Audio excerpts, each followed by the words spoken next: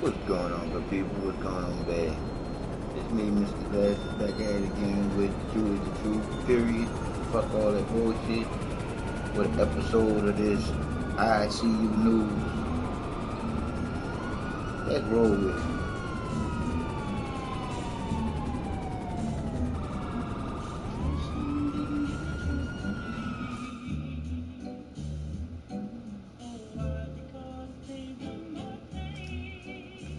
Like I said again, and all the time when I come on here and say anything, if you don't know the reason why you do anything that you do, you stupid. Now, I say to you kids on this game, I say to you kids, y'all are already stupid by default. Meaning, why are y'all stupid by default? When you sit there and you think of you kids being just that, stupid, not aware, dumb, do stupid shit because you're a kid. That's why I gotta give you a pass. Because you're a kid. When you think about it. Because kids do stupid shit.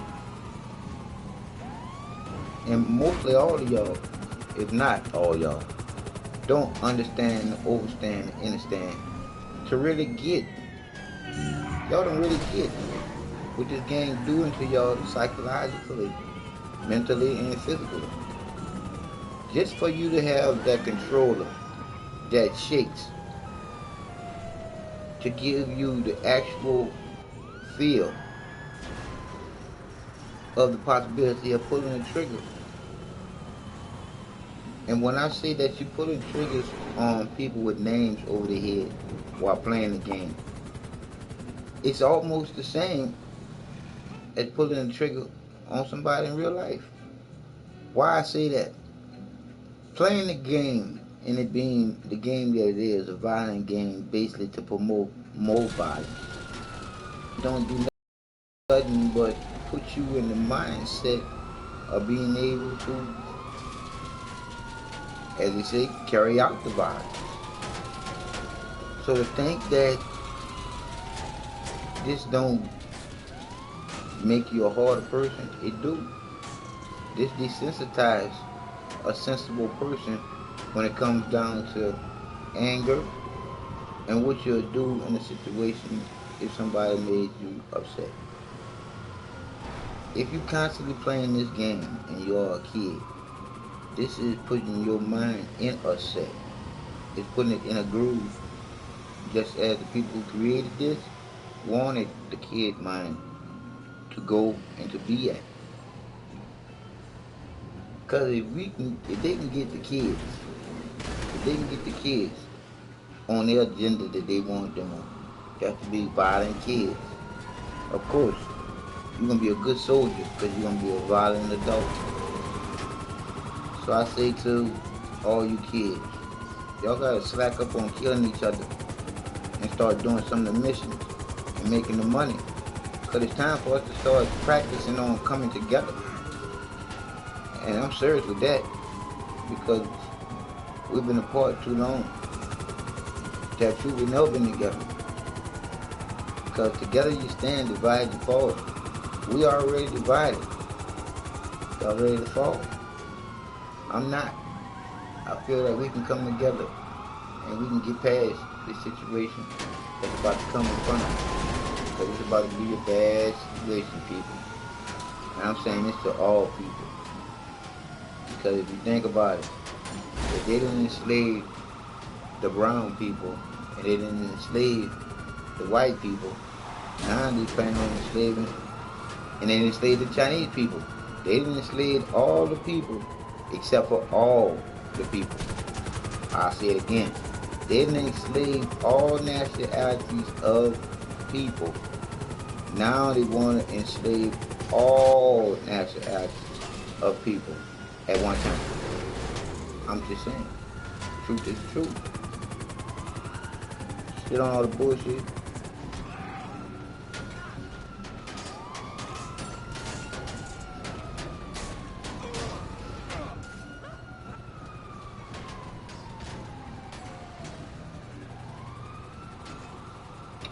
So we got high-speed chase.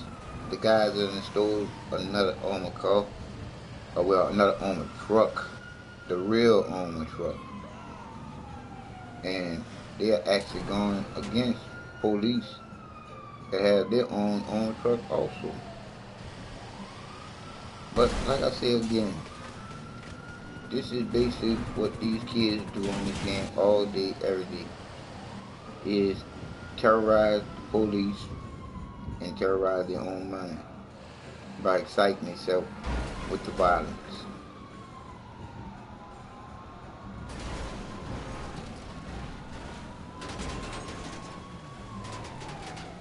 And like I said again, I come on my channel not to get glorified for nothing. I just come on my channel to tell the truth and hope you get something out of knowing who the creator is in you. I'm just saying, truth is the truth. And the one that sets you free. And the only place where you can be free. And it starts in your heart. I'm just saying. Life ain't no game. And you shouldn't be playing no games with it. But mostly all people are just doing what they taught. The lie that you have been taught is just that. The lie that you done bought. Until you release yourself from the lie. Meaning, until you realize that the truth is inside of you. You don't have no middleman and you loving you. There's nothing in between them. And that's it. That's the truth. The creator created out of nothing but the love unconditionally that the creator feels for you to be able to create something. Because you got two hands to do what the creator have no hands to do. Working through you. So you doing what's right? No. So you doing what's straight. Because straight is one way. Straight to create, not to destroy. And everything that you create out of love. With no material motive, but for the help. I'm just saying. That's what we were created for. To help each other out. In this life together that we in. Like I said, in this life that we together in. Together. Meaning more than just one.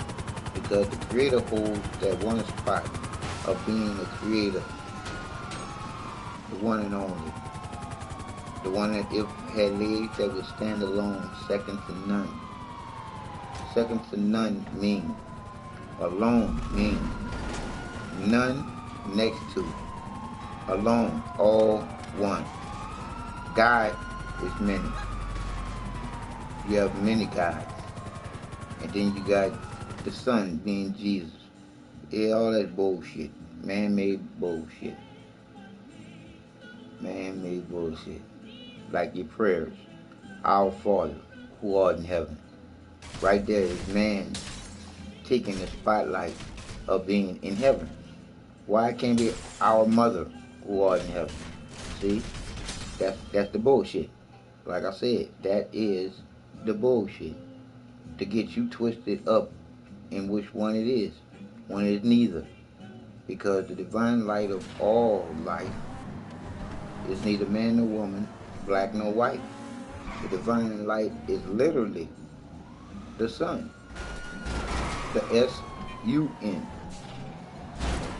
But the U is a whole circle, but half, because it's the only one. The only one circle of life.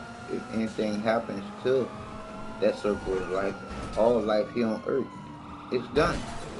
So I'll say that we only have one son without a mother or a father. Think about it. There is no father in heaven. There is no white man in the sky that wondering, yet you wondering why all this is happening to. The Creator created you to go straight and do what you're supposed to. And supposed to mean do you, but embedded in you. And what motivates you is the love unconditional that you feel to know true that you really do live. You the one have life and free will.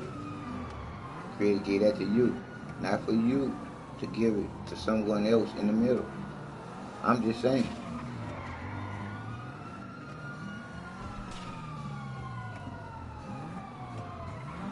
People, people.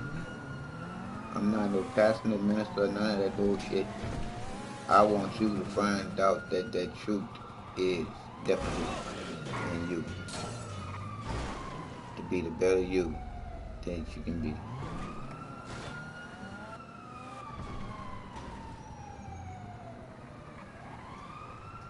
I'm just hoping that, my bad, I'm praying, putting out all the vibrations that I can put out, that we come together before this shit gets carried out. Because there's some bullshit about to happen here in the United States. If we don't live there and take over our states one at a time and really make this the United States, we the 5 star. We are the body and mind. We are that 5 is divine to go along with 19. 5 fingers, 19 bones in that hand. I'm just saying, it is what it is. Bullshit we about to see.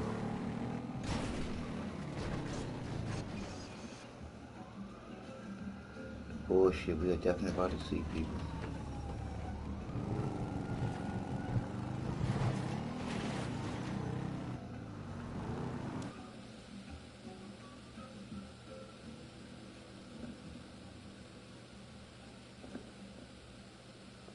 And I'm playing this song here back to back.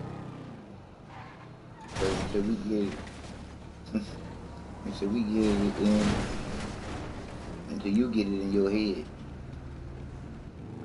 that this is a togetherness thing, we're gonna stay apart, and this thing gonna fuck us up as people. Cause if we don't come together to know that we about to get fucked up together, how can we survive together? There's no way possible. But we all about to get fucked up together. Cause they about to call martial law on us. They do not move around heavy artillery for nothing. I say it again, good move. They don't move around heavy artillery for nothing. Okay, just get halfway through. I won't get in this one. Let's see if I can get out of there quick enough.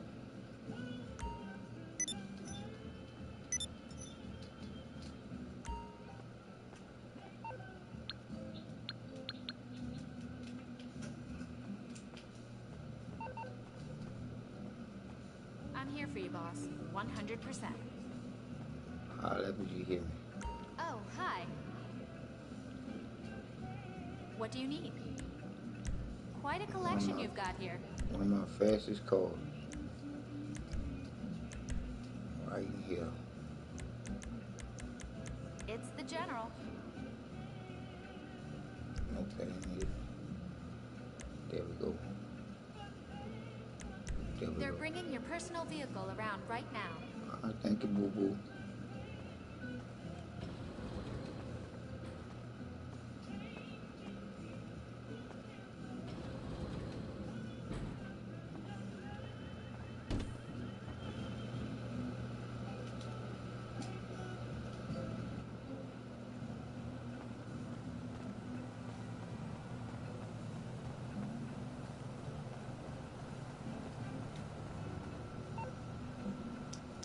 Guess I put in my airplane.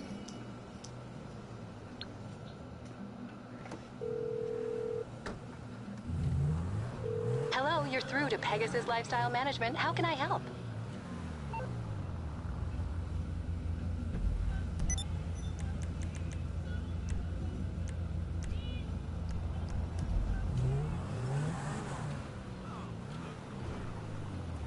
Thank you, sir. Your spectacular aircraft is now ready for you at our nearest airfield.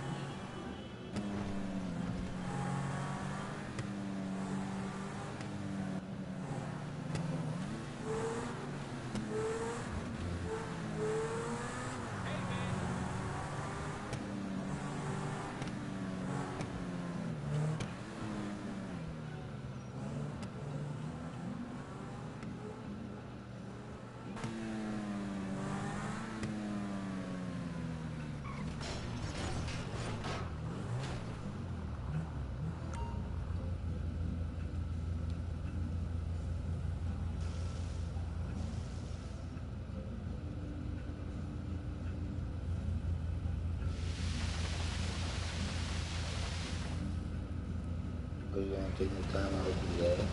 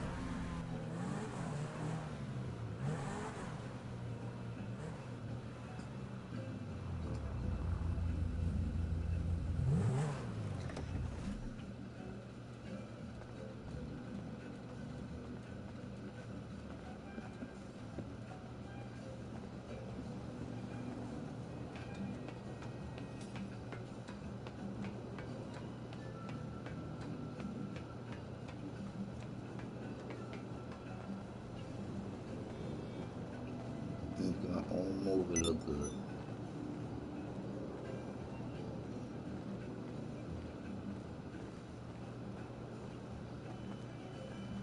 I'm gonna do a little red pill and blue pill in a minute. I just like talking about the truth. I just like listening to what's truthful. Cause I know what's real and what's not. I can feel that.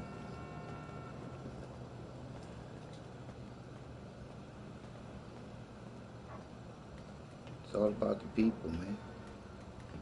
Women.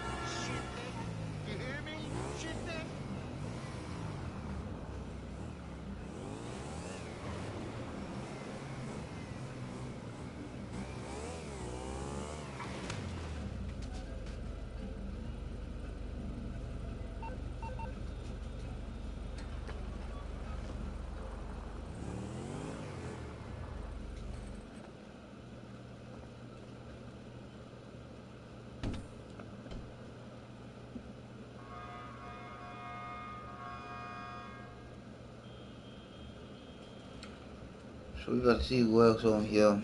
Then after that, there, I'm gonna go into some of this red pill and blue pill.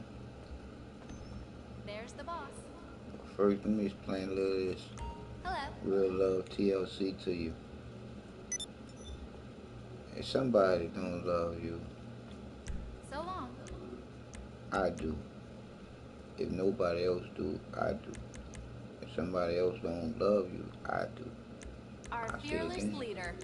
If somebody else don't love you, I do. I do Hi love you. there.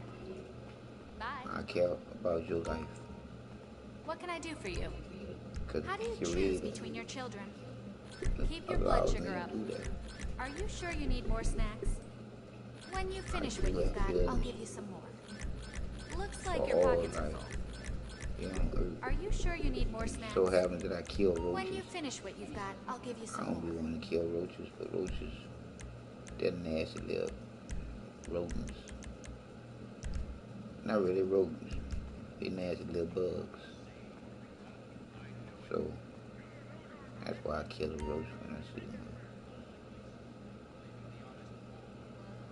But while we live there and watch the menace to society that these kids play the game that they don't understand, overstand, and understand how this game is changing their life. There's nothing. There's nothing. I'll say it again. There's nothing on this game that can help any of these kids out with living a good life. This game shows you everything that you can possibly think of that's bad. Everything. How to rob, steal, and kill. And how to plot things.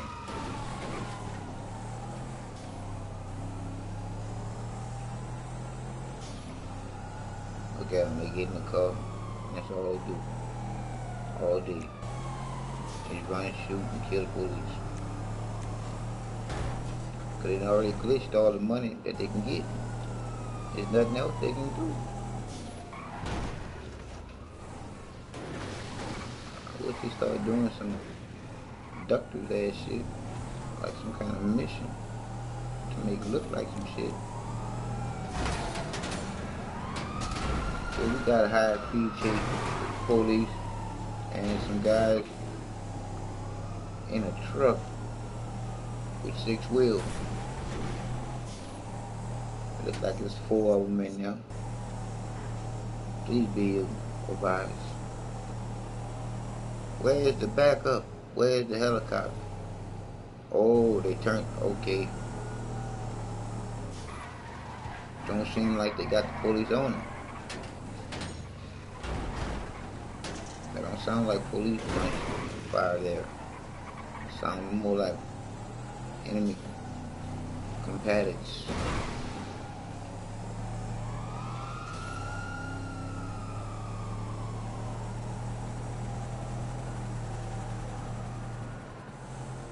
Where's the eyes in the sky?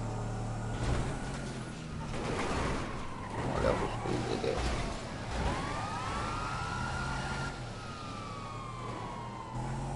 Learned how to do some shit right there.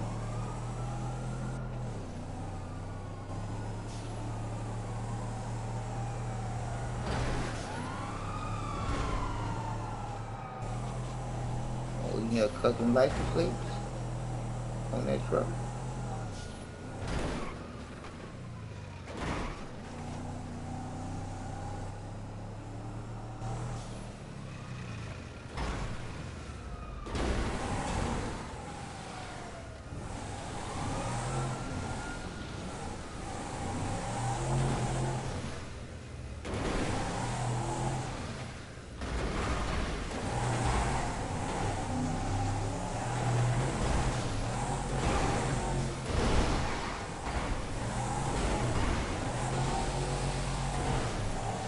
They always slow down. But I feel like you gotta go fast.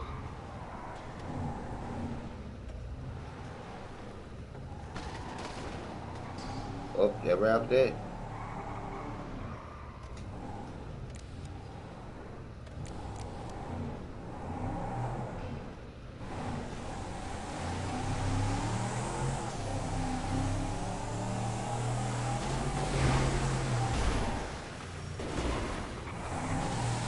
Why you love me better tell him?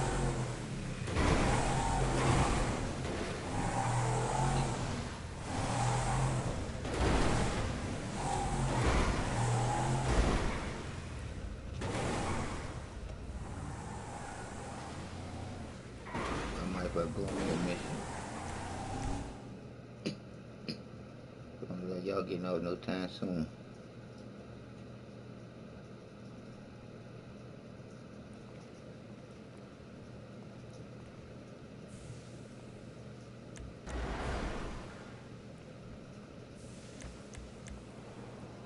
What is his boys?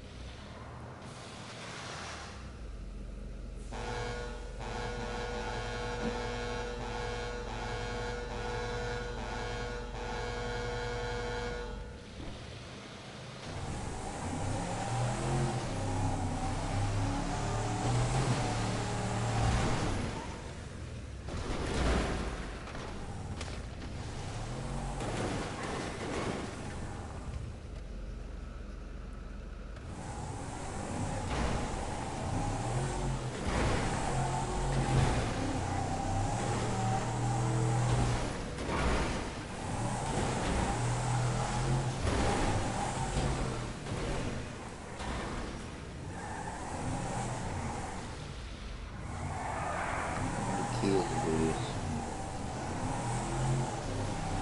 Makes sense.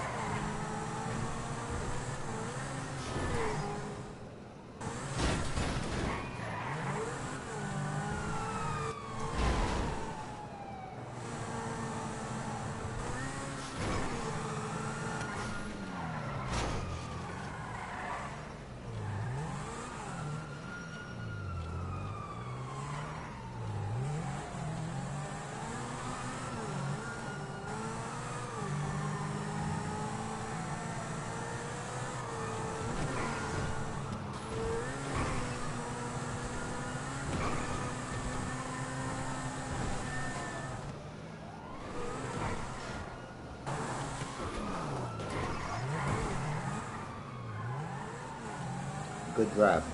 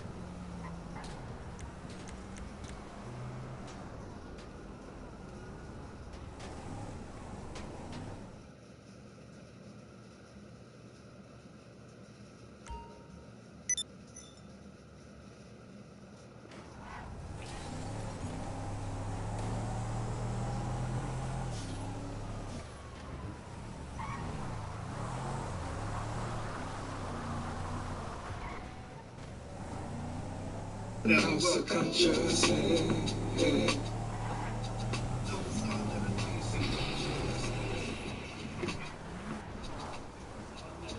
of conscious. House of consciousness.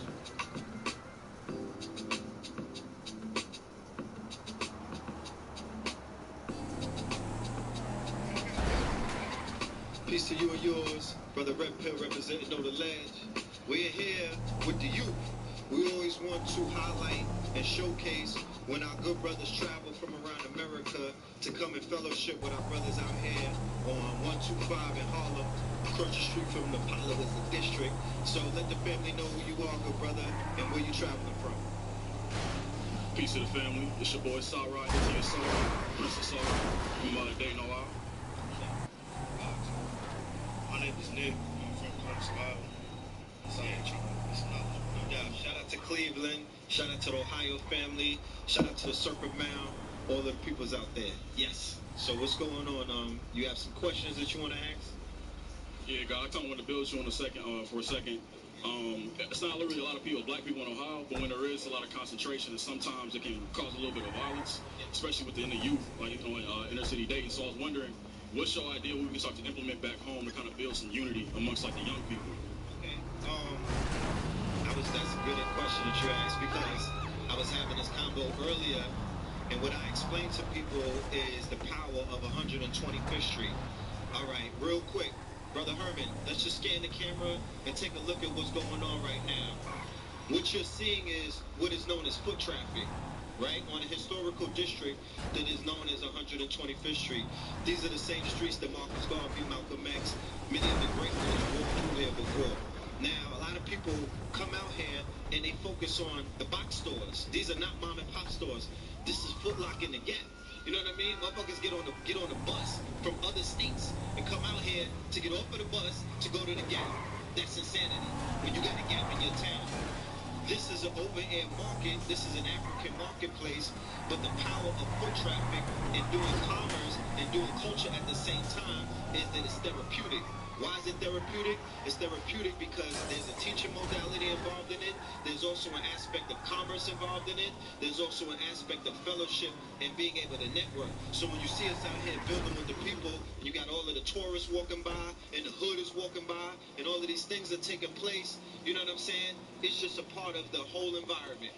Because when Malcolm was on the soapbox and he was giving it up, it was groveling Negroes walking by that wouldn't pay attention to him. And then when he died, they said that they was part of the nation. That's how this shit works. When you die, niggas are dick riding, jump on your bandwagon and say that they was part of your movement, but they've ignored you. So when we die and when we go, it'll be all kind of people in Harlem that was like, oh, no, I was out there selling clothes with them. I was holding it down. And they lying. That's how you turn man into myth. But I'm only bringing that up because I'm sharing with you that this is something that needs to be implemented in all of the black cities. There's steps to building a black city. One of the steps that you have to take is you have to build a center of commerce and culture, not just commerce. Because these brain-dead Negroes think it's all about a dollar. If the culture's not behind the dollar, you're going to have what you have now with Little Uzi Vert, 21 Savage, Young Thug wearing a fucking dress with a youth encapsulated where they think it's all about money. Oh, at least he's making money. It's okay. No, my nigga, he's being Roman inside of a plate. He's being Roman in an African body. He's promoting Roman values. He's taking the youth into a totally wrong direction. And y'all so encapsulated by money, you become money whores. So you'll do anything for a dollar. So if a nigga tell you to touch your toes, 9 times out of 10, because you'll do anything for a dollar, these Negroes will do it. And that's what they've been doing. No, you got to put culture behind it. So in this environment that we have, you have Africans from the continent that came from shanty towns, meaning they came from towns that are known as third world countries. They came out of mud huts, and they grinding out here. It could be snowing, it could be hailing, it could be a hurricane, it could be a tornado. They still out here getting money. You dig what I'm saying? Because the purpose of coming to America is to make money, make commerce, and send it back and rebuild their village. They're regentrifying Africa by being out here selling oils, selling fabrics, selling soaps, shea butters. You got the brother Sinetta. He has a library of information out there. This is like the Alexandria. This is the library of all of our great scholars. scholars, all of our teachers. You know what I mean? You got the clothing, the fashion aspect. You got the books, the literature aspect. That's the video. Then you got the media with the camera right here. So you set up cultural centers, then you set up a camera. We need to see what's going on, not just in Cleveland. We need to see what's going on in Houston. We need to see what's going on in Atlanta. We need to see what's going on in LA. We need to see what's going on in the Carolinas. Why is this only, you know what I mean, being done on the grounds of New York City? It's a you see the setup, right? You see a backdrop, you see a camera, you see a tripod, and you see foot traffic. What is the foot traffic? The foot traffic is a pool of resources. You dive into the pool, pull people in, and then you survey them, ask them questions, so you can now gauge what the mind state of the people is. That way you can deliver antidotes. You gotta be able to access where the disease is. What's the pathologies? So you ask them questions like, you could do the Jesus thing. You could do the three pictures. Malcolm X, Marcus Garvey, Jesus. Which one of them do you resonate with? You know what I mean? Which one of them would you identify as your modern day prophet or messengers? Some of these people never seen Jesus a day in their fucking life. They taking it on word only. But they see Malcolm and they see Marcus, but they won't even, you know.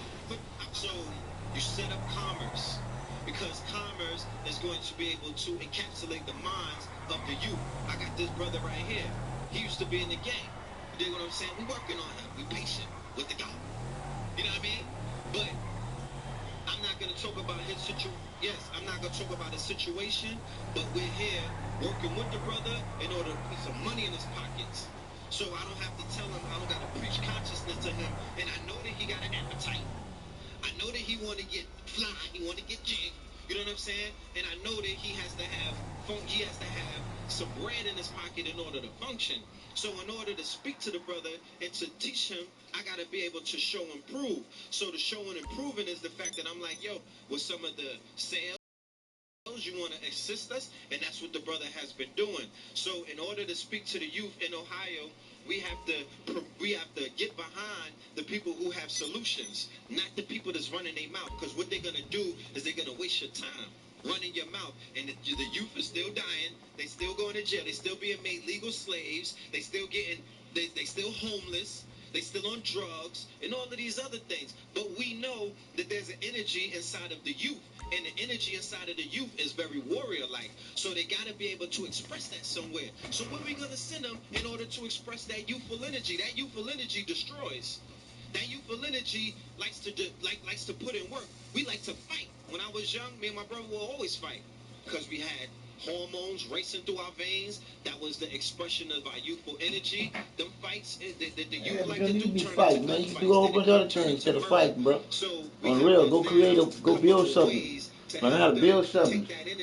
Why put it into fighting, man? That's motivating to hurt another person like yourself. Fuck that fighting shit, man. Fuck the shooting range too. That's still violent. Taking us to the range to help us with our aggression and help us with our aim so we could shoot better. I got another quick question. How would you define culture? Because I know you said that one thing is part of the solution is culture and commerce. And I was building with the guy the other day, actually talking about if black people actually have a defined culture. You might say that, like, you know, Jewish people have a culture, the Asiatic people have a culture, but black people, our culture is so fluid because it kind of moves and transitions, but there's no set traditions that I feel like at least American Africans follow. So what's y'all doing there? Dominant culture of African Americans is hip hop. Heart being pure. Without that evilness in you just want to kill. DJing, not just have to kill, thinking of having to kill in self-defense. Nah, or you even have to pull the trigger. You can't live there and talk to without that situation. That situation bad enough for you to want to be out of it altogether. The hip hop is mumble rap, because think about it. If the person that you're trying to be logical with poetry, slam, and defuse a situation with, and he got a gun and you don't, but he ain't listening to you, he plan on clearing you or killing you anyway. So you might as well go out like a man and go out like a bitch and be salty there. I'm just saying. Because when you want to do it, then buck up. You ain't gonna have no way to buck up. You're just gonna be stuck. Known as hip hop. That's people, they mistake rap as hip hop.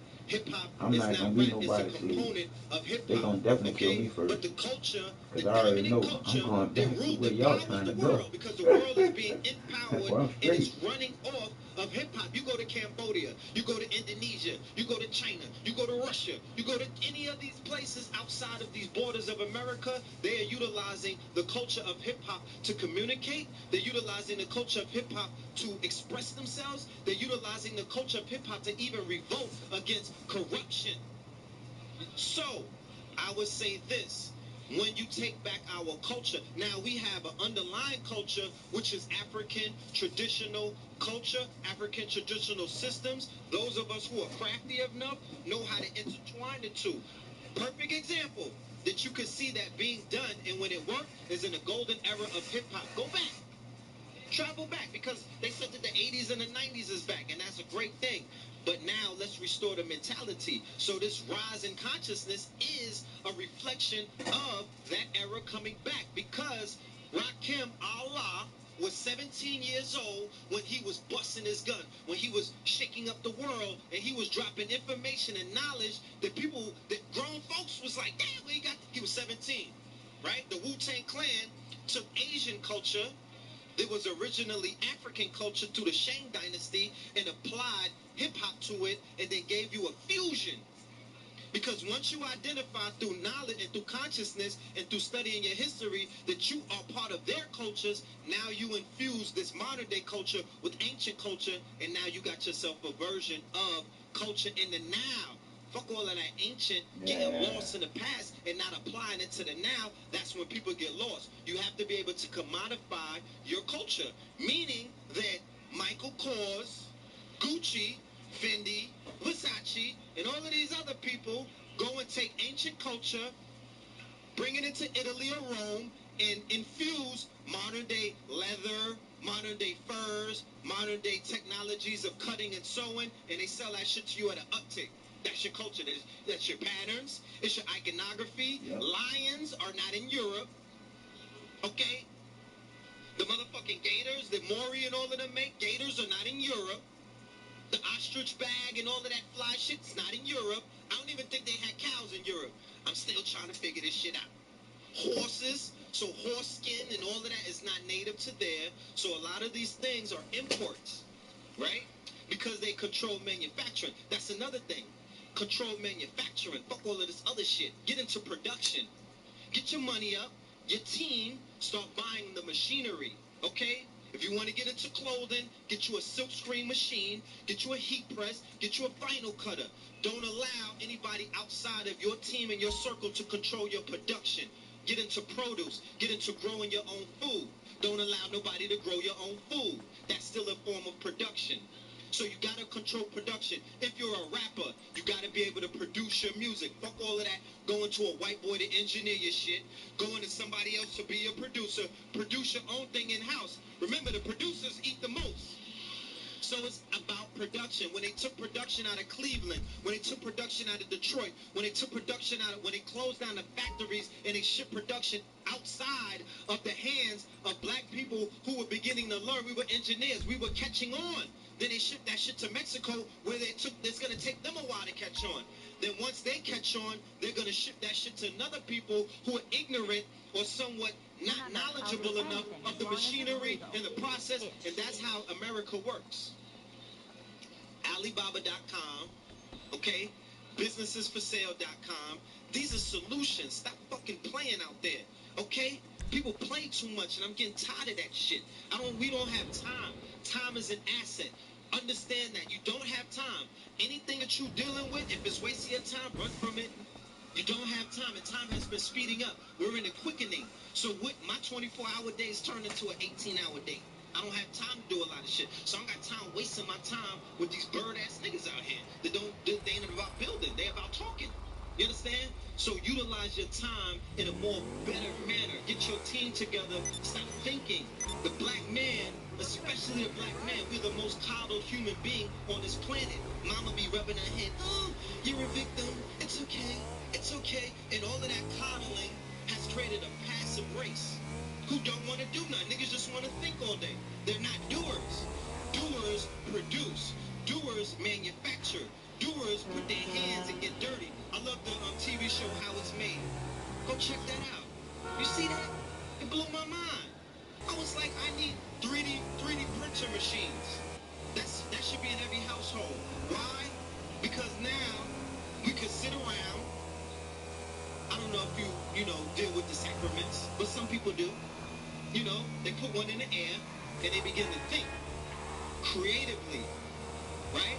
Creatively, they begin to think on how to create different products and manufacture different ideas, like toys, right? Like in a 3D printer machine, you could print out anything that you can think of and conceive.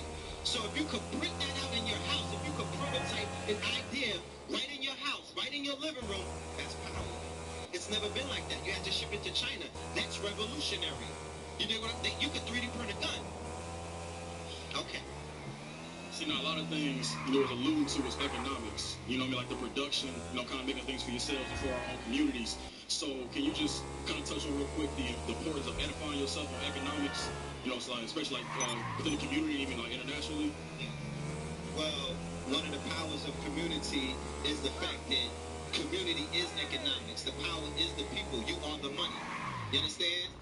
The power of the people is the fact that if a group of us could come together and we could put our resources on the table, or we could put our little change, you know what I mean? Because niggas love to brag about they don't have nothing, living in lack, living in a state of lack, which is the opposite of abundance and prosperity. They don't affirm abundance, and we are the haves. We come from a place where it was gold in the water, gold in the dirt, gold in the mountains, gold hanging from the damn trees. You dig what I'm saying? So we got to get back to thinking about the abundance that we have as a people when we come together. There's no wealth in individuality. And it is crazy because we live in a world right now where they promote iPhone, everything.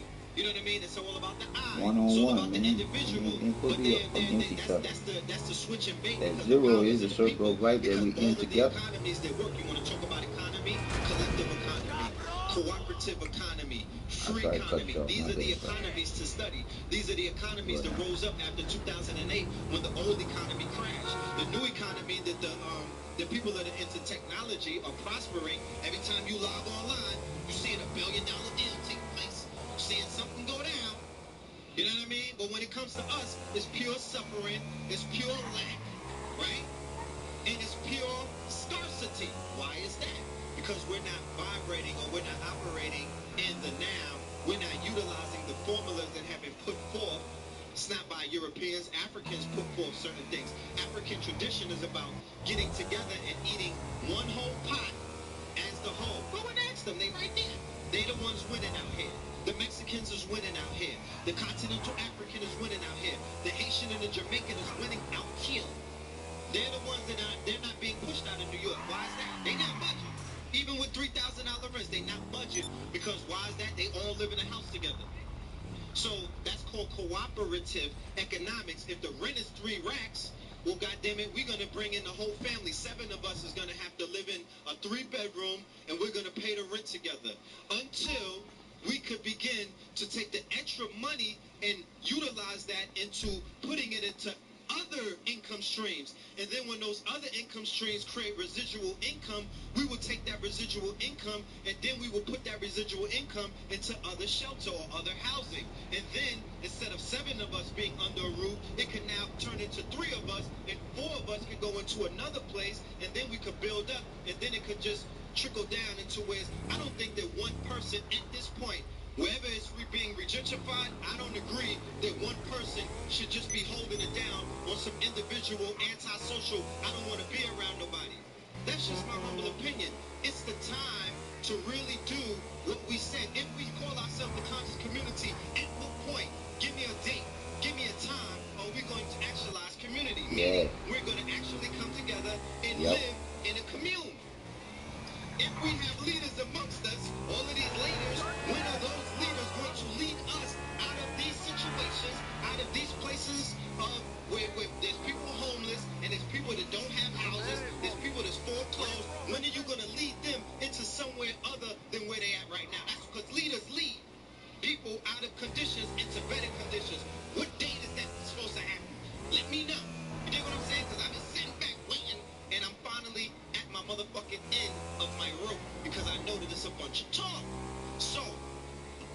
cooperative economics.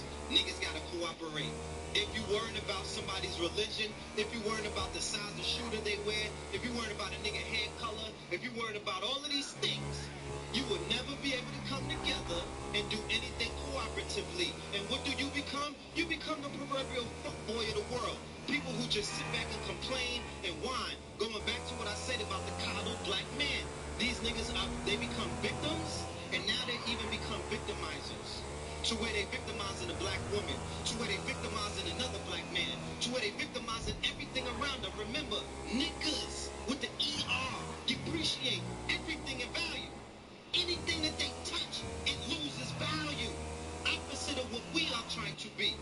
We're trying to be the artists that make everything increase in value that we touch. We got the Midas touch. Niggas got touches, they got the devil's touch. They make things turn into ash. We gotta move far away from them. It's about the chosen few. It's about those operating on your frequency. Your skin folk is not your kinfolk. Don't get caught up in that. Don't get caught up in that. You'll get washed up. Don't fall for that one, okay? It's about who's rolling with you, who's moving with you, because remember, your skin folk get up close on you. 8 times out of 10, they don't want to put you in a casket. They the ones that go in your pocket and take. They the ones that set you up for the jokes. They the ones who, you know what I mean? They got sisters setting dudes up on dates to get killed now. Colin Kaepernick is not pledging allegiance, and all of the full-blooded, groveling Negroes is doing it against them. Those are enemies of the state. Why? Because they pledge allegiance to your open enemy. So therefore, they are the Agent Smith in the Matrix. Don't get caught up because they're wearing a red dress. It don't mean nothing. You understand? It's all an illusion. This is all a Maya. These spacesuits don't mean nothing. What about the spirit and the soul or the frequency inside of them? That's all that matters. It's not the spacesuit. We keep getting caught up in that. So, you know what I mean? Cooperative economics, being able to cooperate. Collaborative. What you see me do on Sinetta TV, I got my own platform, Know the Ledge. But I collaborate. I collaborate with Baba TV. I collaborate with UGR. You want to talk about unity? You're seeing it in real fucking time. It's called collaboration. By doing that, we've made the movement stronger. Okay? We made the movement stronger. We made the movement more relevant. We shown them that different platforms could come together and not ego trip and work for the betterment of the people. Cooperative economics. That's how cooperative. So we got to be able to cooperate. When we begin to cooperate with each other and stop worrying about all of the dumb shit, because we can talk about that afterwards. Like if you get hired on a job, do you come up in your job, Boston? Like which one of you niggas is a Christian? Who's a fucking Muslim up in this bitch? You know what I mean? Who's a GD up in this bitch? You know, you don't worry about none of that. You show up to the job, you put in your work, you punch your clock, you go to happy hour, then you go in on your coworkers. Then you can have debates at the goddamn bar and things of that nature, or in your social club. That's why they had social clubs that were attached to unions, because during the social club, when we get our check, we secured the bag. We could talk about all of the BS. We could talk about all of the hyperbole. We could talk about theories and all of these other things that do what? Waste your time. And when you waste your time, you're not building. And when you're thinking, you're not doing. That's the conscious community in a nutshell. So another quick question was, you kind of alluded, like you said, your skin folk ain't your kinfolk. And you see a lot, like especially like you said, like hip hop is our culture, and you see a lot of people in rap, you know, specify in rap nowadays. You got Young Thug wearing a dress. You know, you got dudes out here that's disrespecting our women and telling us this was perpetuated, especially with, like being in the youth. I mean, Can't put it on right now. I'll put it on when I when you finish. pass around, you know, that's a I'll take your friend thing request. that's being passed around. Right. So like, can you like touch on the importance of us respecting our queens, man? Like actually getting back to that, where we look to the woman as a queen, and on the queen, like the women's side, looking back as kings. You know, kind of so we can respect ourselves, but they have to respect them as well. Your nation can rise no higher than the woman. In war, the coveted prize in war is the woman. They Yep. call it the booty. Okay? Black man of America, when you come to the conclusion that you've been conquered, okay, that you got washed, not your generation, this shit happened all the way in Europe, and then it happened in West Africa, and then it happened in the Americas when they wiped out all of the tribes. Look at what's happening in North Dakota, okay? So The prize in war is the woman. They kill a man, cut his head off, right? They had us hanging from trees in the thousands. They had us burning from stakes. They had us hanging like Jesus. I'm talking about for miles upon miles. They're hiding those pictures. It's going to take some real crafty investigation to start pulling those up. All right? And what do? They rape the woman, right? Impregnate her. The child now gets raised to be assimilated into the culture, westernized culture, or Indo-European culture, or Aryan culture, or Christianized Christian dome culture, and then the children grow up to be pawns. They created a buffer race. Colin Kaepernick is a part of that race. People call them mulattoes. I'm not going to go there and be disrespectful with that term. I just call them biracial. That was a coveted race, okay? The European coveted, especially the mulatto or the biracial woman. He adored her. He said that there was no other woman more beautiful on the planet because she had both nations in her bosom, okay? They coveted her. Believe that. And they raised her children, and they raised her through misinformation, through indoctrination. You feel what I'm saying?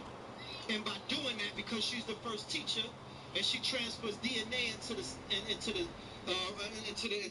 the womb. You understand? These children were born with curses. These children were born in fear. These children were born to obey. You understand what I'm saying?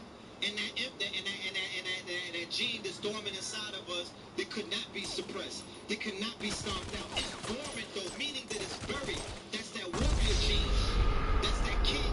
That's that queen. That's that god and goddess DNA, but it had to hide. So it's buried. So life's experiences and a lot of the things that we went through, especially when we are in the frequency of the master teachers, when we are able to pick up on the frequencies of the great ones who came before us, when we crack open a book and it wakes something up. What is it waking up? That dormant gene, that junk DNA, that sleeping cell inside of you that was hiding. Because we live inside of an environment that nobody wants to admit that we are vassals inside of this environment. There's a war that's taking place. Dr. Francis Cross Wilson broke it down perfectly in the ISIS papers. It's a genetic war. It's a genetic war. You'll never be able to convince a recessive that he cannot be threatened in the presence of a dominant. It's impossible. Put 100 people in a white room and you go up in there with your melanated ass and just take your shirt off. Huh? And start flexing. Just start clean that room out. Clean the room out. Immediately, they will have sexual they will want to do sexual things to you. All of them, men and women. You understand what I'm saying? But it's not out of love. You understand? They want to bite the melanin. They want to eat the melanin. They want to taste the melanin. Because the melanin is the only thing that they cannot buy from a store. You reminding them what they don't got. You don't live in lack like that. They do. You don't know the pathologies and the sociopathic, what comes about in the mind of a person who is in lack of a gene of carbon to where the sun got beef with them. It's a war. So you're a threat. You're a threat because if you pipe a cave Becky, see you acting a fool, right? And you procreate with a cave Becky, what a European is not coming out of that womb. You succeeded in disrupting their gene pool. You succeeded in a eugenics program that they don't want you to know about. You know what I mean?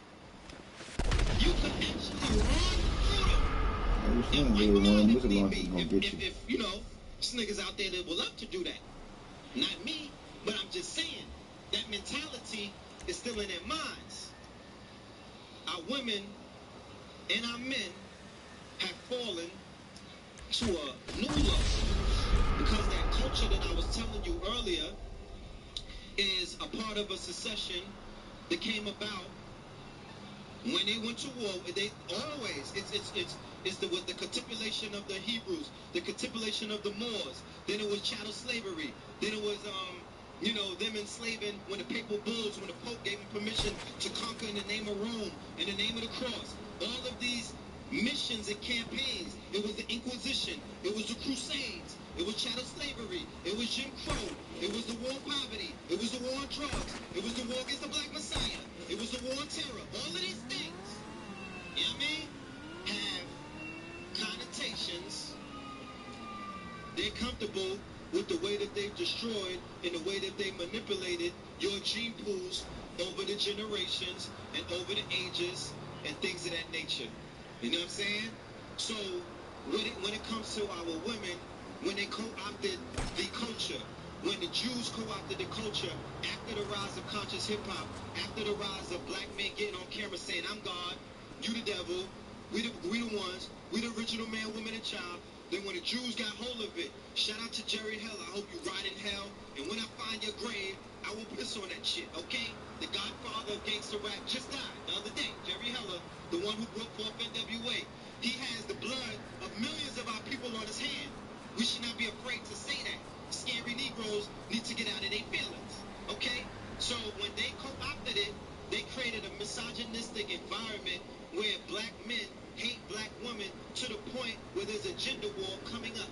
So after the gender war, after we resolve these issues, because if black men don't sit at the table and atone to what they did to their women in this patriarchal stage, the world will not respect us. Because the world will not respect anybody that not respect their woman. So we don't got to get up. We don't have to go all deep with this shit. If you don't respect your woman, you get over the shit that she's done and all of the other things. Fuck putting videos up to show how the other things. How the dude killed you. The dude killed you. Oh, he did. You got your machine gun. Very briefly, on the woman issue, that was one of the best questions. Brothers, it starts with the courtship, and I'm 52, so I guess I'm officially an old head. Well, whatever, this old head gonna drop something. Treat her right. If you got a sister, and if you think you're both not vibing, find a way to comfortably part ways. I think sometimes we get in relationships under the wrong circumstances, under the wrong conditions, and our intent wasn't genuine. So we end up taking that kind of union to a negative place. No matter how great you are as a brother, as an individual, you get the right queen in your corner, you will rise exponentially. So get your queen, and when you get her, treat her right. Because once you take care of her, half your job is done. Then you gotta go out and just take care of the work. So I just want to share that, brother.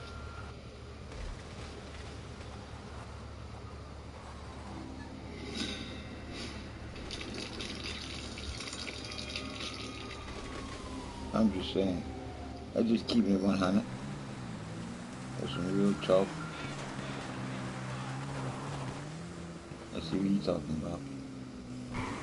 There he is!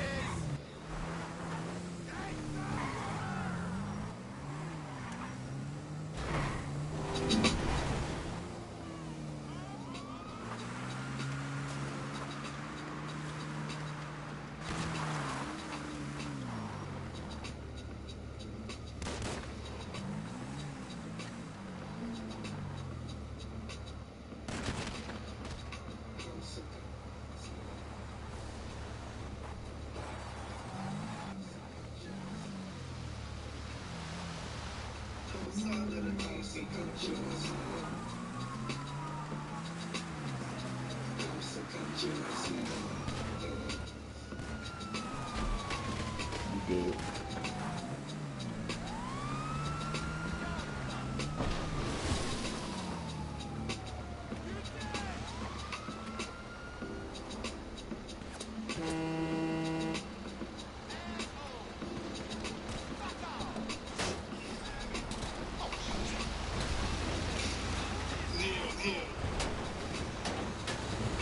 Peace to Black Power family, you know what it is. Welcome to another Silent TV House of Consciousness production.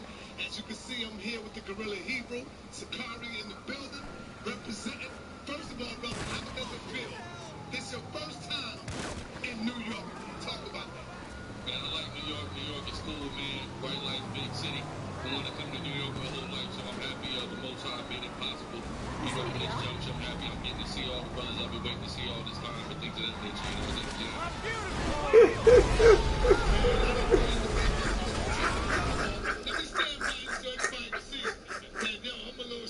That truck smushed you, dog. Look at this right here, man. That truck smushed you out of existence. And this dude's still alive.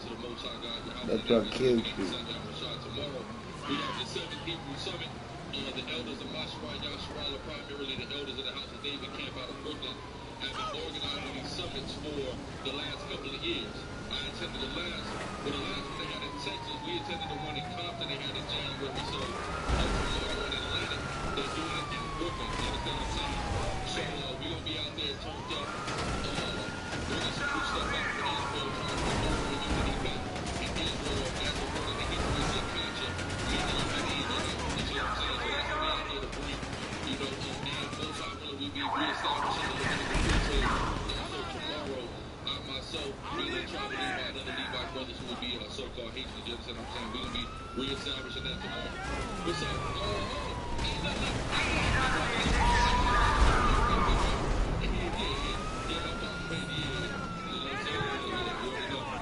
A little bit, yeah. You know, we all related on the island. You know, it's small. You know what I'm saying? You feel me?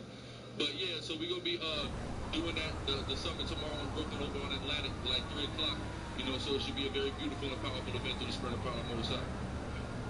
All right, I just threw up a video. I don't know if you've seen it yet, but I threw it up last night with Lex Vortex. Lex Vortex is what I'm saying. And the white man is not the devil. You laughing at that? He said the white man can't be the devil because, and he's giving you his reasons why the white man is the devil. What do you say about that? I say Lex Vortex is sadly mistaken. I have two very into the point things that we can go in the Bible and clearly see that the person who is described as the devil in the Bible is the so-called white man. We can clearly demonstrate that in Revelation 22 and start. Go ahead. Book of Revelation chapter 2 verse 10, it says, "Behold, all of those things which thou shalt suffer, behold, the devil shall cast some of you into the presence of the classes in the prison." There's a little red man with a damn pitchfork come out of the damn ground and put you in jail. Hell no, we don't put you in jail. The black man put you in arrested. It was a white man that put me in jail, right? So go ahead. That ye may be tried, and ye shall have tribulation 10 days. Be thou faithful unto death, and I will give thee a crown of life. Now go to the book of Leviticus. What is that, 17 and 7 real quick?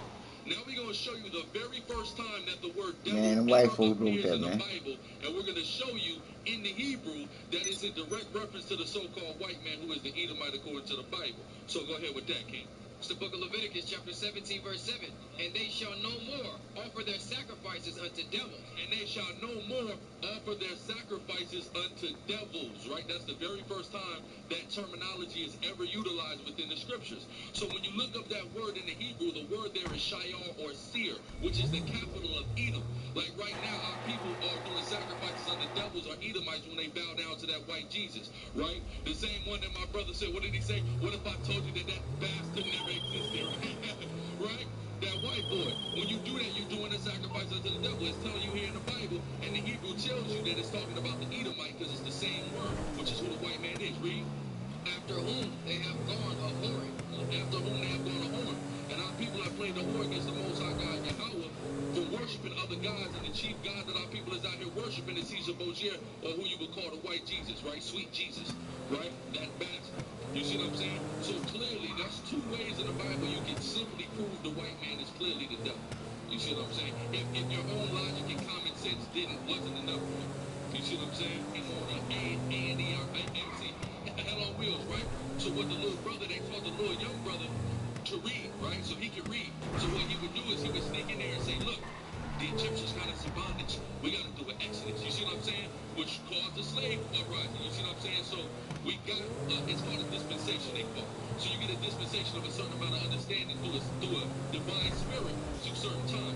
So now it says what Senko always quotes all the time, and Daniel, the prophecy says, in the end times, knowledge will increase. You understand what I'm saying? So over the course and process of time, our knowledge and understanding of the scriptures have increased, especially since we've been able to get a hold of the Hebrew, learn the Hebrew, learn the history, and things of that nature. But real quick, give me that in 28 and 11. It's the book of Isaiah, chapter 28, verse 11. "For with stammering lips and another tongue will he speak to this people." So it said the Most High was going to speak to us in another tongue or another language. You understand what I'm saying? So he's speaking to us predominantly, us that's here in the Americas or in the United States of America, in the English. You understand what I'm saying? So, but do we have to? A must. to get full and total contextual understanding of what our ancestors was talking about, because of course they wasn't speaking English. But for the most part, what's here in this English is on point and accurate. You see what I'm saying, as far as the translation goes. So, is there a record of the transition of context? So, for instance, the whole example that I said about that Saddam, is there a record of that Saddam going from give me a bag of weed to let's go shoot that person?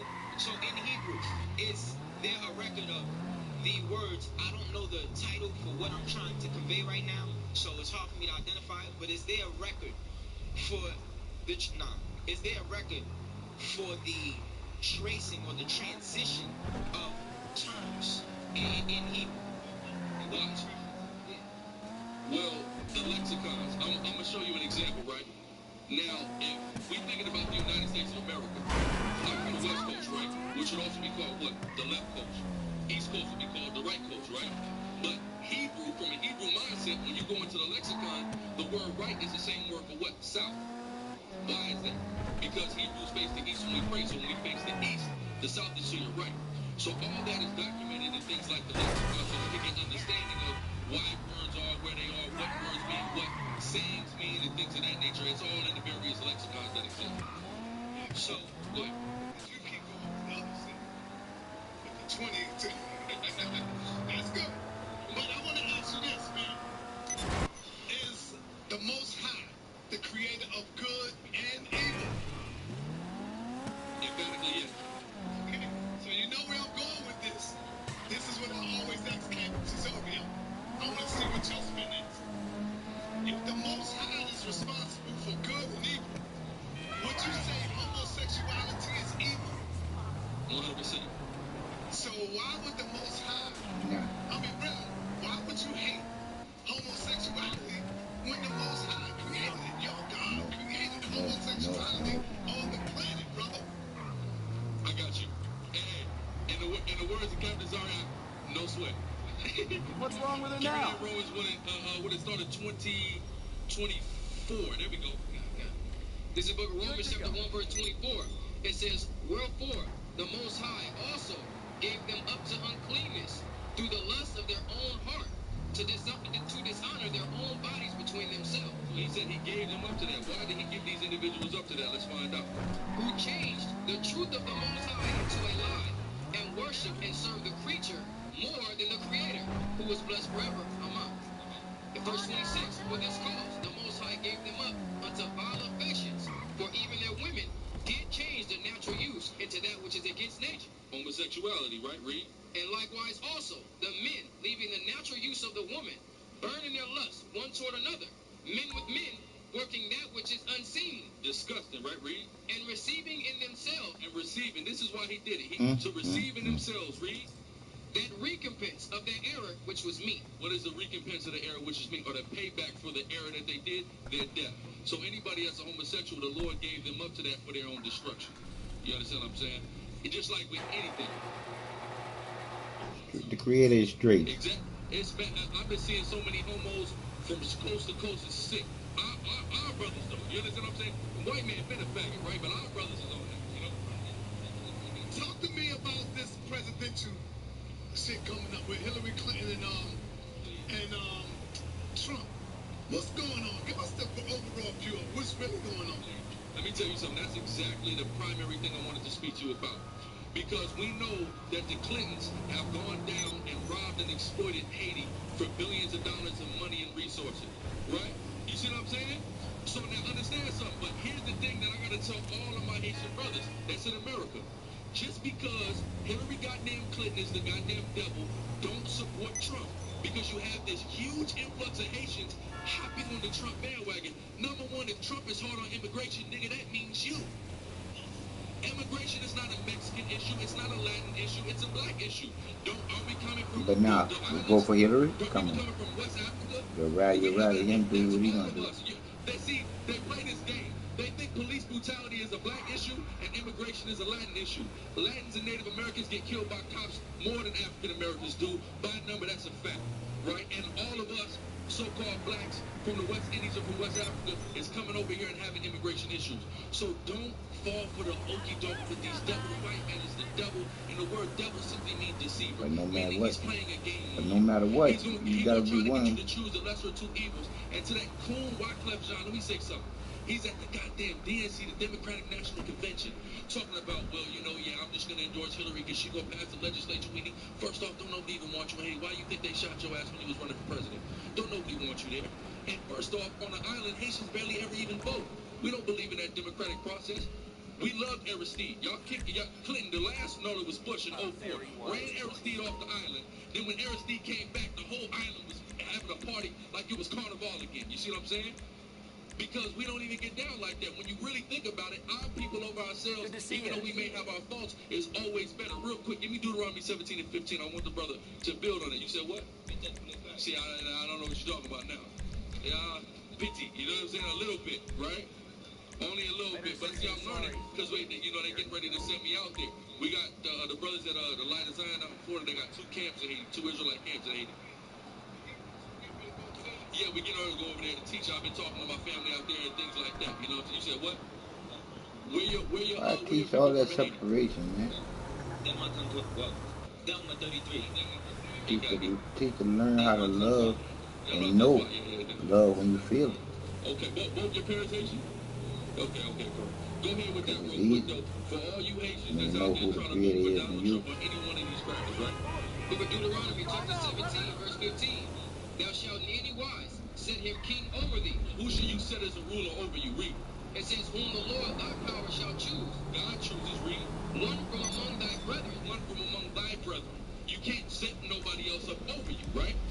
Shalt thou set king over thee.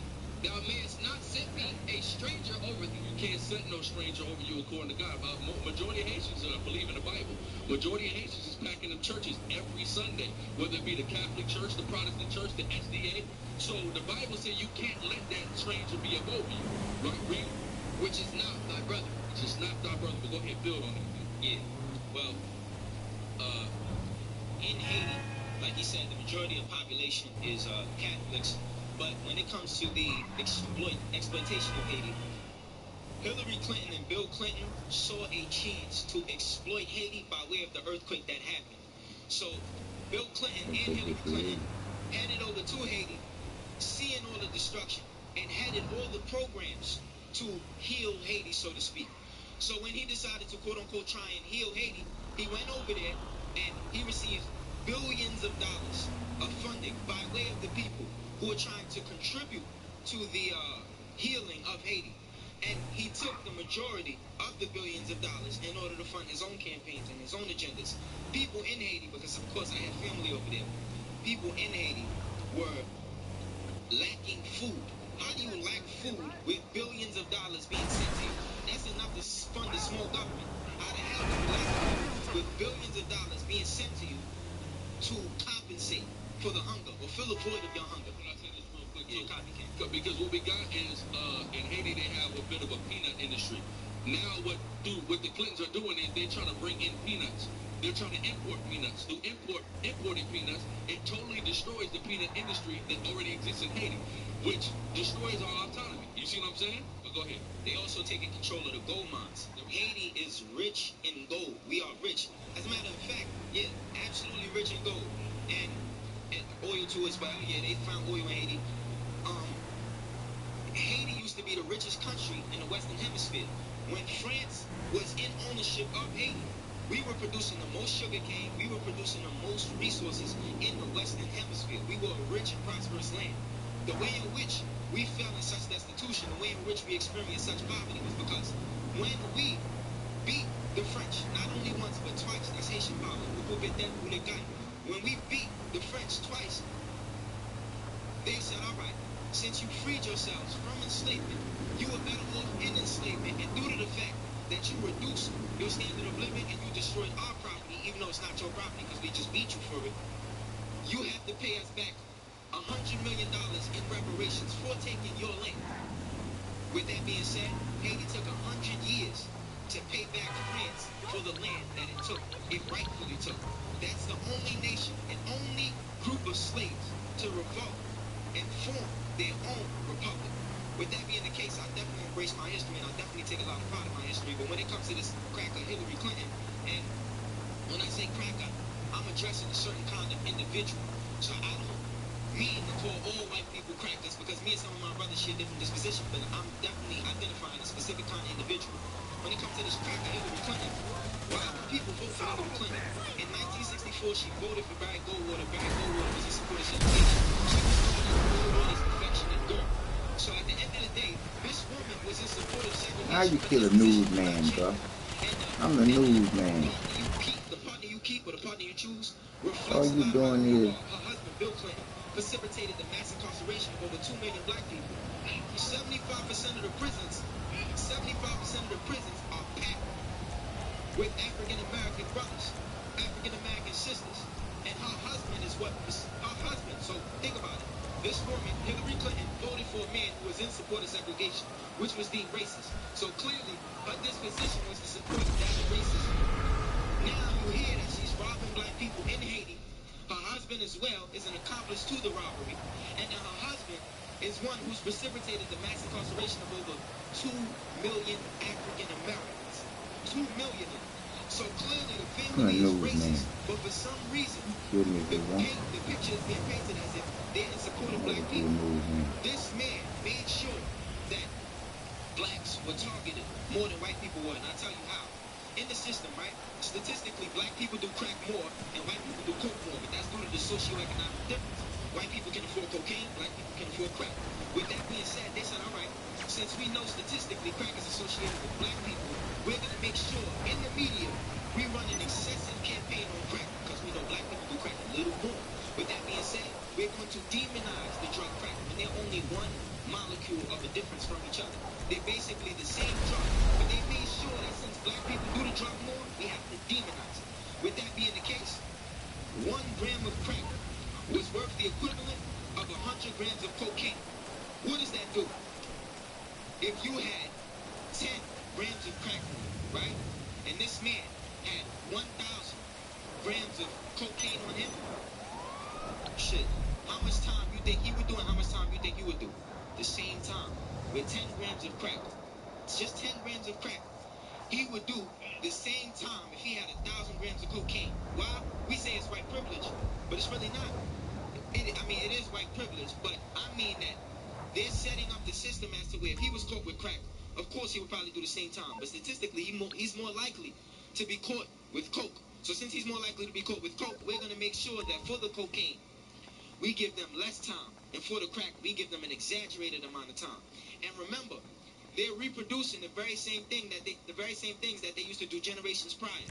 They're arresting us for minor offenses and subjecting us to punitive punishments. So for instance, during slavery, black people couldn't vote. Our vote didn't count. Then during Jim Crow, we were given the right to vote, but they said, you know what, we have to create a bunch of barriers so that these black people can't affect politicians, can't vote their politicians into office. Then they realized that we started cultivating a certain level of political prowess, and they said, all right, we have to find another way to limit these black people from voting.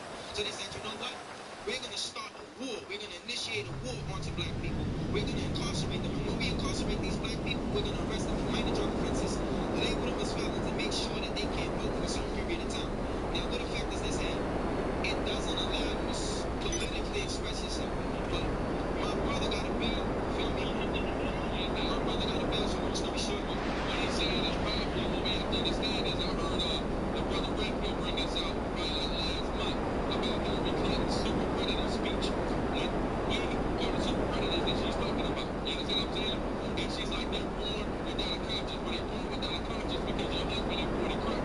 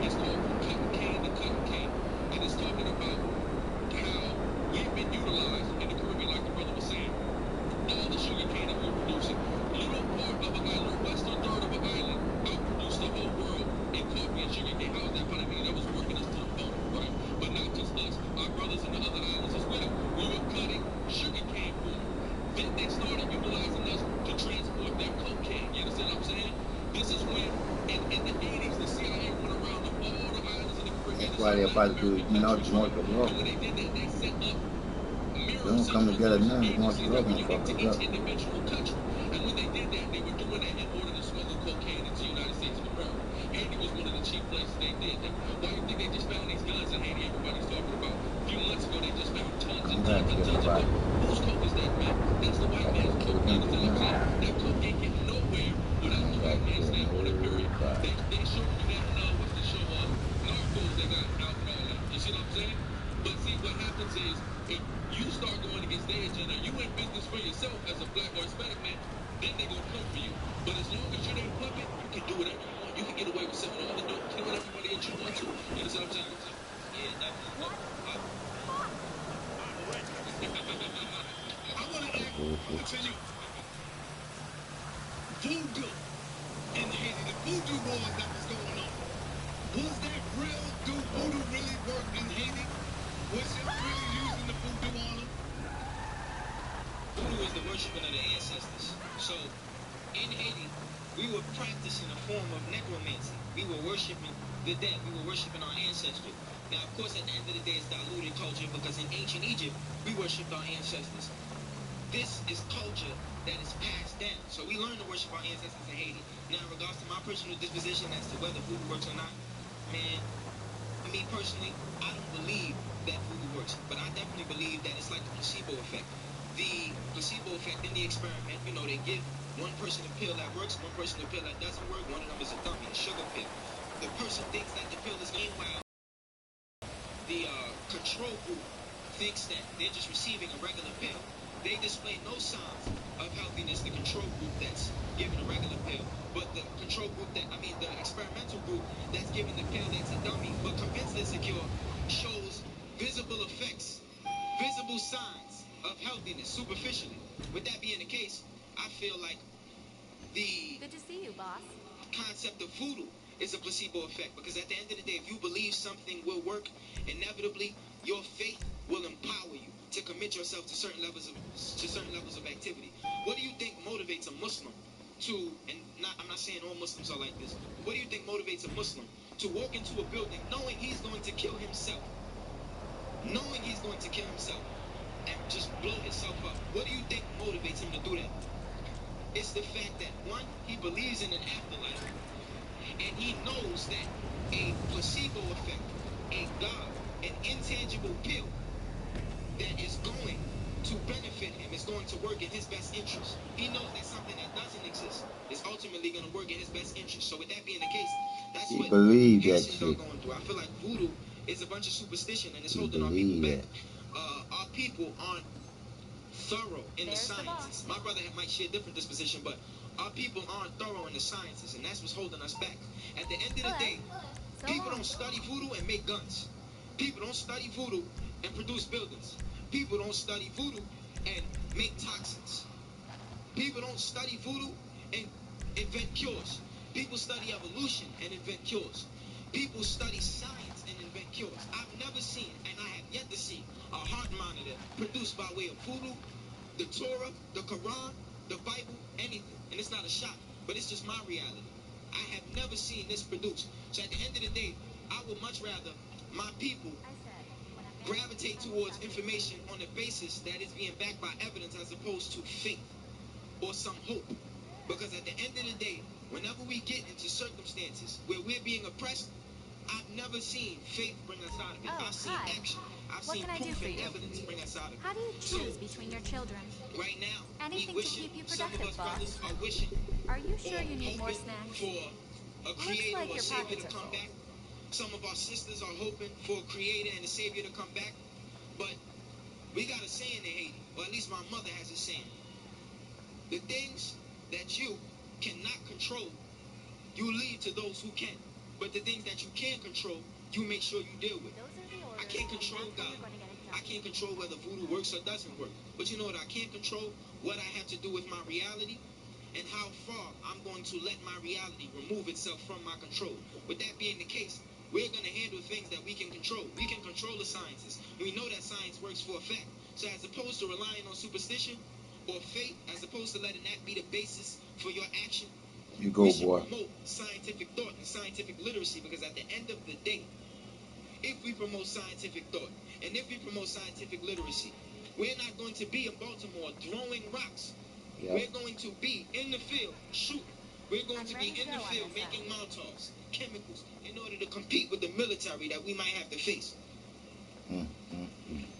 So, as far as voodoo and its reality of working, do I believe voodoo is real? I emphatically believe voodoo is real. I have done demonstrations showing how a lot of voodoo rituals find themselves in the Levitical priesthood that you find in the Torah, because all voodoo is, truthfully, is a corruption of the Levitical priesthood, and it was cultivated by the Levites or the so-called Haitian man. You understand what I'm saying? Now, as far as the brother said that he's never seen the study of voodoo creating toxins, that's not true. You can create a zombie in Haiti right now, they do it. And it's not through any magic or any spookism. Yeah, of course.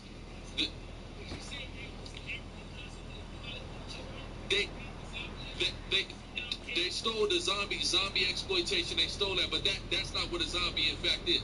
There's two meanings for a zombie. Two meanings, right? One meaning for a zombie is somebody who's been hit with a certain potion, my first time right? hearing them. And the key ingredient is a pufferfish, is a toxin. What that does is induce a state of paralysis upon you that makes you appear dead. That's all a zombie. Then you wake up, right? That's what a zombie is in that aspect. Then there's another aspect of utilization of the term zombie, which means a reincarnated ancestor. For example, there was a brother who was known as one of the most ruthless killer crackers during the Haitian revolt in Haiti. His name was Jean Zombie, who mulatto, black father, white mother. But he was so ruthless in killing white people that they called him Zombie, because they said the anger that he has, he must be one of our ancestors reincarnated coming back. That's the type of anger and vengeance that he had. So those are the two meanings of zombie from the voodoo perspective. That's what it goes back to. So there are cures and there are toxins that are created through the study of voodoo. People do scientific things through the study of voodoo. All it is a manipulation of herb. You understand what I'm saying? For the most part, they create and cultivate potions. These potions We're here to help. come out of different herbs that have different effects, be it psychedelic or whatever. On you understand what I'm saying? That has a lot to do with what voodoo is based in.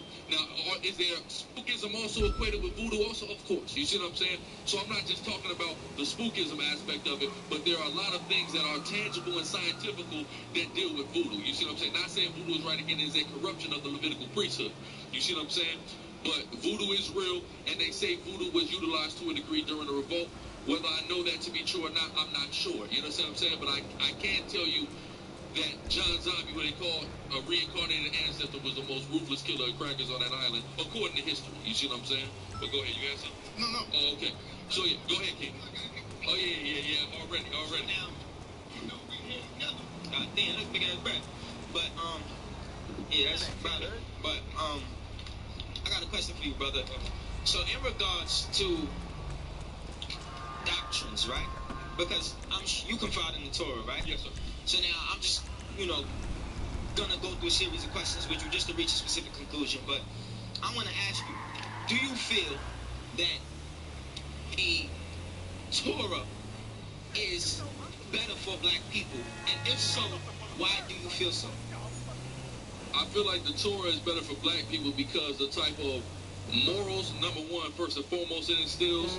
Also the type of economic and autonomous information that it gives us on a grassroots level that we can immediately take and implement, right? We've seen the Jewish man take this Afro-Asiatic information and utilize it to his advantage. I was riding through Brooklyn last night. We was coming from the schoolhouse of David we was at, and I was headed to Staten Island. When I was riding through Brooklyn, I seen a goddamn ambulance with Hebrew letters on it. I said, the Jewish man got his own goddamn ambulance. Isn't this crazy? But how has he done that? He has done that through appropriating our ancient culture, ancient Afro-Asiatic culture. So with that being said, I can say that we can see in real time, we can make the observation in real time that using the Torah to establish sovereignty and autonomy clearly works because people do it. So now, I want to ask you another question. Because, matter of fact, a statement. My disposition as to whether the Torah is more conducive contrasts to the extent that I don't feel that the Torah promotes higher thought in certain capacities. And it's only an opinion. But in my reality, it's a fact And the reason I say so is because the basis to which we confide in the Torah is, of course, faith, right? Yes. With that being the case, faith means that you are confiding in something devoid of any proof or evidence of. Yeah, now, baby. hold on. Yeah. The proof or evidence that brothers may say is existent for the Torah is, of course, the Torah itself, or pardon me, for God. So, for instance, Yahushua. The proof that people provide for the existence of Yahushua would, of course, be the Torah, right? Well, for Yahushua would be Christ. You understand what I'm saying? So you would use the Torah. The Torah would be in reference to Yahweh, and then to prove the existence of Yahushua, you can use the Bible, the New Testament, Old Testament prophecy, and or history. You understand? Because he was a man that lived, as opposed to a God. So now, the basis to which you confide in the religion is faith, right? Which means that you're confiding in something devoid of any proof or evidence of. Yep. With that being the case, I don't feel that it promotes a conducive thought process, because at the end of the day, would you say someone was stupid for confiding in a reality devoid of any proof or evidence of? No. I wouldn't. Wait. So you said stupid for confiding in a reality without any proof or evidence of the reality? I mean, it would depend. How would it depend? So, how would it because depend? it seems like outside the conversation of God, people are stupid for confiding in realities devoid of any proof or evidence of. So, for instance, if I told you that my God was more of a reality than yours, I'm sure you would tell me, all right, prove it. Let me see your God do something. Am I correct? Well, I would say, I would really ask you for the prophecies of your God. Prophecy. I would say prophecy would be a key indicator of the reality, because if I could go into the book and I can see the prophecies coming to pass, then I can say, okay, well, how But did the prophecies is not coming to pass. What the prophecy is what know that these things were going to occur? Right. The individual that wrote the book did know it was going to occur. Nah. There's going to have to be some form of proof. When we deal with the concept of faith, I may understand that you may be citing an English definition. When you look at the concept of faith from the Greek in the New Testament or the Hebrew in the Old Testament, it's belief through persuasion. You understand what I'm saying? So you have to be persuaded. It's not just I said so, so you believe. There is a persuasion. That's why when you take a look at the Exodus narrative, right? Whether you subscribe to it being right and exact historically or not, we see the God of the Hebrews leading them out of a harsh captivity in Egypt through many miracles. Do you have means to substantiate the rhetoric that comes from the Torah outside of the Torah itself? Of course. Would you be able to find any of the characters within the Torah physically? No. Some of them, yes. And more importantly, to understand the rhetoric that's in the Torah, how you substantiate it is through science. When you take a look at, for example, the dietary law. If I look at the dietary law, I can scientifically substantiate that as being wise advice to tell somebody to eat. You understand what I'm saying? So we can substantiate it through those means, as well as, of course, through the prophecies that's found in the Torah as well.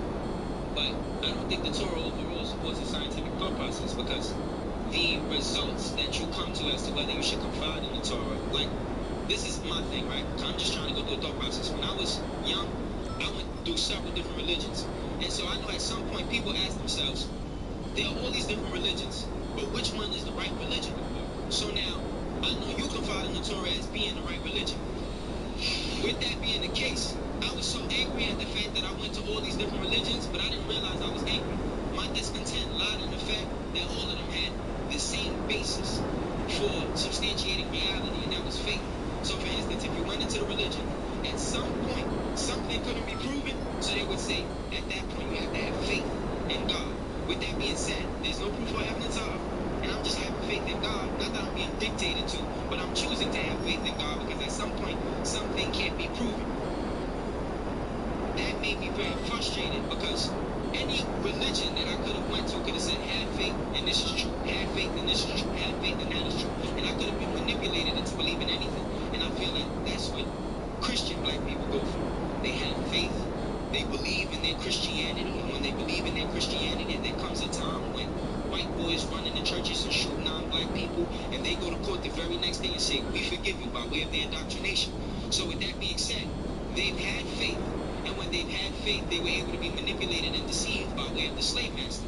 So now, if I'm having faith and I'm confiding in the Torah, if the basis of the Torah is faith that means that I'm going to confide in it devoid of any proof or evidence of. So if there's no proof or evidence, then I have to invest my heart. What makes the Torah different from any other religion? Well, what makes the Torah different from science, if we use that line of logic? You made a statement earlier about the studying of these religions doesn't create a heart monitor. If they didn't have faith that they could create a heart monitor would never exist. You understand what I'm saying? So we can't act like the basis of everything in life is not faith and belief. There is no aspect of life where you can't go. For example, Michael Jordan, who's regarded as the greatest basketball player ever, if he didn't believe and have faith that he could achieve that, he would have never won no rings. We wouldn't all be shooting each other over his sneakers, and none of that would happen if he didn't first have faith and belief, right? Because we know that the evidence of absence, or the absence of evidence, is not the evidence of absence, right? You see what I'm saying? So we understand that. So in knowing that, sometimes it's like, all right, well, we may not have gotten there yet. We may not have that understanding yet. But does that make you believing that something is true wrong? If that's the case, then every single scientist and every single inventor was wrong.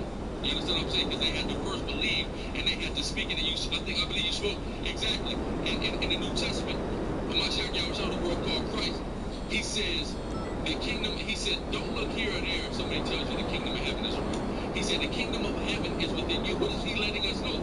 We have the power to manifest our reality and our existence and our rulership on the planet Earth. We have sovereign power to do that within us. It's our fault that we're not tapping into that. You understand what I'm saying? We're what's holding, like a lot of people say, well, y'all waiting on God, or y'all waiting on Jesus or whatever. No, I'm waiting on my people. That's what I'm waiting on. I'm waiting on us to collectively come together, right? It tells us in the book of Revelations that we would be put in a place that was spiritually called Sodom and Egypt. And there also was our Lord crucified. Christ was not crucified in America, but we are here in America where we see an overwhelming amount of Egyptian and Sodomitical symbology everywhere we go. So we can clearly identify that as the place that was being spoken about in that prophecy. So when we do that, well, what does it mean to say that we're also our Lord was crucified? But it tells us in the book of Corinthians that we collectively, as a people, are the body of Christ. So this is where we were crucified. When we go into the history of our island in Haiti, them French crackers, they was really crucifying us and all that. You understand what I'm saying? So when we was crucified and all the hell and affliction that we've gone through here, that symbolizes the body of Christ being crucified. So what then symbolizes also the resurrection of the body of Christ, or the return of Christ, is us coming together collectively and manifesting that through the power that the Most High has divinely bestowed in us. You understand what I'm saying? So there's that aspect. Go ahead, Just to stick to the point that was given, you brought up a heart monitor.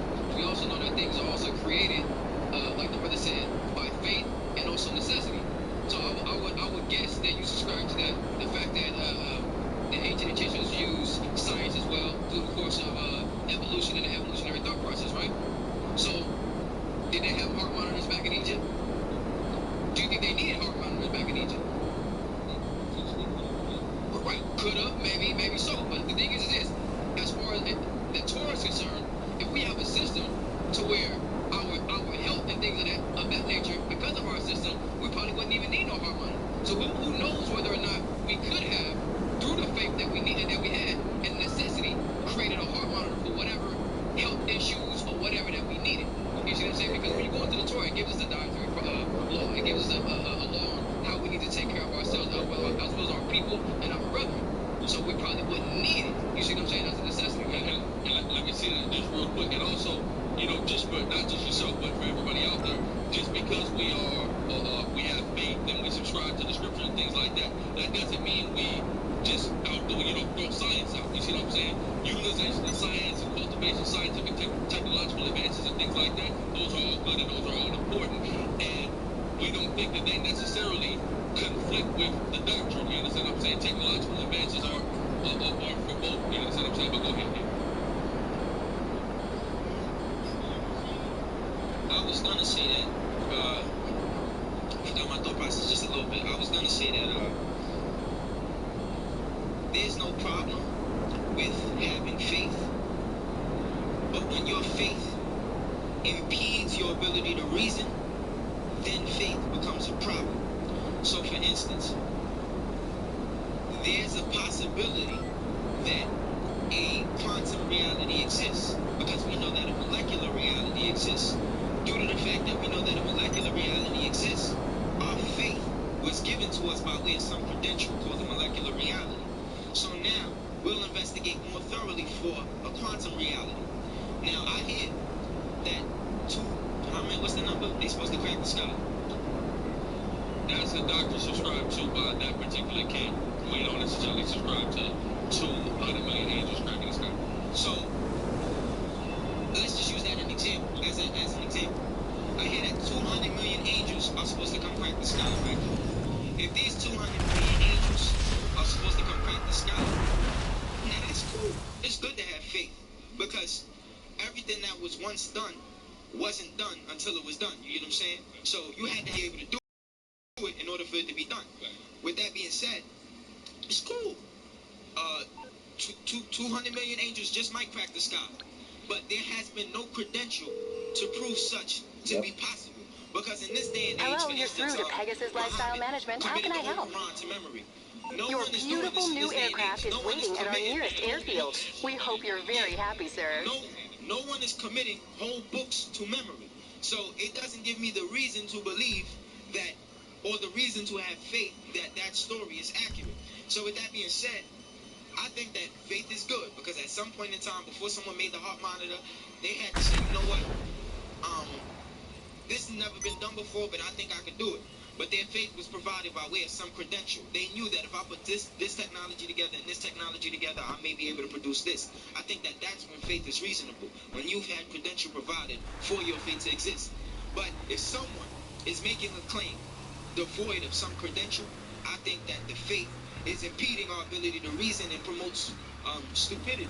So if someone says, like if I walked away and 5 minutes later I came back and I said, yo, Sarnetta talked some shit about you just now, and then you went and tried to start something with Sarnetta, that is literally you confiding in my reality devoid of any proof or evidence of. And I think black people are running high on faith, devoid of any credential for the faith to exist.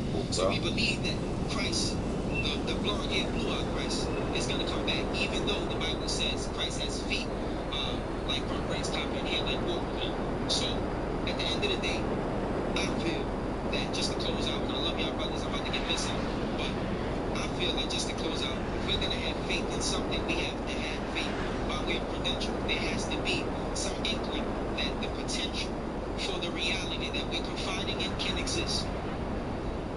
Yeah, and if I can say that, just about the return of Christ and the host of heaven and things of that nature, as far as having a credential.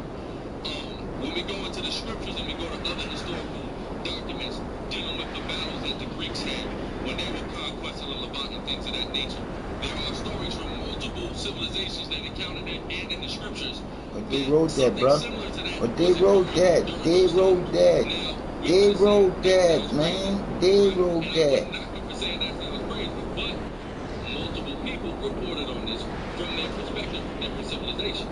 So, because we weren't there, we can't say emphatically whether they are embellishing, whether it was a tale, or whether it was true or not. They did and said it wasn't true. Something there that suggests something like that is possible. No, but what I would say first and foremost is, according to the scriptures and the way they are lined out, that miracle occurring is reliant upon us coming together as a people and us manifesting the kingdom that is within us. So that should be the principle of what is focused on us. You understand what I'm saying? If that makes sense. Why would we focus on the one people, man? When everybody created equal. Come on. The first people are the first people. The first people are the loving people, but they supposed to bring the people back into loving, back into the loving vibration of the first people. But the first people for a reason. They are indeed the first people. The brothers, coming with a different perspective against the scriptures, they always come with great examples, great questions, right? But what they've got to realize is that we don't jump into this thing just in the dark and blindly. Yeah, y'all The are. example he gave was if the brother Marcus came in and told the gorilla that Sarnetta said something bad about him.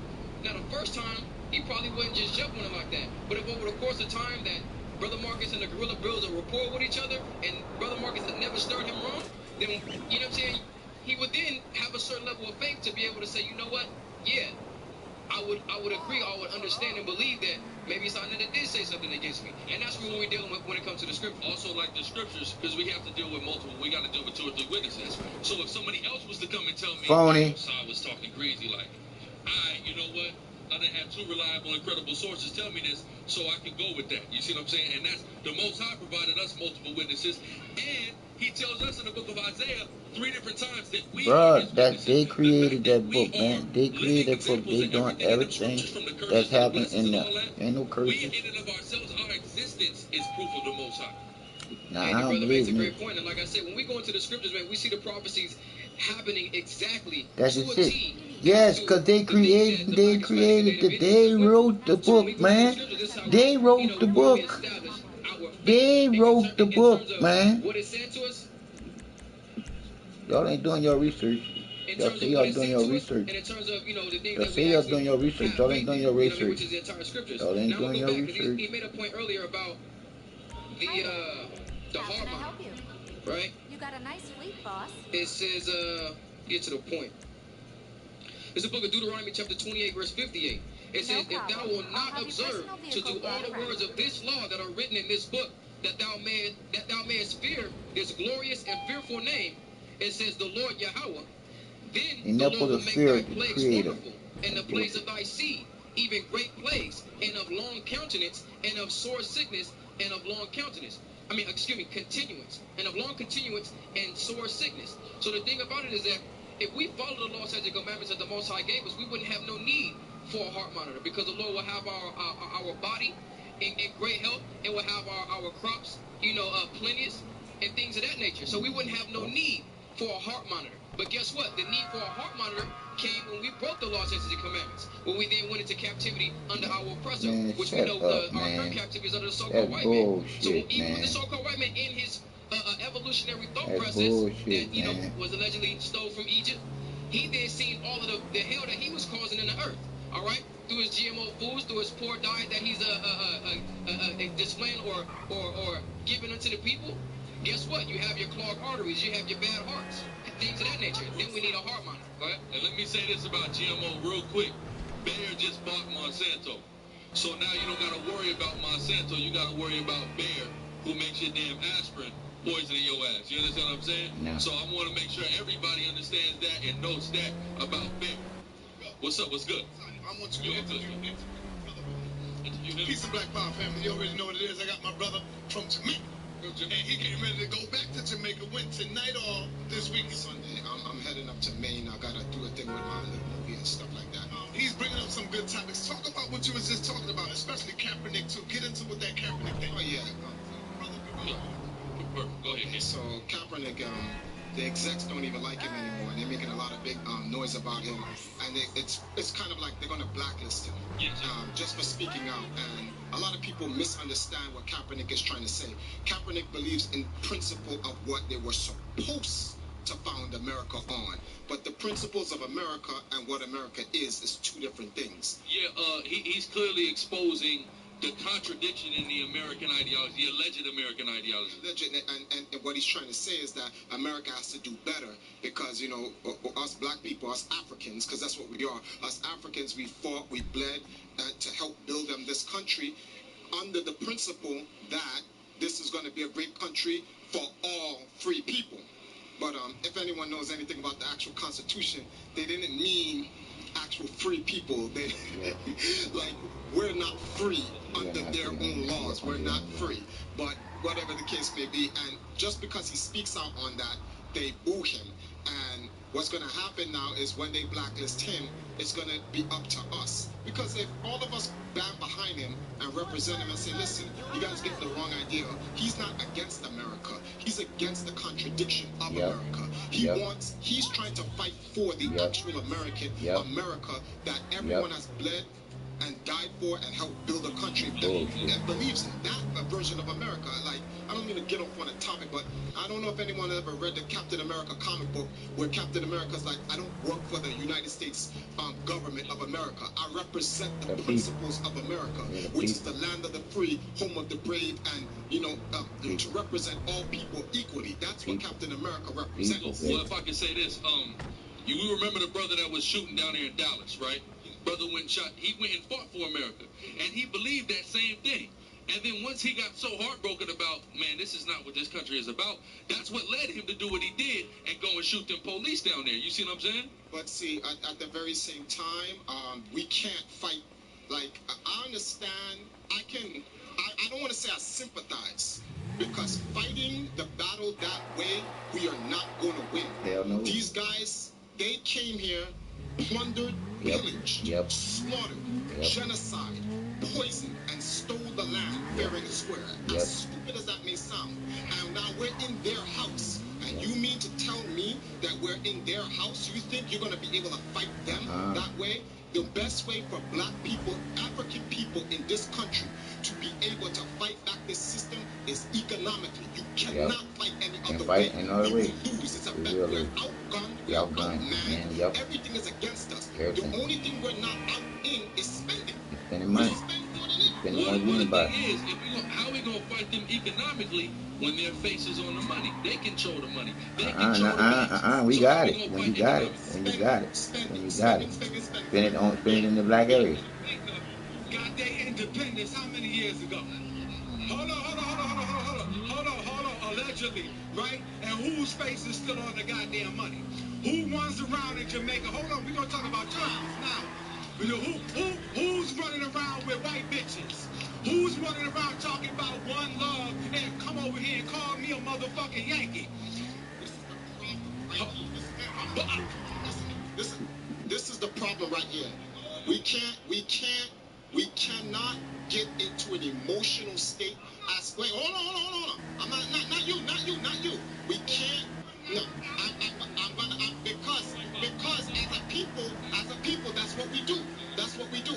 We always bring up past issues to try to justify our move now. We cannot do that because that's what keeps us spinning around in the very same circle that we're in, and we're gonna never move forward. What's done is done.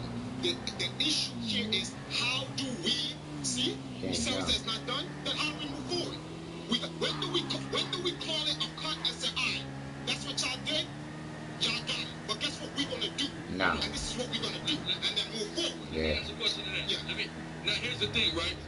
Now, if we say what's done is done and we move forward, right? We're supposed to do that to the white man. We haven't done that to ourselves, right? We from the West Coast, right? We know that the West Coast gang culture is affluent here in New York now. So they got the Crips and Blood, Supernova Slime be coming out right out here. You see what I'm saying? So we know there's gang beefs. They're going to keep killing each other because they lost somebody. So now you got to lose somebody. It's a never-ending cycle. So when are we going to say what's done is done with us? We got to say what's done is done with us before we do it with them. And that's correct. And see, if we don't do that, then this is the shoehorn. And there's a difference between white people and white supremacy. Like, people have to actually separate the two. You believe it or not, because this is a class war. It's always been a class war from jump. Now they added racism because the poor whites, they're like, oh crap, oh, you know something? You know who y'all better than? Y'all better than them black people over there. And that's what this ultimately comes down to. So we need to fix us first so that when we approach them with what we have to offer on the table, they can't go, well, you know something, black on black crime or anything that they want to blame us for. We're going to be like, no, what you care that be? So what's your excuse now? You going to do business with us or not? Because if not, remember, we 86% of the planet, melanated people. We take our business elsewhere. And America is a business. America will do business with anyone, including their enemies, as long as you can bring something to the table. So it's about business. So we need to go back home. We're not saying we don't take care of our family, do a better job taking care of our family, even under the circumstances that we are. We're not getting a fair shake at it. That's true. But guess what? African people are the greatest people on this planet because no matter how hard it rains, we find a way anyway. Yeah. So that's what I'm talking about. That's what I'm talking about. Build our new foundation, put some money under that, take our economic system. We need to get people in power, not these coons. Fuck Al Sharpton and Jesse Jackson. Fuck those guys. Get rid of those guys. Right? Get rid of those guys. Get rid of the old guard. The old guard has never been they've never been for the advancement of African people. They've always been to help black people. We don't need help. We can help ourselves. We need ways to advance. And those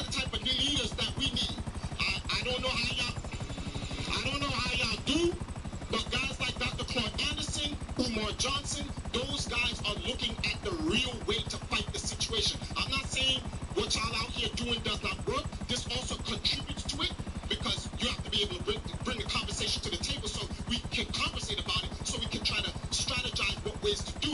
But fighting this like the guy in Dallas shooting people, if he even did that, we don't know. They sent the machine to blow him up. So he's not even alive for us to even know. Yeah, conveniently, they just say, oh, it was him who did. He's a militant black man, Right. and he's a part of Black Lives Matter. And you know how the way these guys work this shit. We don't know how it. We need to fight them back the economic way.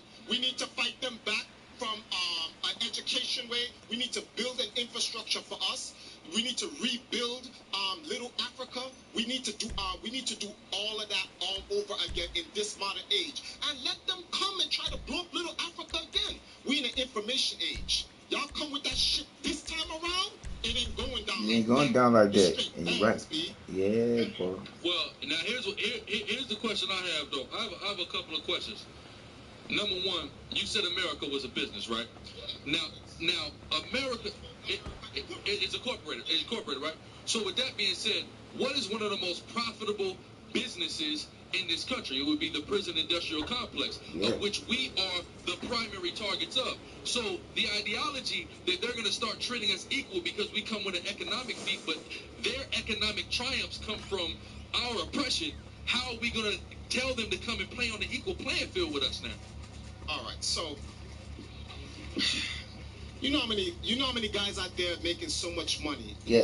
We are black businessmen out there making millions of dollars. Yeah. No offense, Jordan, but word on the street is, and I'm saying word on the street because I don't want to put anything in his mouth, is that Jordan has a private prison. Yeah. Which has black people in it, right? The money he takes to invest in a black prison, Jordan could have invested in creating,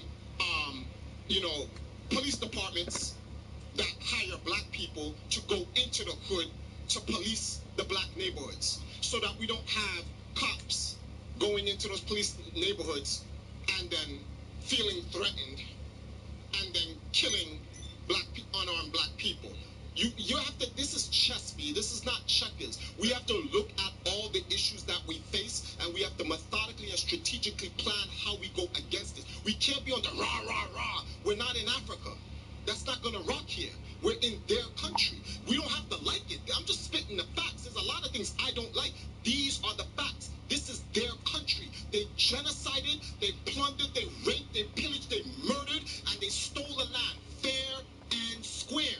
Now, with all the problems and the crime that you got over there. Yeah, okay. No, I understand that. Not that. Okay, so let's get back. No. Let's get back. Let's get back to Jamaica now. Let's get back to Jamaica. Hold on. Let me get back to Jamaica. As niggas, man, white boy, shut up, red dude, white dude, black dude, whatever you all shit. Let's do finish. This is the foolishness. This is the. No. It's not real. It's not real. No. Niggas can't do shit.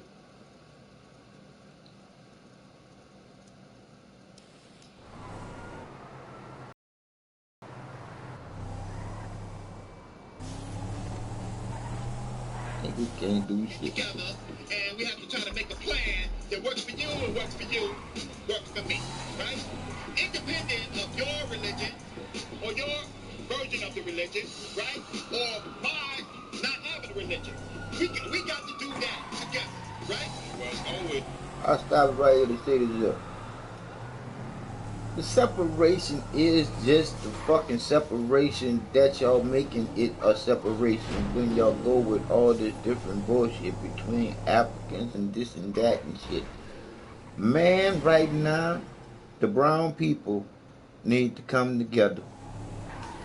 If they have some crackers that want to come in with the brown people, and I'm saying crackers because for you to fix the community, the communion up on a Sunday, for a person to come worship and take communion with crackers, you are really just showing yourself for you to create that bullshit, for you to be that cracker. Because when you think of it, isn't it saying that Jesus is supposed to be that cracker and you're supposed to be drinking his blood when you're drinking his juice? That's the bullshit that they created twist you up in this bullshit too. I'm just saying. It's time you start thinking for yourself. People stop thinking of the bullshit that you've been taught as a motherfucking kid. Now you're an adult. It's time to reboot the original computer and start thinking for yourself. Ain't no Jesus coming to save you, and ain't no white God real. The creator is love. How you feel. I'm just saying. Stop bullshitting yourself. Is even what the Will of Hebrews said, the first things first is that order must be established, and that order is established with the law, statutes, and commandments. That's the most important thing. Like black people need a moral compass. I asked for one. Over 12 million people came over on boats, brother, and you cannot tell me one. You're quoting books. I'm not asking for books.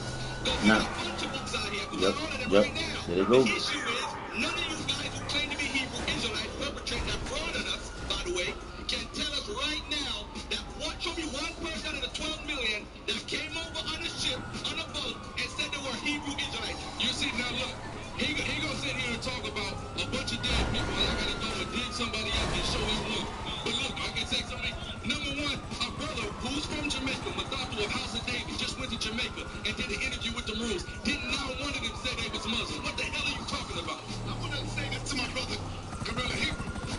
We got love for you over here, bro. But this ain't gonna be no walk in the park, man.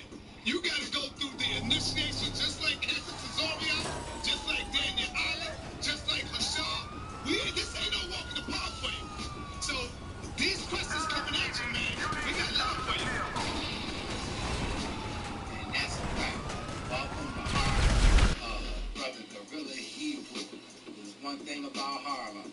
You can't come through there without the information being challenged. You can't just say anything. And then they eat it. They question and challenge. But they're also are always known how to keep it together and do it in a tactful way that keeps the family intact.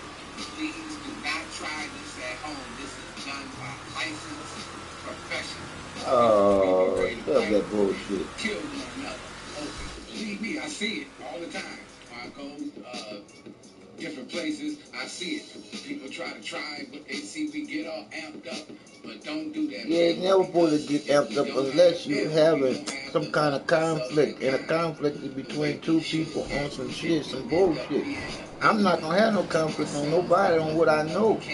Because you don't even saying what you know, you just saying what you read from somebody else saying that they knew. Or they read. Or they said. But did they really go through something? And learn something from the brothers and sisters of our foundation of black information, otherwise known as the Black Belt. 187, guy just got ran over by the police. Can we have a conversation? Again, the books. Because we all got books, right? I want to know what the best plan is. I want to know from the Hebrew brothers, because y'all coming here to do war. Y'all having a summit, right? That's war, right? He just said, what is the plan? I'll give you the plan. The plan is all brown people should come together on the internet, plan one day to come together with each other in a setting and come straight out and say, we're not going to work for a week. A week. Everything stopped. You can get each state under control by the people by doing it each state with control by the people and get our government, not our government, our state officials and hold them bitches accountable. Period. Each state hold their state officials accountable for the bullshit that's going on in their state. I will be in Houston's council's member meeting on this Tuesday. Rain, sleet, or snow. Because I got to let them know what happened to me was some bullshit. From when it started to now. From March the 5th, 2013 when my ambulance stopped en route to the hospital and nobody gave a fuck. That was my civil rights being violated, my human rights being violated, reckless endangers of my life, and cruel and unusual punishment. That's four. Four bad things that happened to me on that day when they threatened me with violent harm and incarceration on a routine route to the hospital. My ambulance stopped. If I would have died from cardiac arrest, do you actually think these guys would have told the truth? These guys would have said that I died en route to the hospital. And that would have wrapped that. And I got all that shit on tape. So like I said, for me to be thrown away when I reported something as serious would happen to me March the 5th, 2013, to say here I am all these years later and still having situations with the medical system, I say to your medical system, fuck you and your medical system. I'll die first before I come to your system again. Unless I come to there unconscious and in an ambulance. I'm just saying. That's how much trust I have in the doctors. Because from what I done seen from the doctors, it's too much negative. Too much negligence. Negligence. Too much negligence. Too much negligence and nobody getting held responsible for the negligence that they're putting towards the people in these hospitals. Their asses are being covered, but they the ones that's killing the people off. They're getting paid to put medication in the people instead of helping the people get healthy. They're creating more hospitals, more dialysis machines, more medication. That's the bullshit. People. Well, I ain't even gonna say none of you white people. Because y'all the one that got this shit all twisted up in this bullshit that we in. This y'all fault.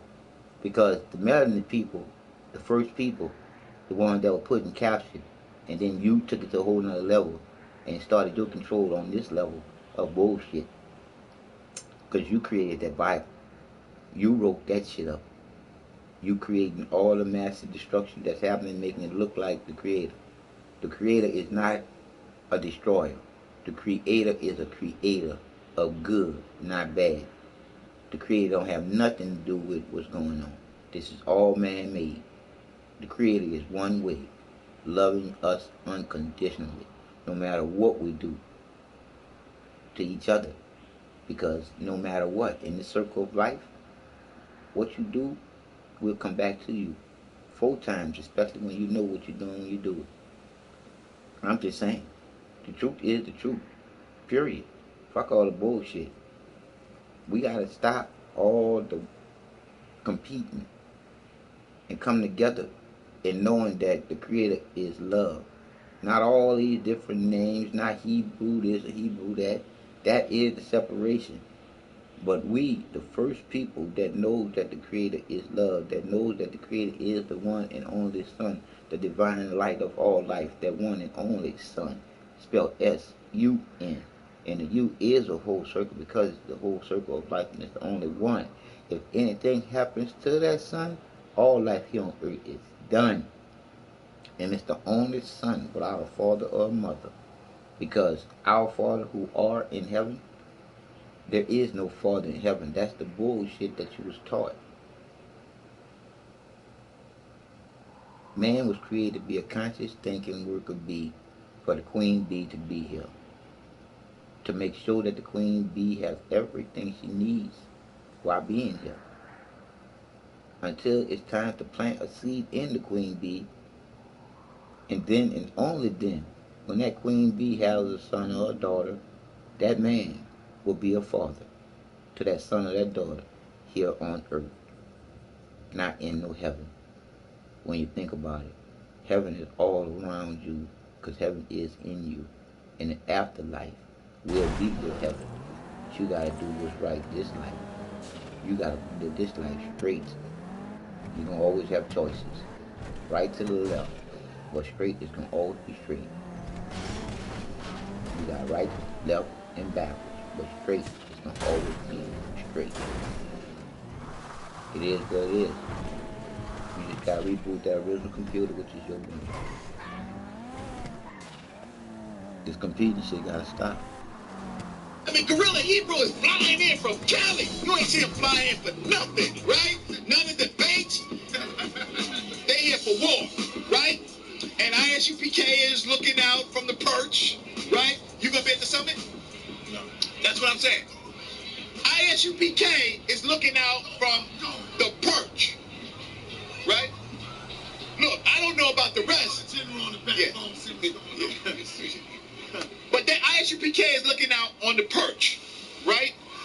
Because, you know, but the problem is with unity, right? Unity is the key to power. So I want to know from you two brothers what your plans are for our people, and I'll give you my plan. And let's talk about what's the best plan, right? So if you have 2 or 3 minutes, get black people from point A to point Z in 3 to 5 minutes. Who want to go first? First and foremost, all praise Yahweh Shem Yahshua, of course. We have to come back to the law, statutes, and commandments. That's what we have to do. The brother referenced the differences in the Israelite camps. That's also something that we got to get together. You know, the hashing out of different and everybody just getting on an accord. You know what I mean? This brother represents the ISUPK. We just came, like, we went to see his camp, and then we're like, all right, we went to One West. You know what I'm saying? Just to go there. Because that's where all of it come from. All these camps, you know, that are prominent, that are relevant. You said what? What, at One West right now? There ain't nobody. I'm talking about the Applebee's and stuff like that. You know what I mean? So we just was, you know, just there to see it. You know what I mean?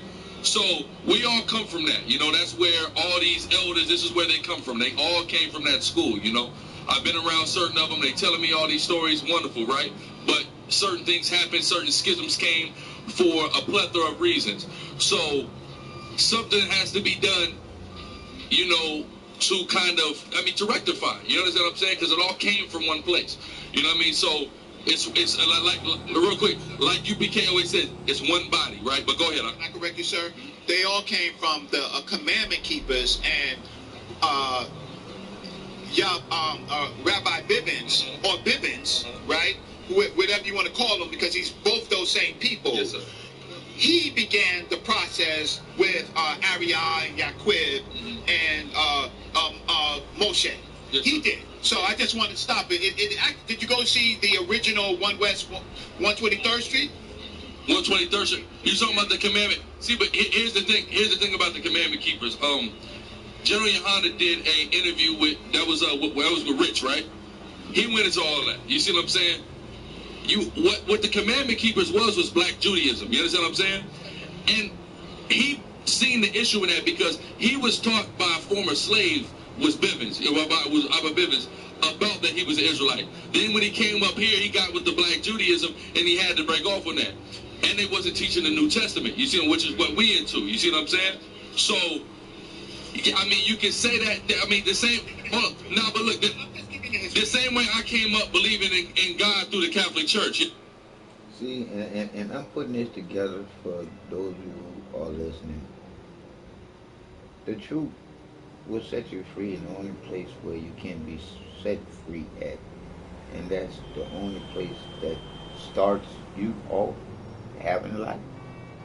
That's your heart. The beat of your heart was the start of you. Know that. And then you can find you. And then and only then you're going to know the truth of who inside you being the creator.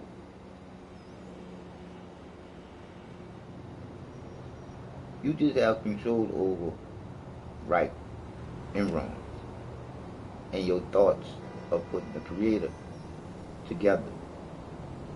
The spark is straight. The love unconditional, the feeling is straight. It's you the one that's crooked in the middle. Think about it. The feeling to know that you're alive is straight because you feel to breathe, to live, to know what's inside you. Not to have to believe on something outside you. The Creator created everything inside you. To be the better you that you can be. Knowing you are. Who you are. And you love creating good things. Because you love knowing the Creator. And not believing in somebody else's bullshit. I'm just saying.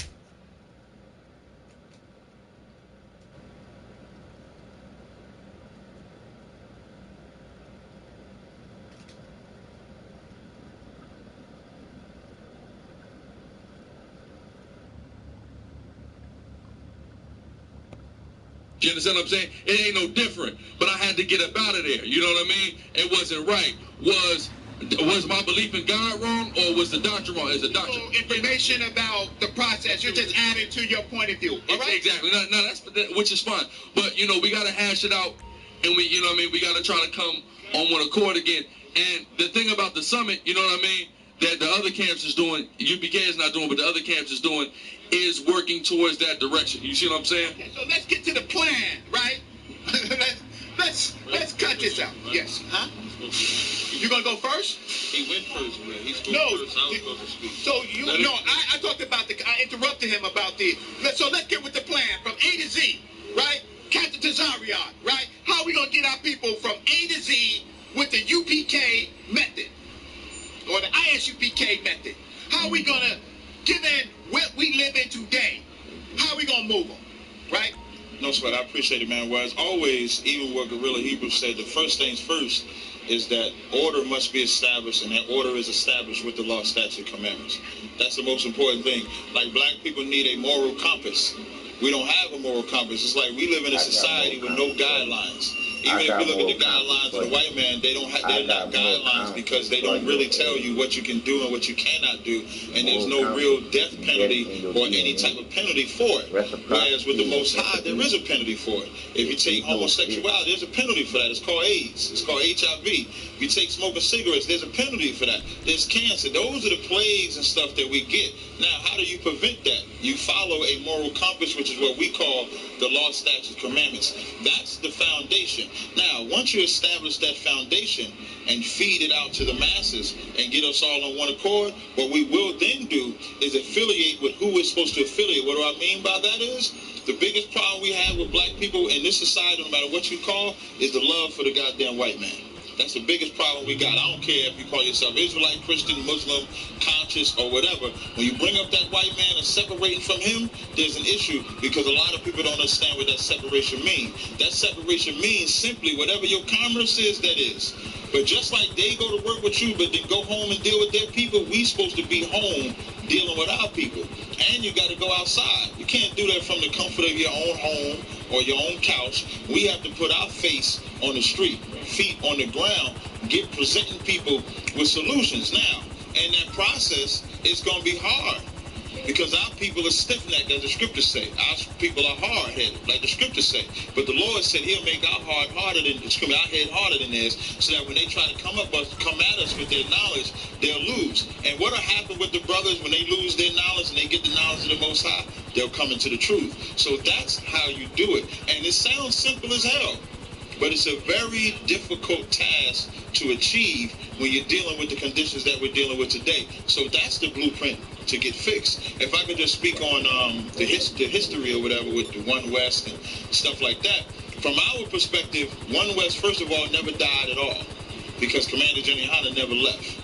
You understand? Like for the summit that they're having, the summit is cool. If they want to do that summit, but to do it properly, they should have been in here with ISUBK. Now, the reason why I say that, and here's the thing about truth. Like John 8:32 said, ye shall know the truth and the truth shall make you free. So when we're going to resurrect One West, which for ISUBK is not about resurrection because Jenny Hanna never left. But if people are going to speak about One West, they should come to where One West is at.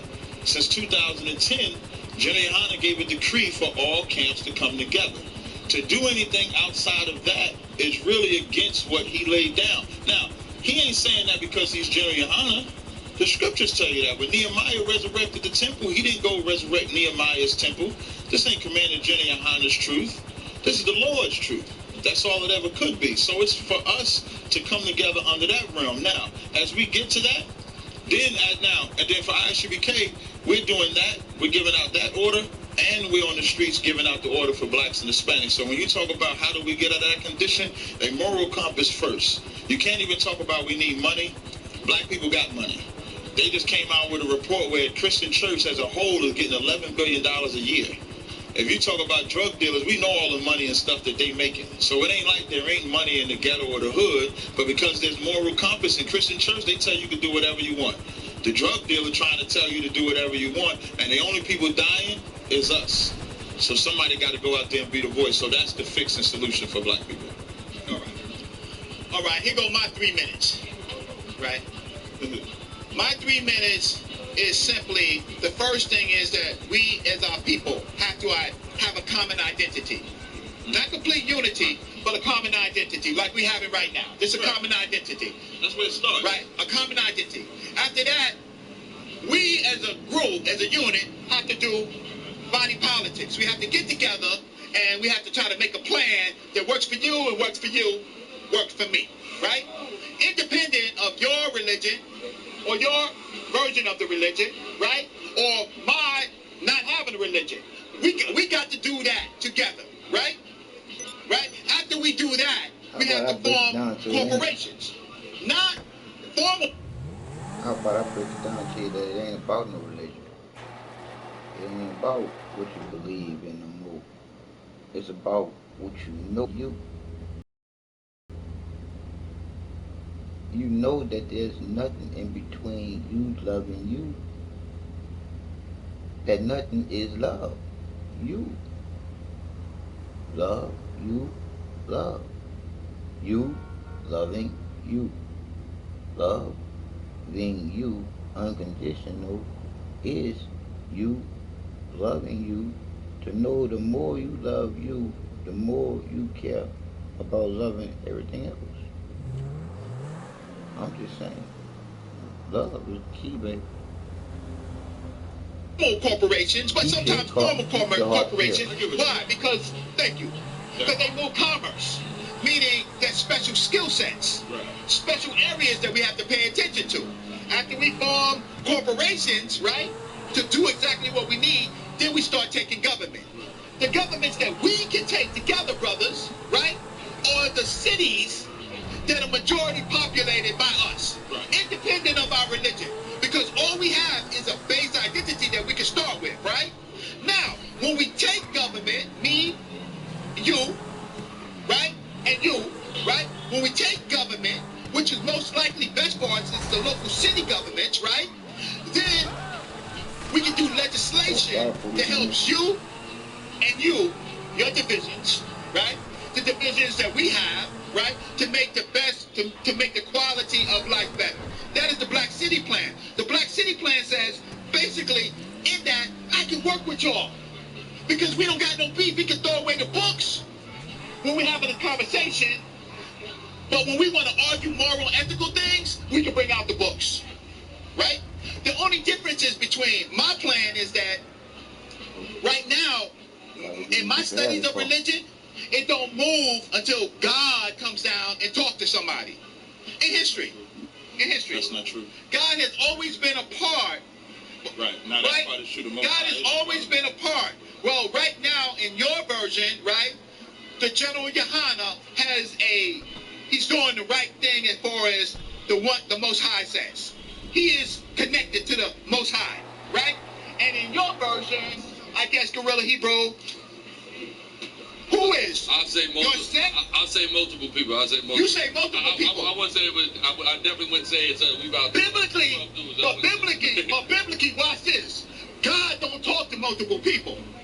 God usually only talk to one person, like Abraham. He had Moses. He had multiple prophets at different times. It was a school at different times, but at one time. See, that's what General Yohana is saying, huh? Yes. No. This is my few seconds. You're going in 3 minutes. 3 3 minutes. So more than 3 minutes. So I'm gonna close until we go to the next segment. But see, my plan, Black City means me, all of us. We can go and take these cities. We can go and take Oakland. We can go and take New York. Is really not a black city, so we have more difficulty. But we could go to Philly and other places and take those black cities, right? And then do government. No, it's a corridor. We never had power. Right? That's intricate. Harlem is simple. They knew eventually that they was going to take back Harlem. So Harlem was always a corridor like Black Wall Street. So we get confused on that. Let me say something though, real quick, to his point. When his talk. Yeah, so anyway, the brother said something about the Black City plan. It sounds good, right? He mentioned the city though, and that city has kind of prompted me to say something. He mentioned the city of Oakland, California. Is Oakland, California a quote-unquote black city? I mean, maybe, right? Maybe by number, not by percentage when you deal with the percentage, right? But let's say Oakland. We have to understand how the white man is running Oakland. Because let's say we go in there and we take over legislation. How we going to keep the dope out? How we going to keep men from pimping out our sisters on E14 in Oakland? The only way to do that is going to be with the law, statutes, and commandments of the Bible. Now, because I'm going to say this, there is nothing on the walls of Kemet that prohibits prostitution. There's images of prostitution on the walls of Kemet as a glorified state. In the law, matter of fact, give me that. Give me Deuteronomy 23:17 real quick, just so we can show that. Where on the glyphs is that? I don't know the name of the thing, but I've showed the picture. You know the women. Hold on. Is there not women scantily clad? Are they not wearing fishnets? Do they not have red lipstick? Do they not have tattoos? That's not prostitution. That's prostitution to me. Now hold on. If I go to a strip club, now listen, if I go to a strip club and my sisters are dressed like that, I'm going to call them prostitutes. I don't give a damn what type of semantics you want to play. That's a hoe. Oh, go ahead. Now, but wasn't that? But isn't that in? You're judging that from today's culture standards. Even there are certain regions of Africa right now where our beautiful women can walk around in civilization topless because men's moral compass aren't as corrupt as in Western society. So it is a given that those imageries do adorn women's bodies, but you can't measure that with today's standards. The body was not looked at in the same way. Would you not agree? Well, hold on, wait. Let me finish my point now. Hold on. Go ahead, Captain. Well, Herman Small, hold on, it ain't gonna take but 30 seconds. It ain't gonna take but 30 seconds. What Herman Smalls just said, what Herman Smalls just said, in some African cultures, you can walk around with your titties out. What he's saying is, he wants your little daughters and girls to walk around with their damn titties out. Come on, man. So in Herman Small's form of culture, he want my daughter with her titties out. That's why we need law, statutes, and commandments. Because seeing titties out is why these kids is getting raped the way they getting raped. Which is why in Brooklyn, that gang of brothers would have sex with that sister. And what is the sister doing? Having sex with a father, of course. That's why the law, statutes, commandments is the only solution for black people. No matter what politics, money, or whatever, if you ain't got something that give you hedges to say you can't do this, you can't do that, you can't do that, what are we doing here? You know how I know it don't work? Because that's what we got now. What heads do we have now? None. All you gotta do is tell your children what's right and wrong. And from there, it's time for them to know right from wrong. You can't teach right from at the home. It is what it is. First and foremost, right?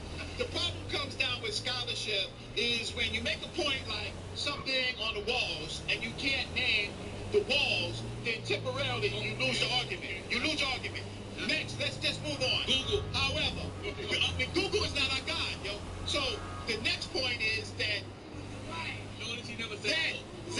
we do know that Israel or Judah had problems with Benjamin, and we know the problems in Benjamin. It is more a problem of those issues are more written out with the houses of prostitution inside the Bible, right? And the problems with Benjamin than it is anywhere else. So let's just move off of that, because that's a distraction. That's ancient history. So the walls? Yeah, the records. I'm just saying. We're right. So my whole point of it is that Israel. I'm about to disqualified. Much happening in the city today. This cat put out a tape, 12 minutes. He said he gonna pay for somebody to go to college if they could show when, if we were serving the God of the Bible, that he was with us. Here's the proof. That's what he said. It's on camera. Here's the proof. The Lord killed the goddamn Egyptians because we was following the commandments. After we came out of Egypt, there were 6 other nations living in the land of Canaan, and the Lord allowed us to have victory over them. He's disqualified. Then he said, where were there any slaves that called themselves Hebrews? All you got to do is look up the names of the damn slaves, and you'll see their names got Yah and so forth on the end. He's disqualified. So when y'all see on the tape, see me on the tape that I'm not addressing them, I don't respect illegitimate scholarship. So that's why I don't address it. But I only got about 5 more minutes. If I could just say one last thing. Hold on. I'll say this before I give it. What I'm going to say is that sometimes these little problems interrupt unity, right? Yep. Because we were talking about solutions, right? So that's the problem. So some of these petty things, we got to have body politics, right? Okay, so Garfield, come in, right? All right. I'm disqualified, according to the brother, my good brother, Captain Cesaria, because he said that I said on a 12-minute video by Sound of the Studios that anybody that could provide proof that anybody that came over and shipped said they were Hebrew Israelites, I will pay for their children to go to college. That's what I said. I never said anybody coming over here praising Yah. That's not what I said. I never said anybody praising Yah. I said, hold on a second. Now the brother made a reference, and I'm going to show you something about scholarship, why I'm qualified. He said something about Yah, the people coming over on the boats, right? Did you know that the people that came over on the boats with the African names, 822 to be exact, 822 people had the name Y-A-H, right? Did you know they left from one part of Africa to go to Freetown? They never came to America or to the West? He doesn't know that, but I'm telling him that because I have the information I could pull out right now. They never came to America, so we can't claim them as people here. And plus the name Yah could be like Aliyah, which is a Muslim name. Yah, Y-A-H. Hold on a second, brother. Hold on a second. It's a Muslim name because Muslims control West Africa. Aliyah is a Muslim name. Sharia is a Muslim name. If you go to the baby names of Muslims, you'll see the name Yah. So when somebody says their name Yah, they don't have to be a quote-unquote Hebrew or an Israelite. And I want to address this, though.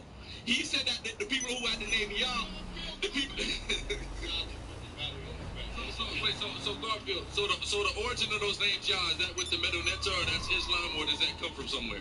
What does that have to do with the people that he just said that they came to America, and that's proof? They came to Freetown. You want me to pull out the African names? No. I'm gonna pull it out right now, ladies and gentlemen. You know what? My boy, who's a part of Dagger Squad, true story, and he worked with Slave Voyages, the website he's referring to. So if you put in slavevoyages.com and put African names, you see Y-A-H. You see where they left from and where they went. They went to Freetown because a lot of Americans, free blacks from here, went to Freetown. That's where they set up people at. Freetown. And we know where Freetown is in Africa because the statistic says embarkation and disembarkation. Disembarkation means where you landed. Embarkation means where you went on the ship. So let's just be clear of that. If I could just say one thing before I go. If you know anything about ISUBK, the little bit of information I gave him is plenty more. I just wanted to show why he was disqualified. He said that if the God of our power never did anything for us when we was keeping the law, statutes, and commandments. I showed it. Back again. Everybody having a different God is what I mean by don't nobody know the creator inside of them. They're still on the outside, trying to get an outside force when the creator is in them. I'm flabbergasted on how much knowledge all these people got when I know that they got it out of a book. And then all I can do is just smile to myself. Because I got the knowledge that I have from the Creator. Let me say this again. I got the knowledge that I have from the Creator of all of us. It didn't come out in no book. I can't read or write. But I did give up on life to know now how to live it right. To want to go back into the light after I get finished with my job doing what's right. My bad. Going straight. Because doing what's right, you always got wrong. Then you got left, and then you got right. So you got to be straight with what you're saying in order to be straight. Not right. Straight. Because straight is straight and only one way. And that's to create. Loving. With no material motive. But for everybody to be happy in the middle of the circle of all us in this here together. I'm just saying. I love y'all. I don't care if y'all hate me. I love y'all. Because y'all all me. And I know my heart is pure.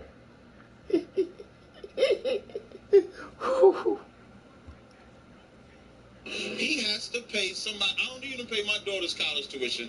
I'm fine. But he should be paying somebody's college tuition. Because throughout biblical history, when we serve, even when you read the book of Judith, the Moabites ran down our whole record to show the victories that we had when we were serving that power. And that's all they do is believe in what they're saying. Which is They why don't he really gets know ignored. nothing. Unlike everybody else in this whole conscious realm that you want to call it, I don't entertain everybody just because they got a mic in front of them or a YouTube channel. You have to actually be somebody. There's no disrespect to this brother, but he's just nobody to me. Shalom. Wow. Hey, I'm done. All right, shalom. Can I? Wow. That wasn't right. That wasn't cool. I'll stop that right now and say this. See, that is the separation that separate black people, brown people from each other. Right there. One don't like what the other one said about his God is different than his God and this bullshit and that bullshit. When all the shit was created for the twist you up in the shit to have you fighting at once. Shit.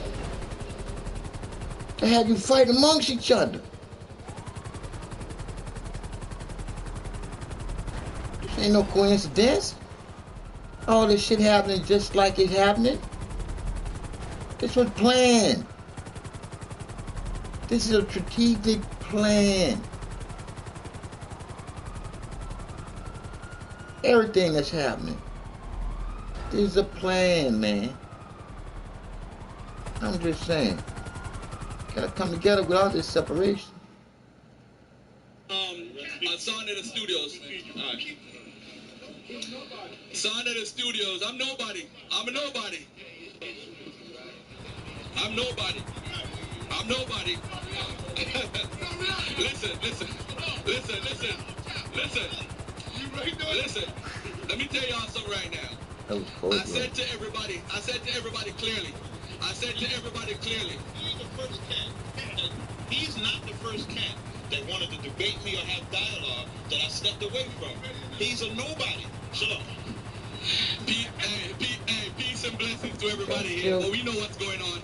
I said last week right here that anybody that can provide evidence that anybody who came on a ship to America was a Hebrew Israelite. That's what I said. I'm going to ask Gorilla Hebrew right now. Can you provide evidence right now that anybody that landed, that came over on a ship physically in the Western Hemisphere? I'm not talking from parts of Africa to Freetown where the people with the Yah went. All right? I'm not talking that. I'm talking about who came over here to the West to fulfill prophecy that you guys talk about. Can you provide evidence that anybody who came over here said and declared, I'm a Hebrew Israelite? Number one, there are a plethora of scholastic works done by actual tribal West Africans, not African Americans who have been totally disconnected from West Africa. I'm talking about the actual brothers that are from the continent, who are PhD scholars, i.e. Daqua, who authored what? The Africans that wrote the Bible. What about the book Revelation, where they document their migration from Israel to West Africa and talk about how, listen, yes, Revelation, as well as the Africans wrote, those are my two of my top. I want the evidence. I don't want to hear what somebody wrote. That's the evidence. See, no. See, no, look. Now, here's the thing. Now, Listen. Now I'm gonna show you how much white supremacy has dictated this man's mind. Number one, these guys claim that African ancestral religions is what it's all about, and that's our history. The history passed down from our ancestors. Our ancestors in the continent said we was Israelites and said their brothers got put on boats. You want me to go and sit in here and dig up some damn dead slave and resurrect him and have him to tell you he's a Hebrew Israelite? All right, that's white supremacy. Go ahead. Good point, brother, but you still running. I asked for over 12 million people came over on boats, brother, and you cannot tell me one. You're quoting books. I'm not asking for books, because we got a bunch of books out here. We got all of them right now. The issue is, none of you guys who claim to be Hebrew Israelites perpetrating that fraud on us, by the way, can tell us right now that show me one person out of the 12 million that came over on a ship, on a boat, and said they were Hebrew Israelites. And I'm going to prove my point real quickly here. We look at the Moors, right? We look at the Maroons. If you look at their history, we could tell how the Islamic people went to Jamaica, where I'm from. Over 1 million slaves came to Jamaica because that was like a docking port to put the slaves in different areas all over the Western Hemisphere. And I could show and prove Muslims celebrating Ramadan, doing all type of stuff in Jamaica as slaves. You can't show me no Hebrew Israelite, none of them saying I'm a Hebrew or I'm an Israelite. You can't show me one. And you tell me about books? I read those books. Show me one. No. You see, now look, he gonna sit here and talk about a bunch of dead people, and I gotta go and dig somebody up and show him one. But look, I can say something. Number one, a brother who's from Jamaica, Matatu of House of David, just went to Jamaica and did an interview with the Maroons. Didn't now one of them say they was Muslim. What the hell are you talking about? You see that? So what are you talking about? So I don't watch it. Arguing, man. A Jamaican then went to Jamaica and did an interview. I was just about that arguing, bro. And guess what? The Maroons didn't say they was Muslim. That's a separation, bro. The organ and violence. They didn't say they was African, did they? Was they even calling it African at the time when they first started getting imported yet? All right, this is what you do. This is what you do, Elder. This is how you prove your point. By the way, after, yeah, Elder, I agree, Elder. All right, the brother made a good point, and I must concede that point, because I'm an honest guy.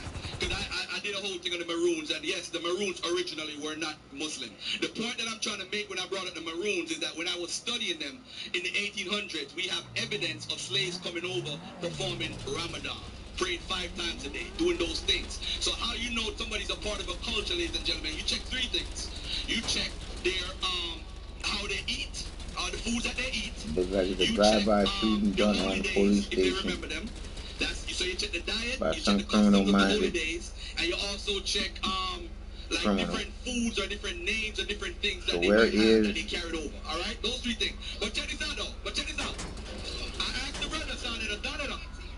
I want to say this to my brother. There we go. Where's the helicopter? He's still shooting into the building. But this ain't gonna be no walk in the park, man.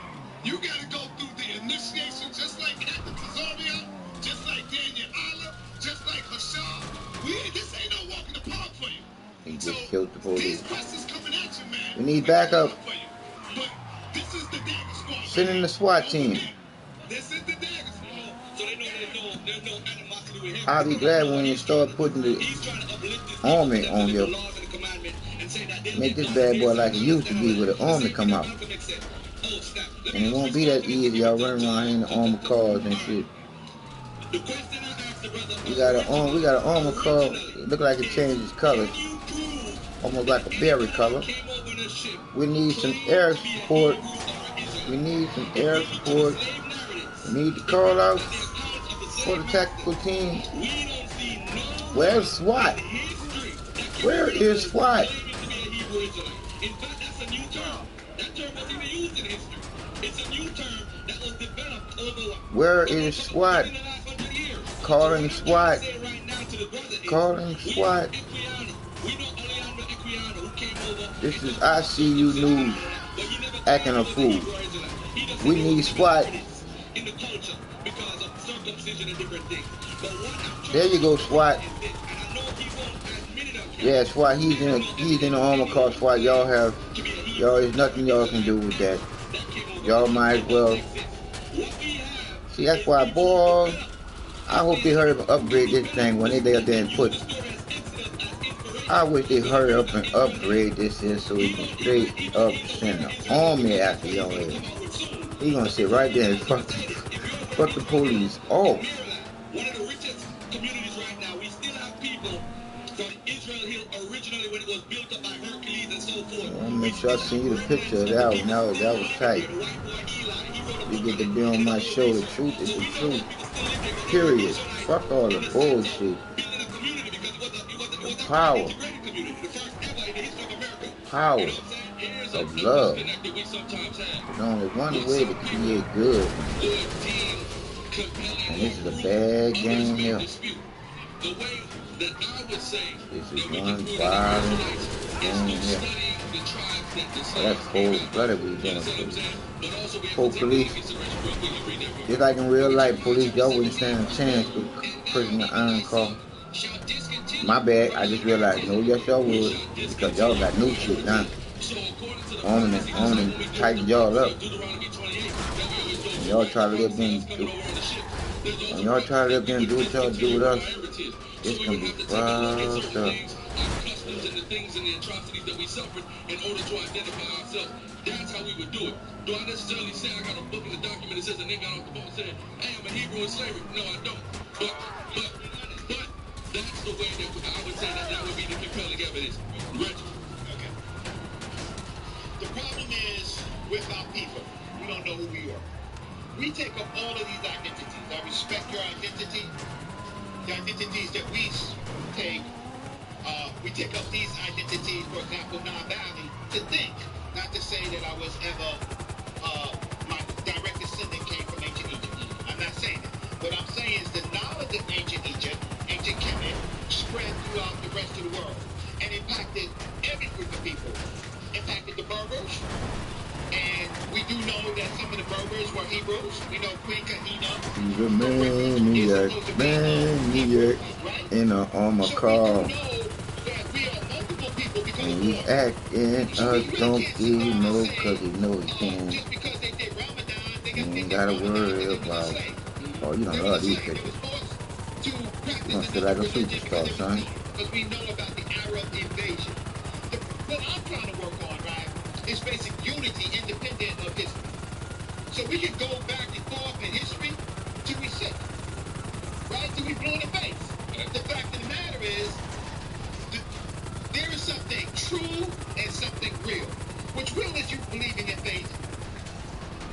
And we believe in history. Oh, this shit look cool. We believe in history. Or you look like a bad motherfucker in the car. Right? But the truth is, give a motherfucking police hell. Right? And if we here have a struggle independent of our differences, I ain't gonna lie, the police will go look at this shit, they'll want you for real. I'm your elder. You might be smarter than all of you are smart. There's divine perspective. Brilliant dudes, right? I actually have studied under some of the greatest teachers. You gotta give me that, right? That's on record. Looks like you got a good connection too. What I'm saying is, what did you say? This shit ain't glitching. Oh. The fact of the matter is that, independent of our goddamn petty differences, brothers, right? And this is what you call real high-speed chase. We got a driver. Because at the end of the day, no oh, pedestrian. He just did a pedestrian. And it got nothing to do. All we're supposed to do is learn from our goddamn mistakes so that we don't repeat it again. Up there, roadblock again. He's through.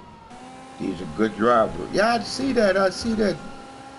Where's the eye in the sky? Where is the eye in the sky? I see you news is there's the eye in the sky. You need to start shooting this son of a bitch.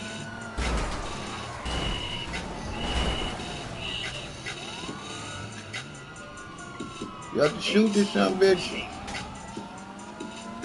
This son of a bitch is stretching to the human peoples. Oh, this policeman kept the police still standing.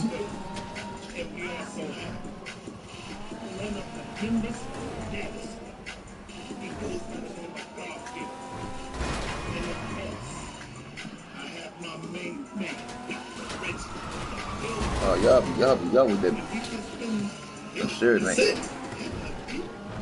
But y'all be knowing. No fussing, but stop fussing. I'm listening to y'all. Let's go. Oh, you got the own car ain't looking too hot. I'll tell you one thing. They keep on shooting it. They gonna blow your own car up.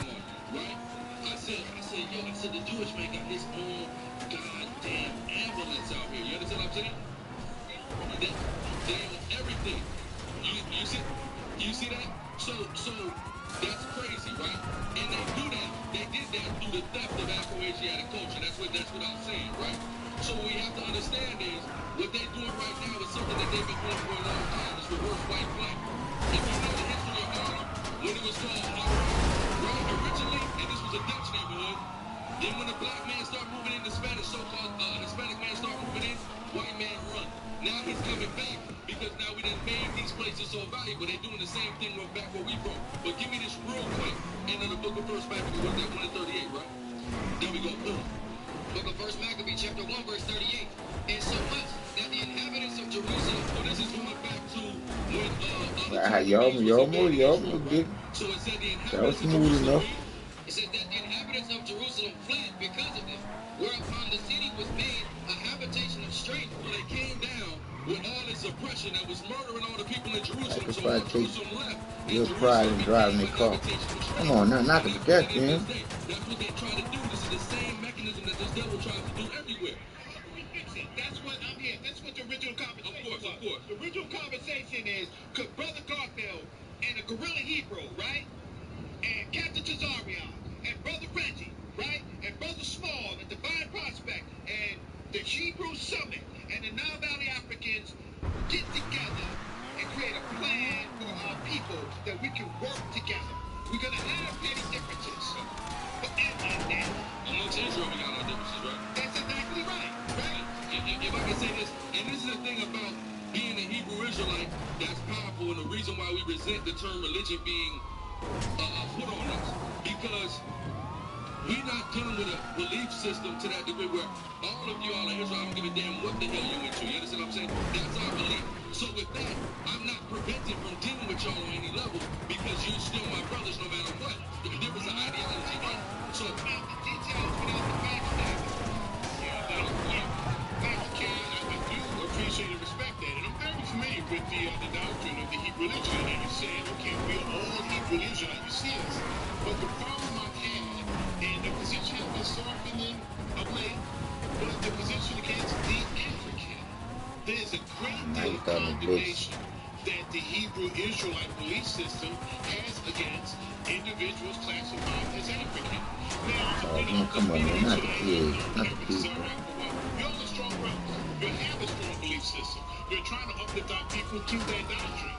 But isn't there a critical flaw in that? If you're already starting out, they want all Africans, so they say all that, and you'll heap such hatred against the African. I am a generational Pan-Africanist. So me trying to bond with you, doesn't that put up a wall between us on a philosophical level? On a philosophical level, it may. What we have to understand is different Hebrew schools have different understandings, especially dealing with the continent of Africa. Originally and initially, there was coming from the One West schools, there was a very anti-African sentiment that was out there. Through extensive study and research, what we have to understand is many of the tribes in West Africa must be included into the Hebrew Israelite paradigm. That's without question. especially in West Africa. That's where we come from. When I take a look at, come on, not the people. My family come from Haiti, right? Got a 187 on a whole bunch of people on the boardwalk. We got a helicopter out there. We need a helicopter that got guns on it. We need to take this some bitch out. This some bitch actually killing people on the boardwalk. He's running them down. Alright, SWAT team, you need to take this some bitch out.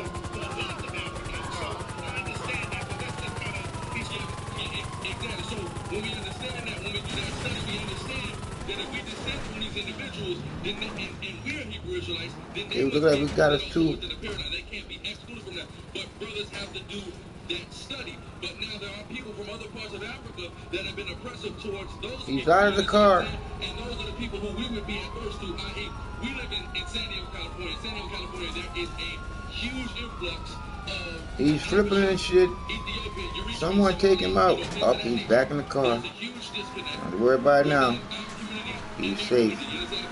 There's a lot of resentment that goes on either way, and they're very oppressive, and they look down on us, especially the sisters. They're women, they look down on our sisters, like black girl. You see what I'm saying? Hebrew, what is the big difference between you and Garfield? I'm trying to figure out why we can't connect. Now, listen, it's not, this is my first, now listen, I spoke to Garfield on Facebook. I ain't got no issue with Garfield. You see what I'm saying? I connect with Garfield, no problem, right? Okay, so what else? So, I mean, listen, we may have philosophical.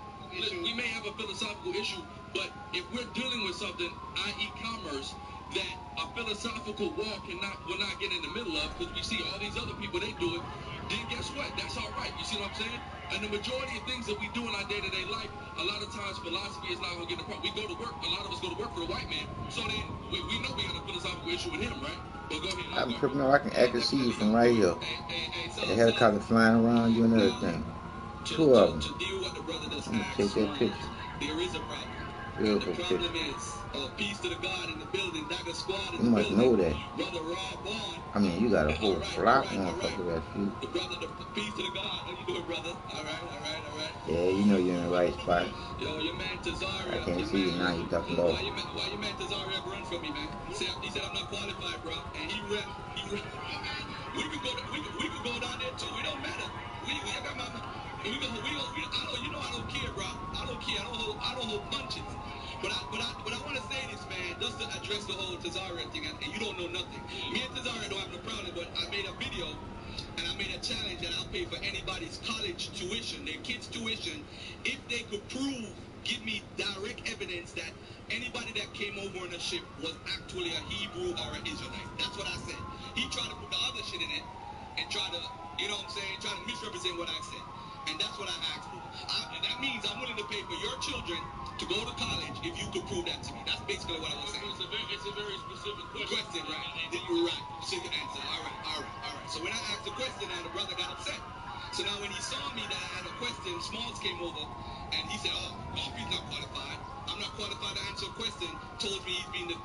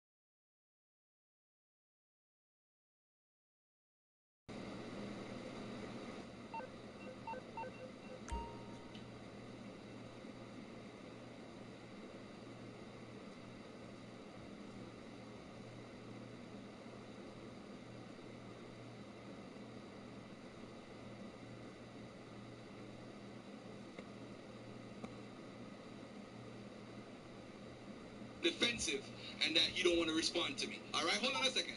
So now, just for everybody clear, me and Tazara don't have any beef, but the brother obviously ran because he knew what was coming down the pipeline.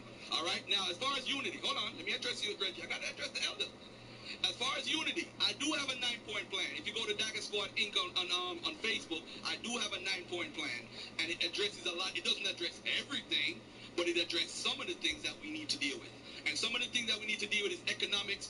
Me and anybody could unite based on economics. Me and my brother right here, Divine Prospect. Me and you, me and Reggie, me and Robon, me and anybody out here. But the issue is, we have something that we're going to deal with called the abandoned towns. Where we're going to look for abandoned towns and show people options to leave the city life and go live. You have the Ojeni village in South Carolina where the African descended people, they're doing their thing. And they have a matter of fact, there's a Hebrew Israelite community or a Hebrew community in South Carolina or North Carolina, one of them. That they live in off, they're not 100% off the grid, but they're pretty much not dealing with society. You know what I'm saying? Exactly. So it can be done, brother. But the issue again is the whole African thing in the thing is the problem. It is.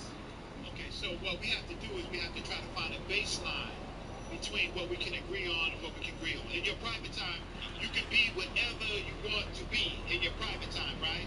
But we have to create a situation where our unity is stronger than the oppressors.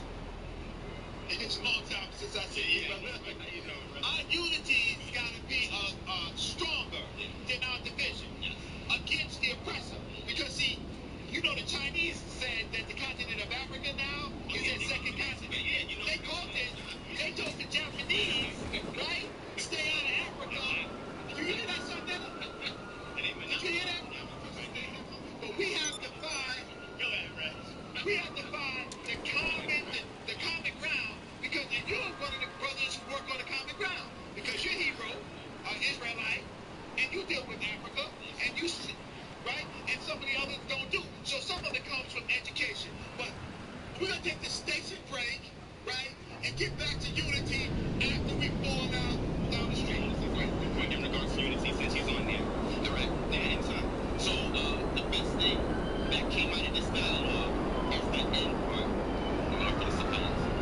Why is that? Because again, like my brother Reggie said, and like I've been saying, there's always numerators that's going to divide you. Anybody here that knows basic mathematical equations understands that the numerator is the thing that makes a difference between various numerals. What we have to do is look at the common denominator, and that is the social rights that we experience each and every day in our communities, because our oppressor is not singling us out based on our soul thought. The oppressor doesn't care anything about that. He just sees our color, our complexion, and what we identify as being indigenous people. So when we come to the table, the plans we have to implement is 9, 7, 5, 4 3-point plans that's designed to attack all the societal ills that we face on a day-to-day basis. So these type of dialogues, even though you see us have our little dialogues based on the numerator, don't get it twisted, because at the end of the day, we're formulating blueprints to give it back to the youth so they can engineer the things that we may fail to do in our lifetime. So I think, yeah, got That's on that now. We all reacted to based on our phenotype. Yeah, when we go outnumbered, looked at, but he does look at doctrine and systems also. Just like the nationalists or the Pan-Africanists has always been the group that has got the most, because when you are talking nationalism, then you understand the construct of self-government. Right. Right. And I'm sorry Reggie stepped on, because one of the aspects I had about his beautiful plan of getting the cities, of getting government, we still connect ourselves at the hip to this European. Our success will be built on his, because these are still his states, his governments, his cities. Yep. So I understand the discipline of his approach, but there are organized systems that this man fears. So we got to be clear, and I don't take anything away from any brother, sisters, organizing and doing things, but there are certain doctrines that will get us a little further than that. and I agree, and that's the thing. You know what I'm saying? The thing is, when we're looking at issues, the main issue that COINTELPRO was able to successfully and effectually implement was that of disunity. Because they know that even though we may have our differences, we never looked at it when it came to nationalism and bounded together by one another and actually facing our oppressor. So now what COINTELPRO does is finds an intellectual way of seeding us with various things to keep us divided from one another, so that way we can have brotherly talks on how to implement programs. Because here's the thing, all of us talk a lot of this stuff about black power. How many of y'all got your kids in school? many of y'all have a home that you got from a bank? How many of y'all are renting and leasing land that's been given to you by your oppressor? How many of y'all are shopping in the grocery stores and still buying food? How many of y'all have cars out here with licenses? How many of us are doing all these things? Because if we are doing these things, then if we're going to say that we have black power, then we have to invest in technology. If we say we have black power, we have to invest in farms. If we say we have black power, we have to invest in carpentry. If we say we have black power, we have to invest in real estate. We have to invest in these things and teach self-work at a young age, because what we're doing out there in Atlanta, we have homeschooling programs. You know why? Because we don't want the oppressor to teach our kids. We have homeschooling programs. We have home birthing programs. We have carpentry. We have survival skills and tactics programs. We have food distribution centers. We actually are building a municipality, a black-owned municipality out in Atlanta, because we have a place called Brookhaven where the Caucasians already done so, and now we've borrowed a lot of their techniques that work, and we're doing so within our own indigenous community where we have over 90% of the populace. Now we're setting up shop and implementing these systems so that way we can actually have a form of power. So my spiritual system is the foundation in which I live upon, but I got to build a house. Nobody goes to get a house and only looks at the foundation and doesn't build anything on top of the foundation, because once the foundation is built, now you got to renovate it. Now you got to add items to it to personalize and make it your own, because nobody that comes outside of that can tell you what to do in your personal sanctuary.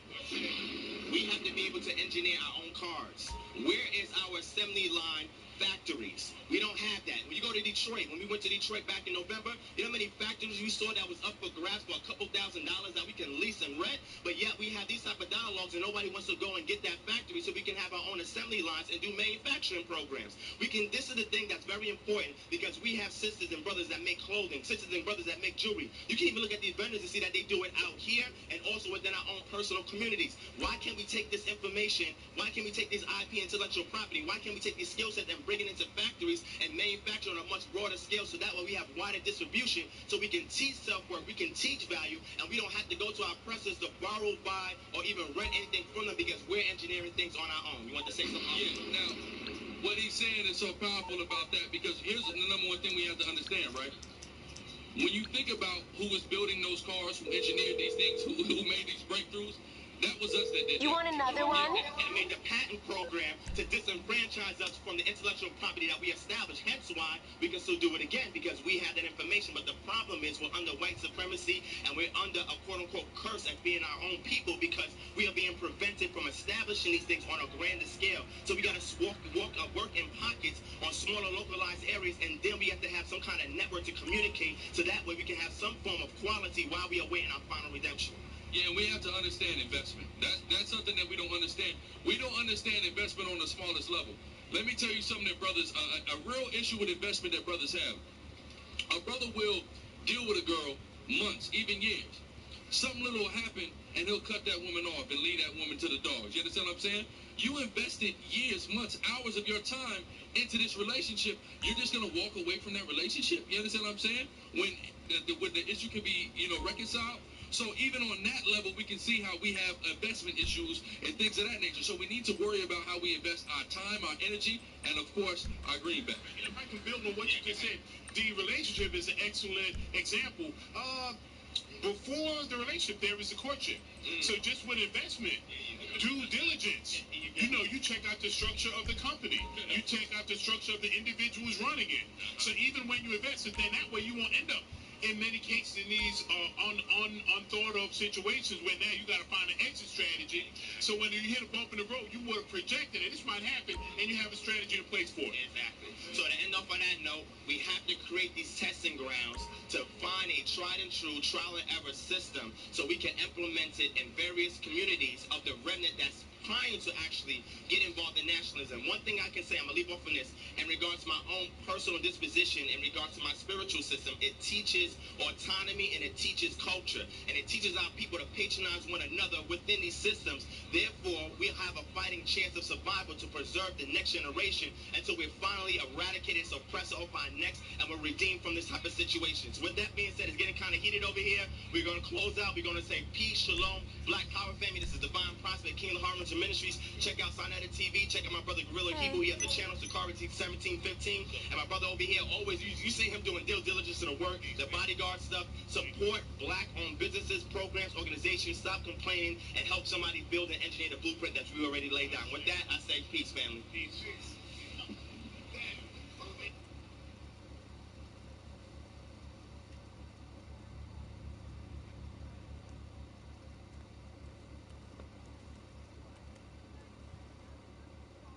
when we talk about the Black City Sovereignty Program, something that Reggie has actually laid a blueprint for, we see that happening in black municipalities that we're attempting to establish here in the U.S.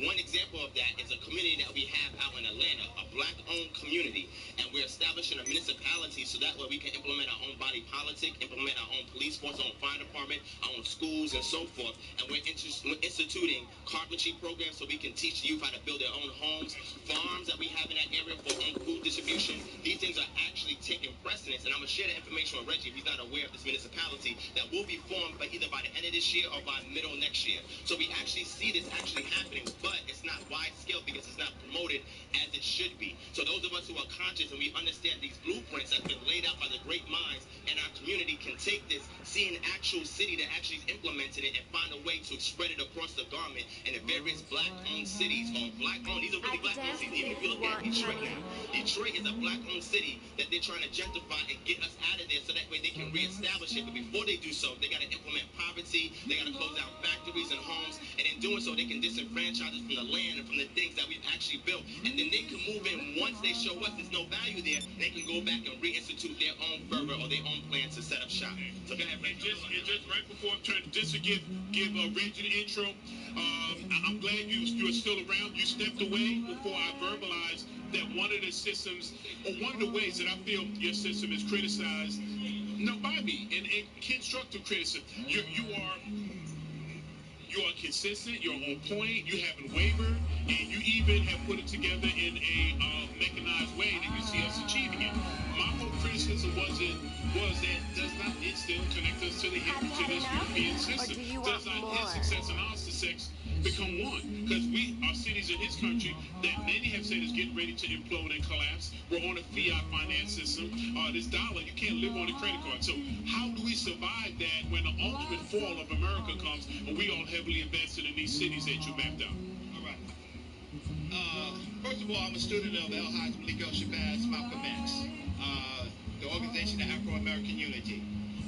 Malcolm X's plan, which I'm a part of the organization under Professor Smalls, basically was restoration, reorientation, education, economic security, and self-defense, right? Where we are in our local places. Taking over the city, because the city is a government.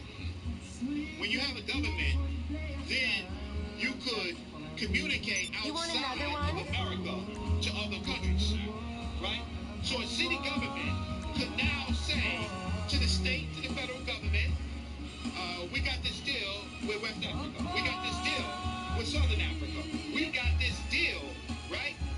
And that is our segue out in building up other places while we build up our stress. Wait. No. That's a critical point. Wait. Here's the thing. Just briefly, because now, aren't there municipalities that there are restrictions? Did not the Senate want to have Netanyahu come and speak to a complete conversation that took place, but they set a precedent where the president, there's a governmental procedure that you go through to start having international relationship. And do you not run afoul of certain laws when as a quote city, you're approaching a sovereign government and trying to establish contracts or business relationships? Now maybe, I don't know, but that seems that couldn't that be a problem? No, it's not a problem, because if you study what white cities do have these partnerships. They have partnerships with Canada. See, they have partnerships with China, right? They have, how do you think Toyota and all of them get into a city to build a plant? They don't get into a state, they actually get into a city. But they go through the government first. Don't they have to be government approved to have their plant in that city? Here's the thing. It depends on what type of relationships there are, right? But the fact of the matter is, when you have a city, and the city says, check this out, state, you're not financing us, federal, you're not financing us, we have a right to be self-determined. Come on, baby, hurry. Right? We have a right to be self-determined. And then it becomes an issue of city versus state versus federal government, which we want. What we want is our people united, saying that these are our interests, you're not feeding us, and this is where we can be fed. In the meantime, where it becomes optimal, you can have people from cities go to countries. The people from Chinatown in the new U.S., they go to China all the time. Back and forth to China. Don't make me wait. They carry You want a Chinese chance, interests. The sugar? people in who are in the United States go from our cities to Israel all the time, back and forth, right? They built it's a kind of a how can I say, more than a unity, it's a plan. The Arabs, many of the Arabs here are from Egypt. Many of the Arabs are from Jordan. They go back and forth, back and forth. The problem is, first of all, Brother Small, you got to have a plan.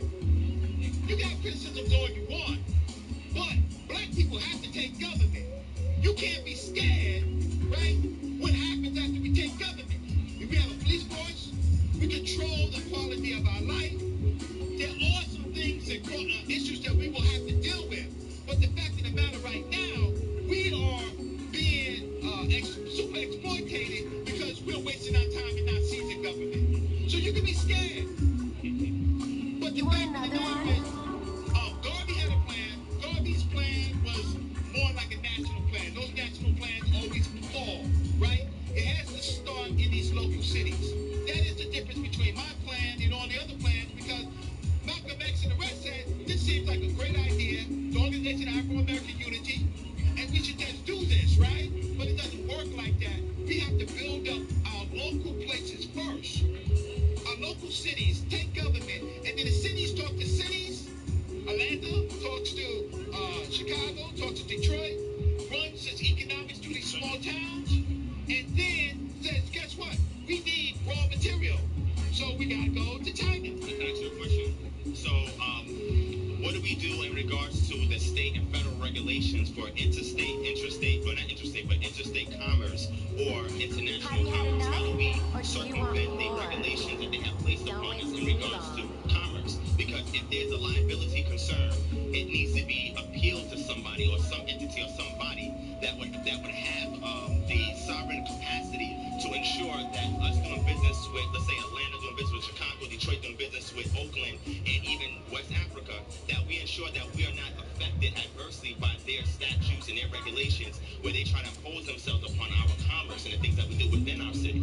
Yeah, well, first of all, we're not at that point, but we need to do the thinking, right? But when in law, there's something called civilly situated, right?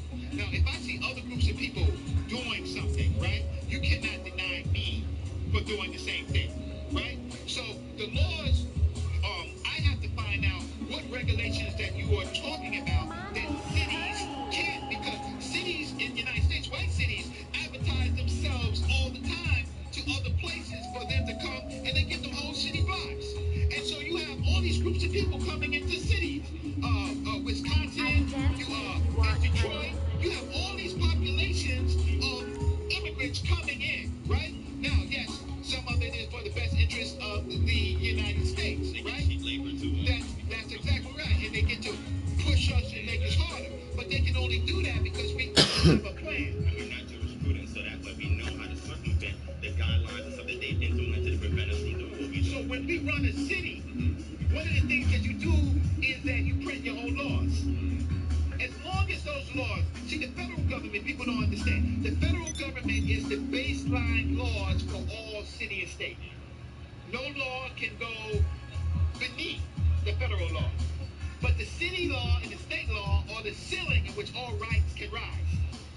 So cities in white cities that are completely white, they have much more power for their citizens than the people who live in cities that are integrated, like the United States. I mean, like New York City. So now that we see that a lot of cities are incorporated now, so they become businesses, and sometimes that's why they're able to use a vehicle to maneuver and work with other cities and even other countries, because it's on an economic level in regards to commerce, right?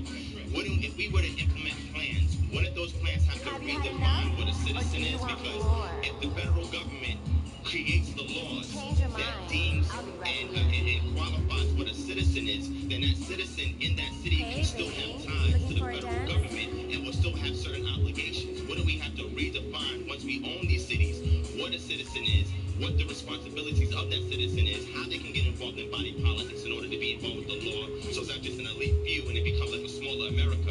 But don't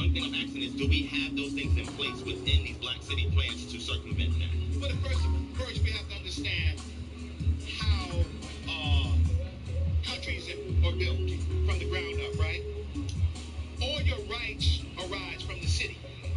The city is the direct puppet master of us, each city. That's where you get citizenship from. That's where you get civil from. The cities. The city is the building block, right? Now, as we build, right, yes, we have to get smarter. We can't be the same simple street code type people that deal with, we actually have to get smarter. So when you're dealing in a city government, you do have to look at international law. You do have to look at regulations. But the thing about it is that you're not doing it out of your own pocket like we're doing it right now. You're having a city that basically manipulates all of the corporations, all of the roads of commerce, so that you can take some of that resources for a better plan. So if my city, for example, my city wants to do aquaponics to feed its people, right? Or hydroponics, right? And I need resources. My city has a right to get resources from wherever it needs to, right? The federal government can only interfere by law if it's interfering with the federal government. And then it still has to prove its case. Quick question. You said something like that in the question. You said a city issues citizenship? No, I did not say that. You did say that? I said right here, you said the city gives citizenship. I'm saying that the root word of city, the root word of city is inherent to citizenship. Right. In the way society is built. But city does not issue citizenship. Your rights. I just want to clear that up. All right, so go on. Your rights arise, though, from your city. With the rights that you have in New York City or Atlanta, is different than what you may have in Provo. But isn't it given by the state, though? Doesn't the state receive the city? No, what the state does is organizes the cities. That's all the state does. It just organizes the city. It has basically state law. So let's put it like this: there is a federal law, which no law can go beyond, right? And then there is state law, and then there's city law. When we have cities that are more powerful, we can challenge state law. We can say that the states are denying our quality of life. And that is fundamental in the process of this government. We have a loophole.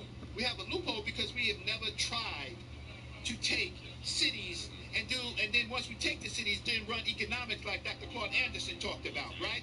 All we Yes. You got a huge black-owned fishery out in Maryland. Right. So, but the fact of the matter is, Maryland, right, or the city, is supposed to support it, right? Now, if the city supported it, right, then it becomes part of the city plan instead of a private plan. And then that city can say to another city, like Detroit, you need to do this. Chicago, you need to do this, right? But the problem is that because we're not attacking the cities, we're working out of our corporations and out of our pockets and off of our tables. We have limited resources. We have limited resources, but when you have it in the city, then you can donate the best minds to deal with these questions. Oh, just very, very brief one. Now, okay, elder, not the elder, but scholar, student, yes, soon to be. Right. But now check this out. Look at right here in New York. Now, New York City is one of the most powerful cities on the planet as far as concentrated wealth, the commerce, Wall Street, fashion, media. Okay, but now look at the contentious relationship that Blasio and Cuomo had. He's constantly, Blasio is putting up programs and offering different initiatives, and Cuomo shuts it down with like a blink of an eye. So again, cities are incredibly confined by the state regulations. What is he shutting down, for example? Give me an example of what is he shutting down. Well, I know he had a very aggressive housing plan that he wanted to have more housing provided for lower income individuals, which was one of the things that he ran on that got him in office. He zoned out some areas that he went to the state, presented his plans, and Cuomo said even his cronies wasn't feeling it, because, you know, there's a lot of backdoor money that goes with this, and a lot of his real estate agenda has been shut down or put on hold from a state level. Not because the city didn't want to do it or even allocated a certain amount of funds, but they needed the state to kick in funds, and that's where Cuomo had the power. The problem with that scenario is that de Blasio does not, because he is double-sided, right? He doesn't have the support of his citizens in his city. He doesn't. So we're fractured, right? If de Blasio had a voting bloc, Cuomo would be out of the office faster than you can sneeze. See, an organized city has votes. That can affect an election. De Blasio, so what they are doing is playing between themselves who can make the most money. It's the same thing when Bloomberg was here, right? Bloomberg comes in here with 8-9 billion, leaves out with 20 billion, right? Yeah. Came in with 4 his first term and left out with over 20. Right. So the fact of the matter is that white folks is just manipulating, and we're watching it. But the fact of the matter is, if a black mayor or had the votes, they can influence the state. Okay, good point. They can influence the state. So the question I have is, if we start doing interstate commerce with other cities, and there is an issue, who is going to regulate that issue? What committee do we have formed that's going to deal with interstate commerce, that we don't have to appeal to the entity that we feel is oppressing us from establishing our sovereign cities? Because there's a ceiling between local, county, city, state, federal, but when are we going to start to appeal internationally, so that way, when those human rights are violated for us to establish these cities, we can appeal to an entity that's greater than the federal government? First of all, the corporation, right, is in multiple cities and multiple states. Corporations do the commerce, right? Mm-hmm. So there's no conflict, because the same corporation, Microsoft, that's in New York, and Microsoft in San Francisco, Microsoft wherever Microsoft is, they do business. Well, there's no problem. Now, what if one corporation is doing business with another one, and they have an issue with the monopolies, antitrust laws? That's correct. Somebody ripped me off. Who do they appeal to? That's correct. Okay, so then in that, but we're not really dealing with that. Those are really more complicated issues. I mean, monopolies and trust are, because that's not what we're talking about. But people in our cities can attempt to have a monopoly. Who's going to regulate it? Monopolies are wrong. Monopolies in itself are completely wrong. In anybody's, it's basically, basically. So it needs to be regulated. There needs to be some type of competition, because if not, then I'm just controlling you, right? Or I'm controlling. That's not going to happen. But black cities and black corporations can operate interstate, right? So that's not a problem. You know, problem is really fear. The reality is putting all hands on deck to support black cities like Atlanta, like Newark, right? So help us solve the problems in Chicago, which can be solved. See, the problem is the city of Chicago. I'm gonna say this: the city of Chicago, though it's a black majority city, it's not a black run city, right?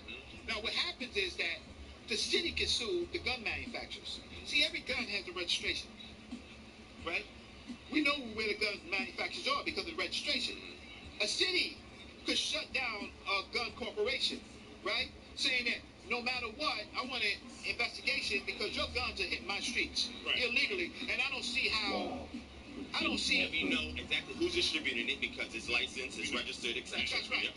Exactly. And so that's the power of cities in solving our problems. But the people in power in Chicago right now do not want the black folks to run because Chicago is a very, very powerful place. And so they have to manufacture this, and we're not paying attention. And the only way that we can fix it is through cities. Is taking that city. Which I totally, and thank you for coming back and clearing up the position. I have more insight about your consistent plan towards getting the cities and moving from that. I would like to say this. I love and respect your plan, but for the brother or sister that's watching, I still think On some level, a lot of these plans could be rearranging the deck chairs on the Titanic. I think this fiat dollar is getting ready to crash. I also think if you're listening to this and you call yourself a member of the conscious community and you ain't got a passport, you know, you behind the 8 ball.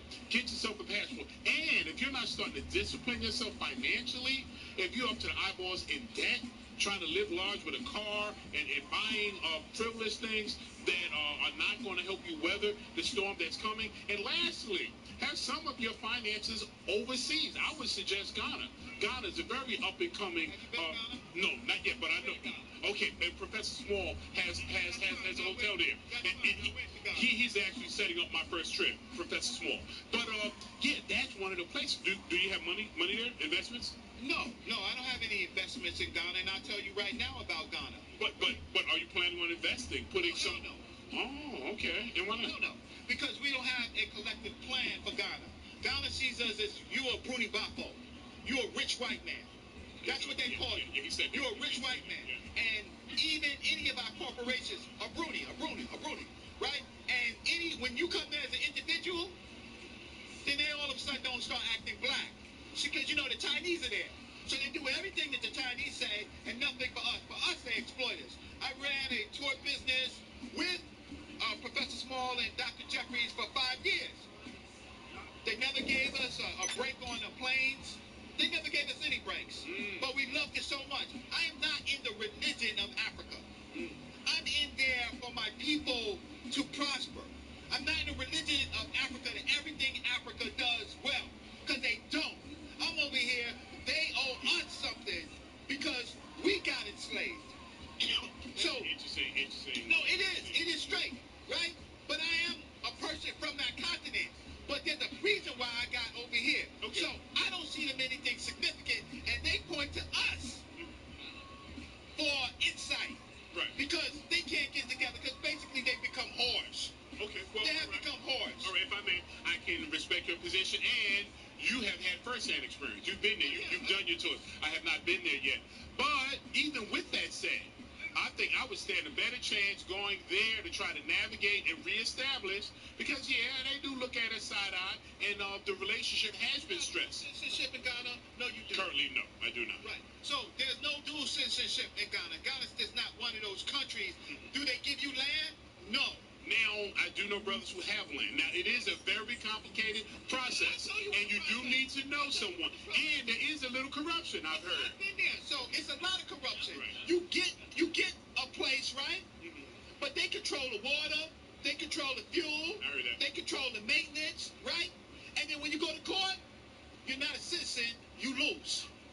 You lose. I would still take my chances there than what I'm going But you haven't been there. Now. I've been to Senegal, Ghana, Ivory Coast, I've been to Egypt. And you sound jaded by and this. I've enjoyed it. Of course. Okay, well, great to understand, but I'm not going to take that energy. I'm going to take the energy. I'm coming back to reconnect. You should be a wise man. You should be a wise man. You should be a wise man and ask me why. See, it's not feelings. See, I ran a corporation. Do you understand? I ran a corporation, right? I took hundreds of people to Africa, right, with them. So I know the difficulties that we face. Now it's even difficult to move money. Before we could walk with $20,000. Do you still see them as your brothers and your sisters in Ghana? Yes, they are. Do you have a better relationship with them? We'll talk about that. Yeah, 1 second. Now, do you have a better relationship with them, or is your allegiance and close relationship and prospect for the future with this European here? No, I've been to Senegal, Ghana, Ivory Coast. That's not answering the question. I asked you a very specific question. I asked you about your relationship with your brothers and sisters there. You acknowledge them. Now I ask you about, do you feel... I don't have no goddamn relationship with the white man here. How you gonna ask me a question like that? How you doing, Sister Stina? I ain't got no relationship with them. They from Big Meeting, right? Okay. They want to talk to us about Black Lives Matter. We're going to keep it real. But keep it going and get it in. Keep it intellectual. Okay. First of all, what's your ID? I don't care. First, I got to see some ID. So, well, hold up. There you go.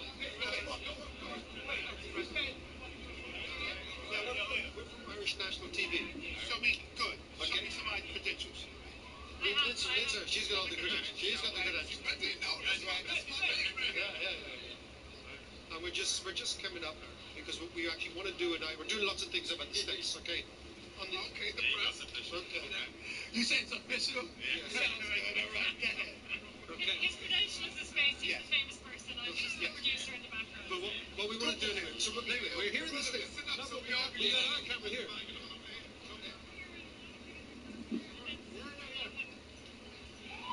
So we came to the States just ahead of this bloody election you guys are having to get the pulse of the place, right? What the hell's happening? But I want to ask you about Black Lives Matter. I want to ask you about the movement. Tell us what you think. Blah blah blah. Just wait to get the cameras and all that shit. Cool. So set them up. And this is going to be airing where? It's going to be aired in Dublin on Irish TV. Yeah. Well, what we'll do is you send me your email and we'll send you the link. It'll be up online. That would be great. And even, could we start? Right. Get a sense. Just off camera. Okay, off camera. My name is Brother Reggie. Okay. I'm a graduate of City College in New York. I studied under some incredible elders in our community. Black liberation, just like, you have the Irish Liberation Army, we've studied under some of the great who care about our interests.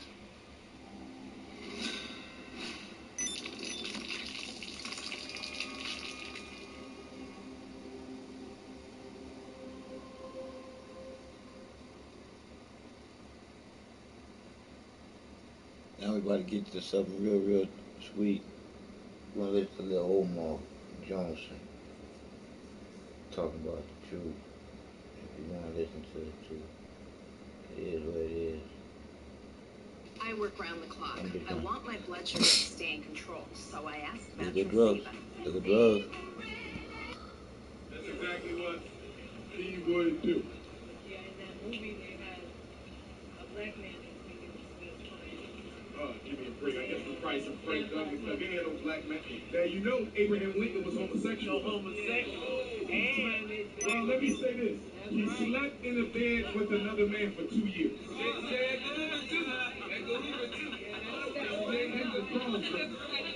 He was a cross-dresser. Now, this is what we're going to do. Where Ryan at? Brother Ryan, where you at? 4 years. He slept with him for 4. Oh, cool. What up? That's your hand? Yes, ma'am. Listen up. You want to come get on the mic? This is Sister Cool. She got the Marcus Garvey book.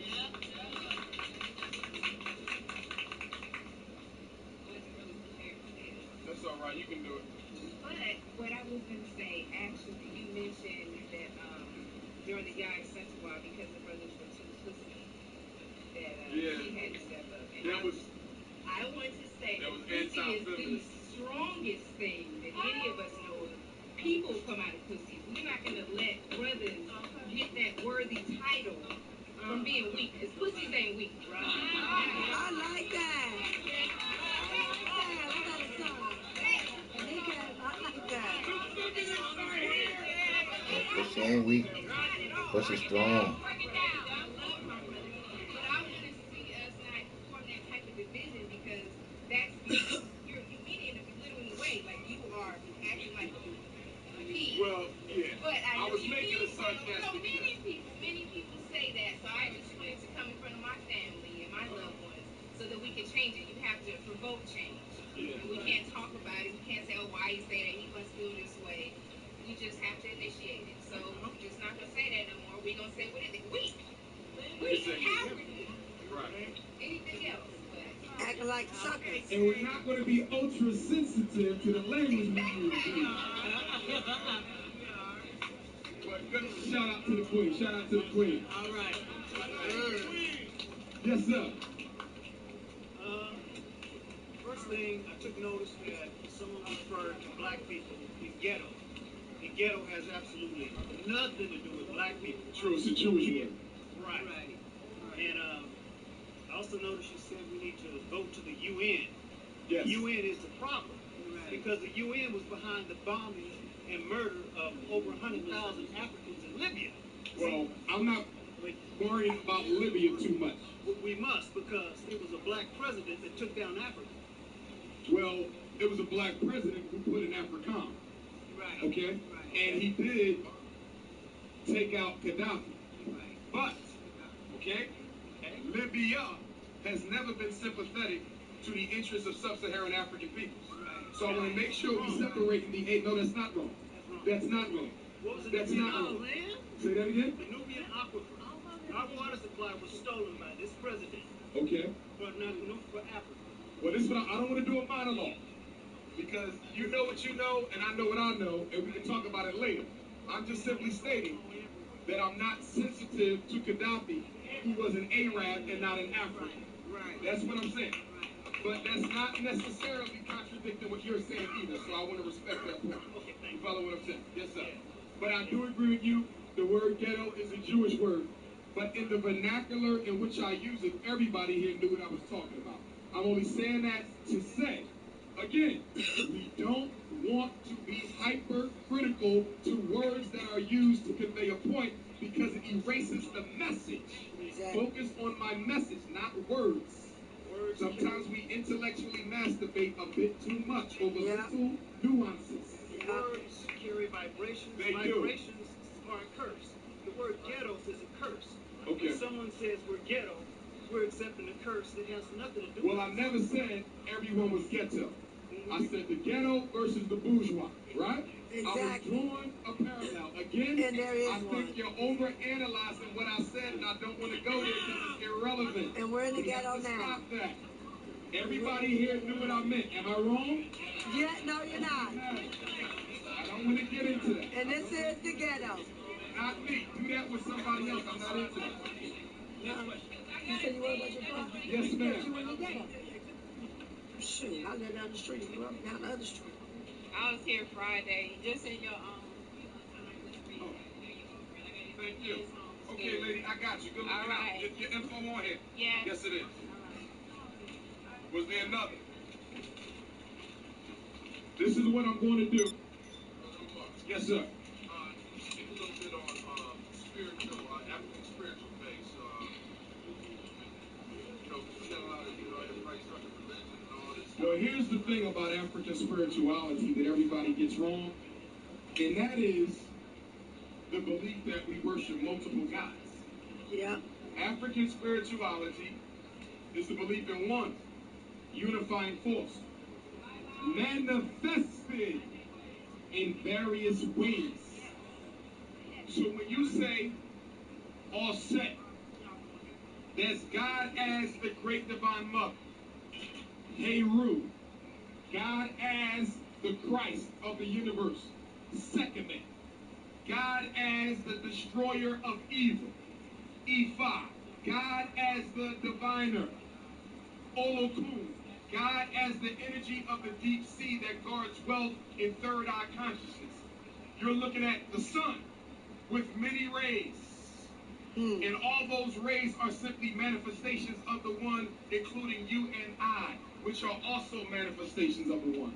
See, the difference between religion and spirituality is that religion tells you what to believe with no facts. Yep. Spirituality doesn't tell you what to believe. It says find your own path. Yep. Religion thinks it has all the answers. Spirituality gives you no answers. It says look within. Religion says you got to find God who's somewhere out there. Yep. Spirituality says you are one with God and you simply have to come back into the consciousness of that by going within. Come on. Spirituality is feminine. It's not based on fighting and group. As soon as y'all realize that you putting power in their word with their God, when the creator love is for everybody. There's no separation in the feeling of love. And that is the creation. That is the creator, not God. God is just a man-made myth of a bullshit ass word for a title and a name for the divine. Bullshit. Proving your point of view. You've never seen a war waged over spirituality. You've only seen wars waged over religion. Religion is masculine. Spirituality is feminine. Spirituality is a very individual walk. We can all be spiritualists, but our walks are going to be different. Your meditation might be different than mine. It then goes into the third eye. That's when you, the soul, merges with your mother, father, God, the spirit. You become one, and that's when you fly. And that's why when you look at Nile Valley civilization, the Ba, the soul, was always represented as a bird with wings. Because once you merge with your father, you or mother, you will be able to fly. That's the whole purpose of life, to reach God consciousness. And you can't do it reading a book. And beliefs don't have nothing to do with it. Whether you believe Jesus had a mother or father is irrelevant. Whether you believe Muhammad was a prophet of God is ultimately irrelevant, because that's just a religious story. Stories don't improve spirituality. Come on. Spiritual work improves spirituality. Come on. I always say that God has to die in order for black people to achieve divinity. I'm not saying God, I'm saying the God concept that we've been raised on. Come on. It's outdated and played out, and it's not going to serve us into the next age. Are y'all following me? Yes.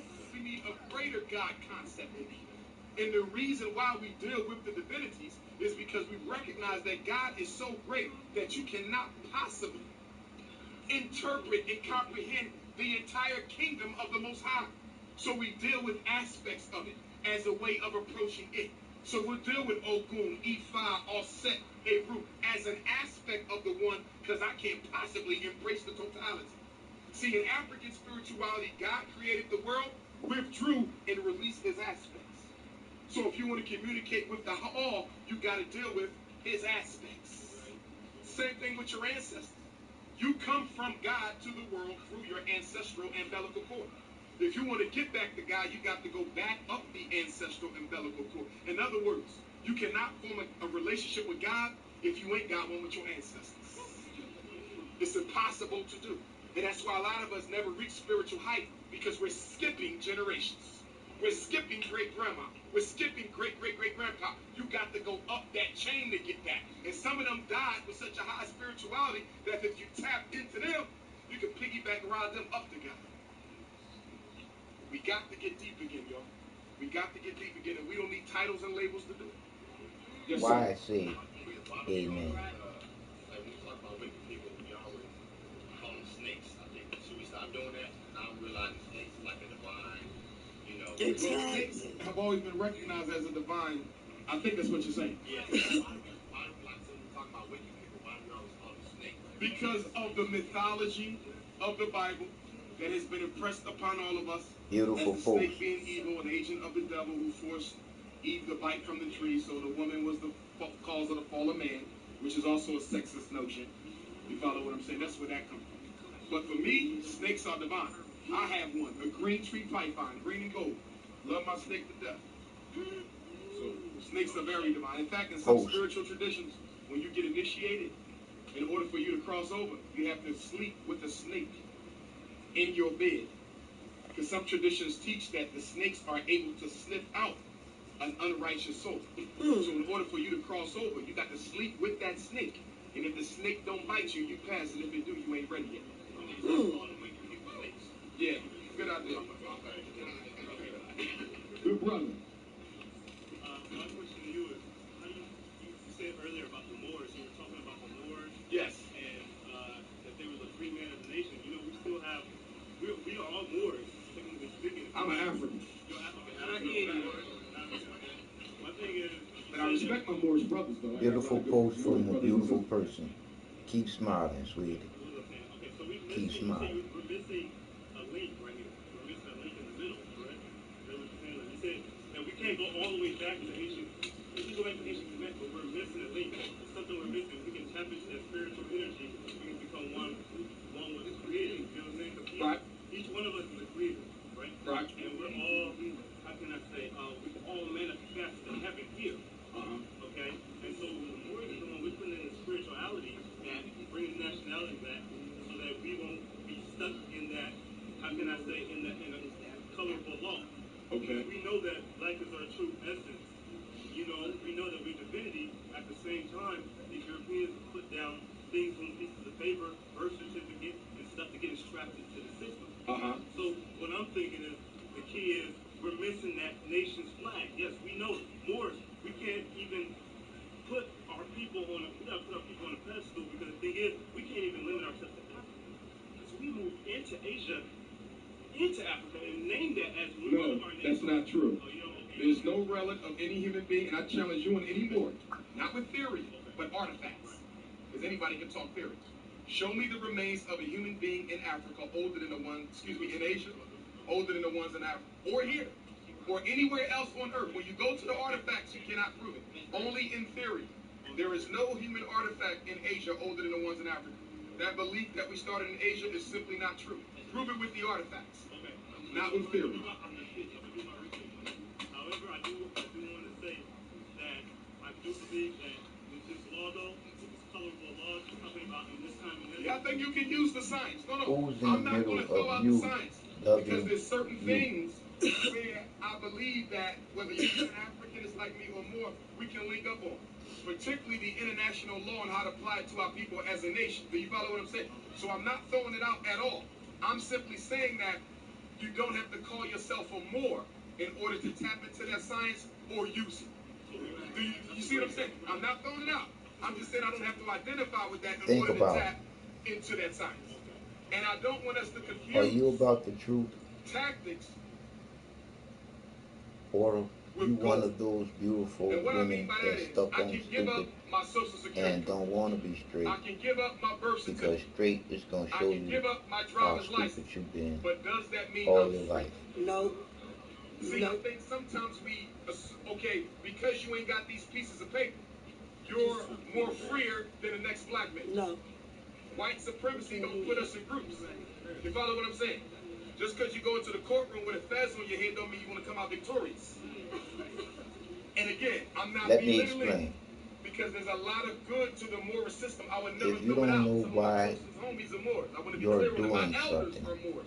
Some of them in Philadelphia. So I would never wouldn't throw it that out. make you I'm just stupid? saying I don't have to identify under that flag or banner to tap into that same science and use it for my benefit, if that makes sense to you. In other words, we can stand side by side, fight for the same thing, and I still don't have to identify as a Moor. For example, there's white people in America, sovereign citizens movement. They ain't got birth certificates. They ain't got driver's license. They ain't got, and they don't call themselves Or Moors. you don't know Because why you don't you have did to it. be a Moor to tap into those types of things. Is all I'm saying. You follow me? You tell me. But I'm not at odds with you though. Are you stupid? No, I see where you come from. I see where you come from.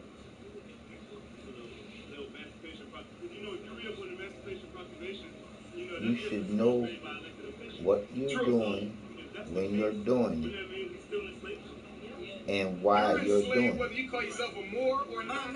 Because we have no organized power.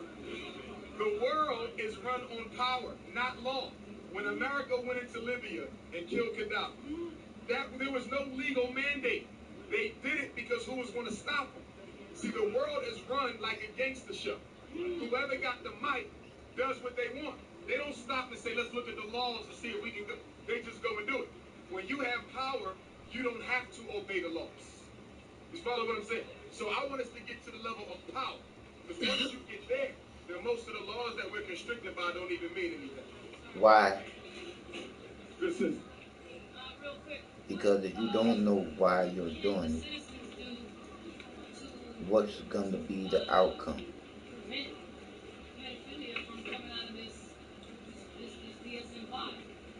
We can't stop it because in a pure majority there's The more truth white folk than us. is the truth. What we have to do is And it will control the set you education free and socialization of the babies in so the that they only won't even place want to where be you bothered can with be that way of free. life. Take them from here and bring them up. And that's how you And it overcome. starts where you start. It starts with your heart. Well, let me go here and then my brother right next door. Yes, sir. You must love you more to care more about people you don't know. I mean that you have to Africanize it. And what I mean by that is you need to add as much of African culture and spirituality to your religion as possible. There's not a simple answer to that because there's various African spiritual traditions. You simply have to integrate. Let me give you an example. When I'm in synagogue, our Pan-African brothers in synagogue are Muslim. But their Islam does not look like the Islam here. It's totally Africanized. They do libation and they do all sorts of African rituals. that if an average Muslim here who's a Negro saw them do it, they would say that there was kufar and not following Islam. Do you follow what I'm saying? So when I say Africanize it, I'm saying you simply blend them. Even in Christian African countries. I know Christians in Africa who have Africanized So all you're doing is where they do not blending some lies and some lies. They simply practice them both at the same time. You follow what I'm saying? I think that's bullshit. Be about the truth. Don't practice no shit.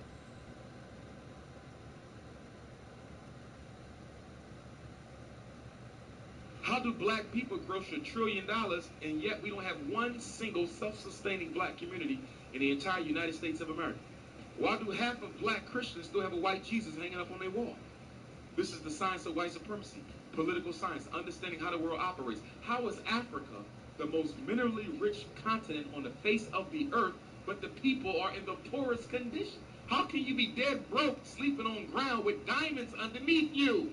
There's reasons for all this, and they're going to be taught that. Because a lot of our schools teach our a lot of our African Love you, and my material motive is for beautiful women to know who they are, to know that they are. So they know everything about slavery, everything about ancient Egypt, you understand? But what do they know about the world now? What do they know about Obama? And why was Obama elected? I'll tell you why Obama was elected. 2 reasons. The man is nothing but a donator. Every president is given a foreign mandate and a domestic mandate. Something you must change internationally, something you must change locally. Obama's international mandate was to infiltrate Africa with AFRICOM, put United States military bases in every major mineral deposit area on the continent so that America could control Africa's resources. And if anybody tries to threaten America's control of Africa's resources, America would manufacture a terrorist cell with the CIA, because what they do is they go and pay people to act like they terrorists. Oh yes, this is how the CIA operates. So they can go and make Africa safe for democracy as they steal all the diamonds and oil and coltan and silver. Okay, so that was the foreign mandate. Recolonize Africa. He done that. What's the domestic mandate? Make homosexuality, LBGTism, transgenderism totally accepted by black people by the time he left office. America had a problem. We need to get rid of these Negroes. And one of the best ways to do it is to brainwash their children into LBGT relationships so they don't procreate and have more children. Nah. How can we do this? Because black people historically are not a pro-homo people. They've always had homosexuals and lesbians, but it was never a mainstream option in the black community to be open and gay. If you were gay, you kept it to yourself and you moved on. That was the code. How do we break that code down and make it acceptable to people who ain't into that? I know what we're going to do. We're going to put a black president in office. And while black people are so drunk on Obama juice, so happy and self-esteem thrilled by the fact that a half black man is in the White House, we're going to give that half black man a homosexual agenda. And while black people are celebrating him for being black, they'll be totally blind to the homosexual agenda that he's pushing forward. And by the time he leaves office, the LBGT culture will have thoroughly colonized, conquered, and overtaken the black civil rights agenda. It has happened. When Obama ran for president, the first time, what did he say? He said, I believe marriage is between a man and a woman. If anybody proves me wrong, I got $1 million for you. He ran and said marriage is between a man and a woman his first term. And all of a sudden now, he's for gay marriage. First president in American history to openly be for it when you ran against it your first term. Did he have a change of heart? Hell no. That was the setup and the takeover. If you don't understand white supremacy, anything else you see will fool you. And Negroes are being fooled by Hillary and Trump and Bernie right now. You know what you're going to get the next 8 years? The same nonsense you got the last 8 years. If your behavior don't change, your oppressor's behavior doesn't change either. Okay. The mistake that black people are making, family, is they actually believe that there's a difference for them in the candidates. Understand, the Negro agenda, whether it's Clinton, Trump, Sanders, Obama, Bush, Washington, Jefferson, don't matter. The Negro agenda is the same regardless of who gets elected to the White House. Nothing will be different. It's the illusion of inclusion that has black people thinking that if Hillary goes in, she'll be better than Trump. Or if Bernie goes in, he'll be better than Hillary. All three of them are going to do the exact same thing because the Negro agenda is not the white agenda. Now, white folks can discuss certain things. Policies will differ, whether it's Republican or Democrat. You okay? But for black folks, it's absolutely the same. They're going to continue the extermination campaign, the public school shutdown campaign, the abortion campaign, the LBGT campaign, the poverty campaign. Nothing going to stop because the goal for America for blacks today is extermination. Slavery was oppression. This is extermination. We're getting rid of you Negroes. We never wanted you, and you have overstayed your welcome, and you wasn't even smart enough to build up yourself, knowing we don't want you, so that when the time comes for us to get rid of you, you would be able to do something about it. We got the Mexicans coming in. We don't need you. They work for half the money, and they less trouble. Goodbye. Black people bought into post-racialism under Obama. Worst thing happened to us in the past 20 years was President Obama. Why do I say that?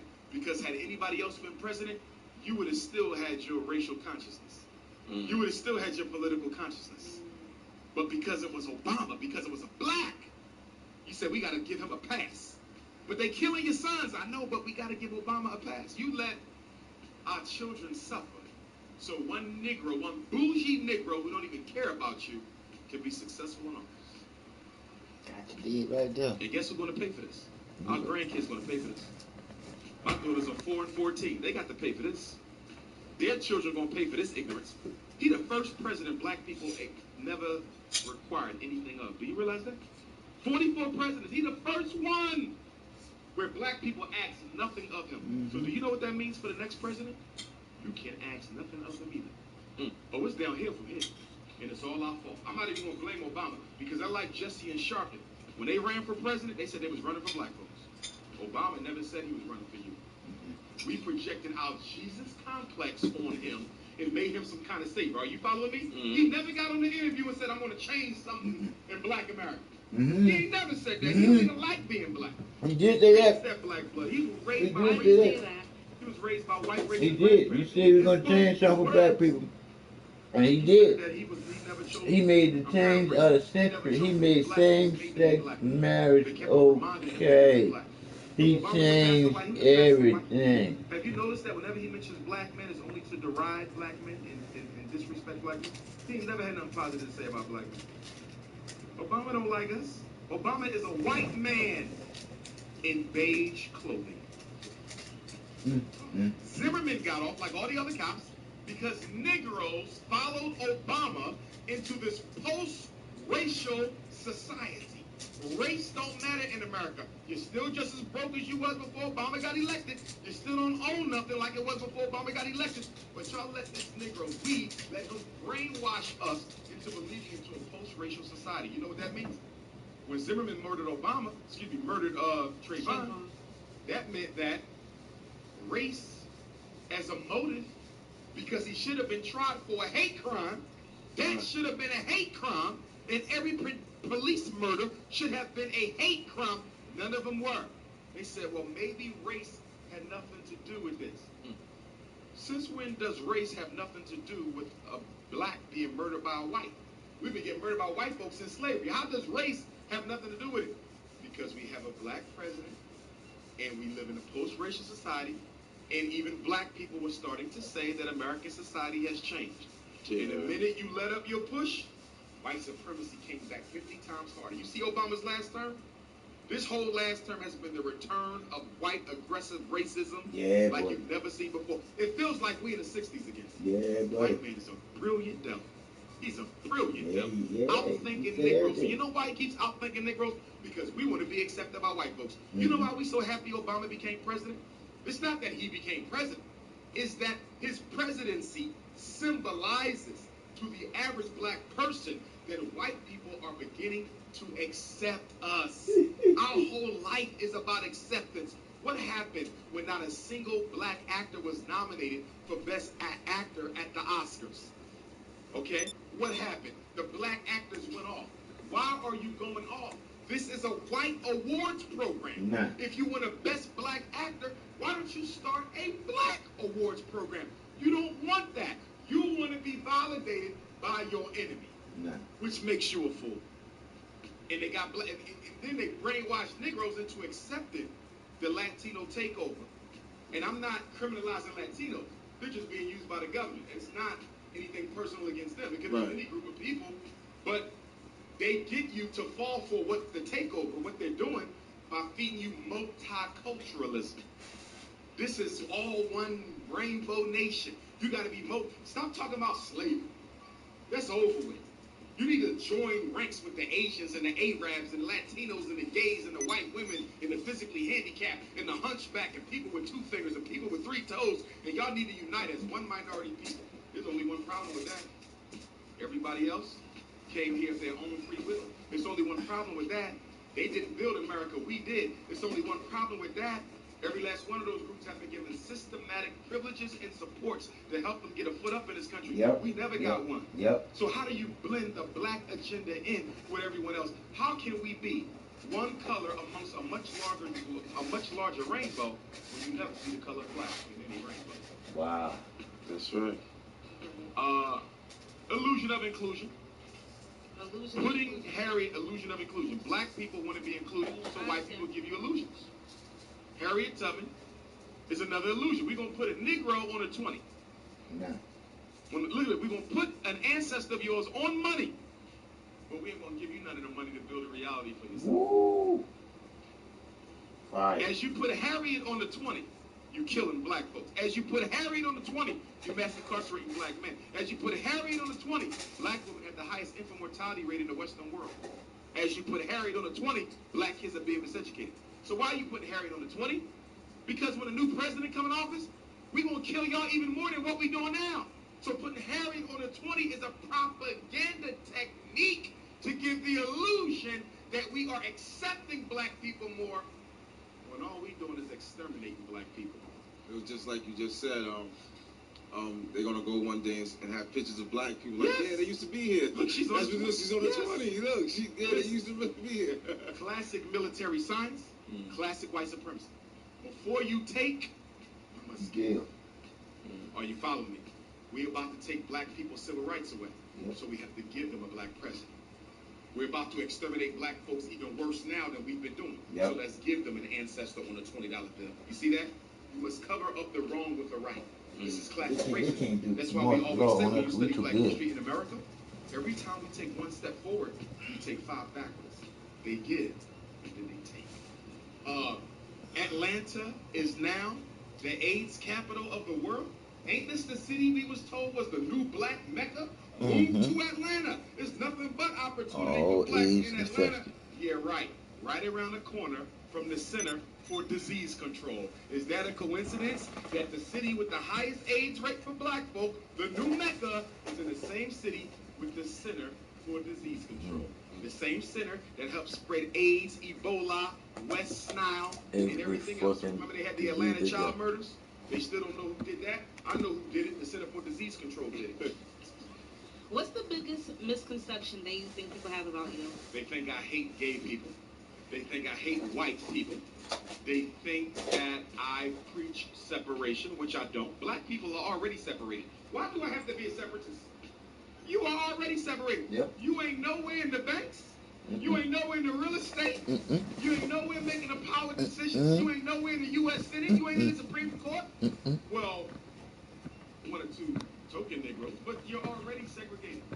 If America really believes in integration, give me political economic integration. Where's my share of the banks? Where's my share of the wealth? Where's my share of the gas stations? Where's my share of the hospital? If the white man really wants to be integrated, let's integrate.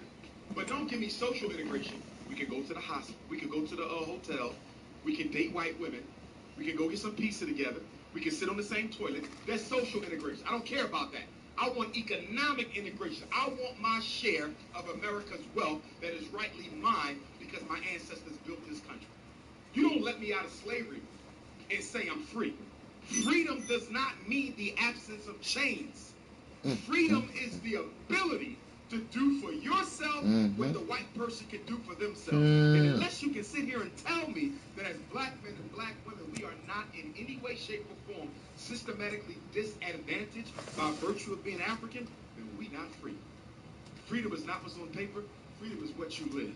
What black person in America can say that they're free when at any second you can be stopped and murdered by a policeman? No different than a slave could be by a slave tracker 300 years ago. This ain't free. No, this ain't free. Well, it is freedom. F-R-E-E-D-U-M-B. 40 million free dumbass Negroes who fail to recognize that if you don't do something for yourself, you won't be around. There'll be a museum. The Museum of African Life, where they'll talk about what we used to look like. They'll have shell-top Adidas in there. They have some weeds. They have a white woman, a basketball, a video game. And they say, once upon a time, we had these people who lived here. But they died off for mysterious reasons. We don't know what happened to them. Oh, you can become extinct. Don't forget, the British exterminated the Grimaldi people.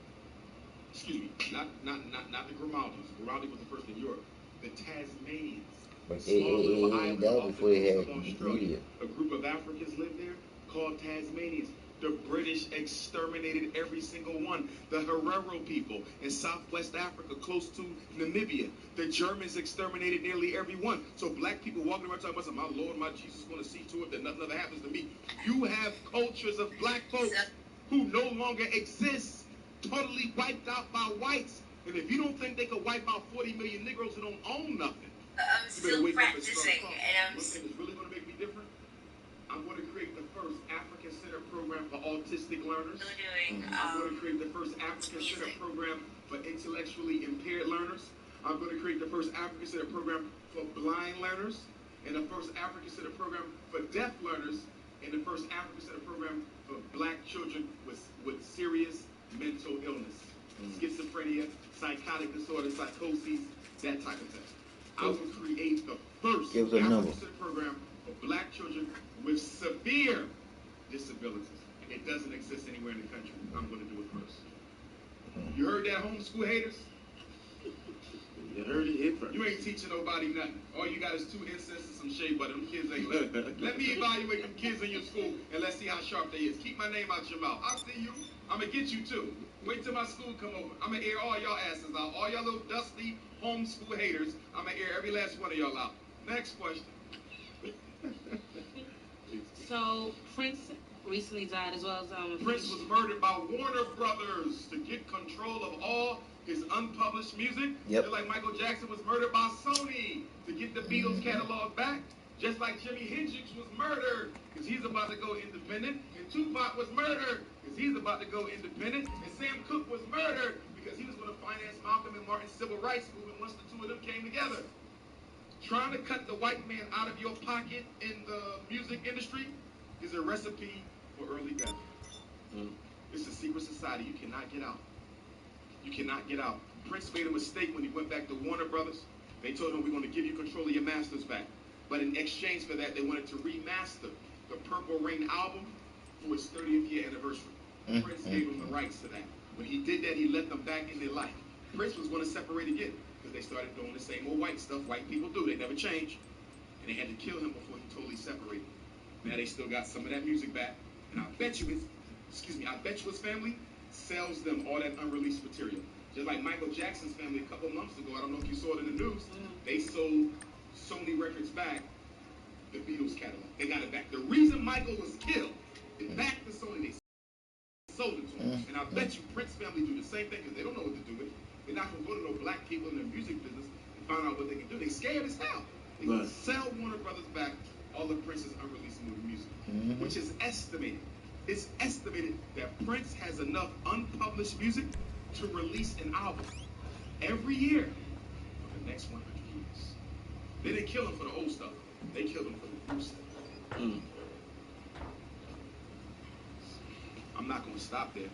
I have to start looking at other places because rumor has it that the only reason why I don't have that school yet is because a decision was made not to give it to me. I don't know if this is true. It cannot be proven, but a couple people have whispered to me that they think that might be the agenda, that they were told to make sure he doesn't get it, which explains why the federal government attempted to buy it twice.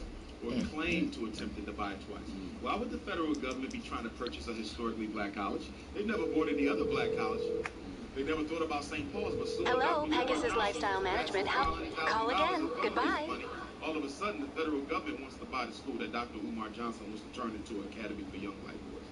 That's what I'm talking about. Race first renegades. The Fred Douglass Marcus Garvey Academy is coming.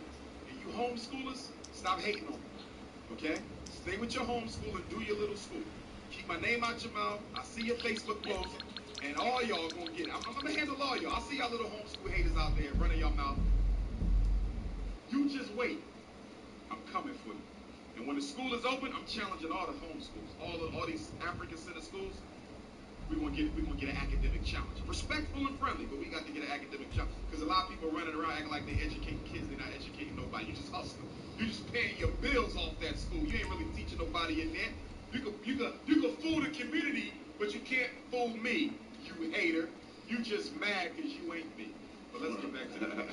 Okay, as you probably know, the rate of autism in children has increased every year. Do you have an idea what the cause of that is? Oh, we absolutely know what it is. It's the immunizations. Yep. There's been researchers from the Food and Drug Administration, whistleblowers, who have exposed the fact that it is the immunizations that is triggering the autism in black children. In fact, Congressman Kennedy, I believe it was, a couple months ago, it's on YouTube, he was giving research from Food and Drug Administration personnel, former personnel, showing unequivocally that the FDA knew that there was a link between black boys and autism for years and covered it up. That's coming from Congressman Kennedy, a white man. How did your upbringing influence your career? Like, it didn't. Really? I went to 3 white colleges, Millersville University in Lancaster County, PA, Lehigh University in Bethlehem, PA, Philadelphia College of Osteopathic Medicine in PA. I went to a paramilitary elementary school in Chambersburg, Pennsylvania, which is the city where Frederick Douglass met John Brown before the raid. It's also a city where the grandfather of Pan-Africans, Martin Delaney, was raised, coincidentally. But the students were all black. The university came from Philly. Okay. The teachers was all white. The administration was all white. It was like apartheid, right? Okay. My father and mother are both self-respecting African Americans, but they never gave us any particular lessons on race pride. I honestly believe that I was born to do what I'm doing. Because if you look at me on paper, I should have been a house Negro. I'm being real with you. Military school, 3 white colleges, Sunni Islamic father, Christian mom, and he's a revolutionary. My ancestors chose me to do this job. That's why I was born on the day Nat Turner led us to August the 21st. That's the same day as the Haitian Revolution, August the 21st. I was sitting here by the ancestors to do this big hell. And I ain't gonna stop till it's big. So was it just like one day you just woke up and you was like... It was always tired. Let me tell you what I thought. I thought it kicked off in middle school or high school. But then I ran into one of my 4th grade classmates, right? Jonathan. We used to work with Mrs. Brady. I said, yo, I got down with this. He said, nah, man. He was talking that stuff in 4th grade. Really? I said, for real? He said, dude, I'm not shocked you doing that. You was talking that in 4th grade. I thought I started later. Yeah. Jonathan said, nah, you was always this, man. So you don't remember, like, the turning point? It could be Black History class, 4th and 5th grade, elementary school. Okay. We had mandatory Black History class. We had elementary and Phil. Like ethnic studies, basically. Right. Okay. But none of the other classmates turned out like this. They had that fun. And then I found that I was related to Frederick Douglass in the 6th grade at my first family reunion. That might have something to do with it. Okay. But I think the reason I think it's something ancestral and divine to it, most people in the conscious community, the revolutionary community, their career doesn't necessarily mesh with their community work. My school psychology messes perfect. You understand? Yeah. Because there's a war against our children, so it messes perfect. It's not like I'm a painter. I'm like, how do I use painting to correct? You know what I mean? Right. So it's hard to believe that there was no divine design in all of this. Okay. It just came back to fight. But remember, all of us are an ancestor return. You're an ancestor return. He's an ancestor return. I'm an ancestor return. We come with the mission, the assignment already encoded in our spirit, but we have to reflect within ourselves and find what am I here for. You understand? But I found mine early enough. You understand? Some people are in the wrong find your mission. You're making a lot of money as a doctor, but you was really not supposed to be a doctor. You're supposed to be a social worker. You understand? Right. So you got to find your mission, and I think we're often blinded by what our true mission is because we let the money and the status outweigh our inner calling. When that intuition tells you that's God in you. In African spirituality, we believe creative wisdom, peace of herself and stuff and all of us. Correct. That intuition is God. You got to listen to it. We let money drown it out. We let education drown it out. We let society drown it out. You understand? We let family drown it out. Listen to that voice. Money don't make you happy anyway. Only problem is most black people don't find that out, so they spend their whole life trying to get some. Then when they get it, they realize it wasn't fun. And what did Will Smith say? Black people spend too much money. They do not have it. Buying stuff they can't afford. They don't impress people. They don't make them laugh. Going broke to outdo the next black person. So hate is still our elephant in the room, yo. That's right. People say, why we ain't solve our problems? We got all these educated black people. Because black people hate themselves. We don't know how to come together as one. Have you seen the black conscious community? These are the learned Negroes. Fighting all over YouTube, cursing each other out all over YouTube, debating every 5 minutes. Ain't building nothing, but we want to debate. Every day I wake up, I got a new hate on me for no reason at all. Some of them I knew. Some of my worst haters know me. I'm like, damn, fam. But that's what jealousy does to you. And social network has made it worse because social network has made attention an addiction. Everybody wants to be seen. Everybody wants likes. They want YouTube views. They'll do anything to get it. So social network has made attention an addiction. It's worse than crime.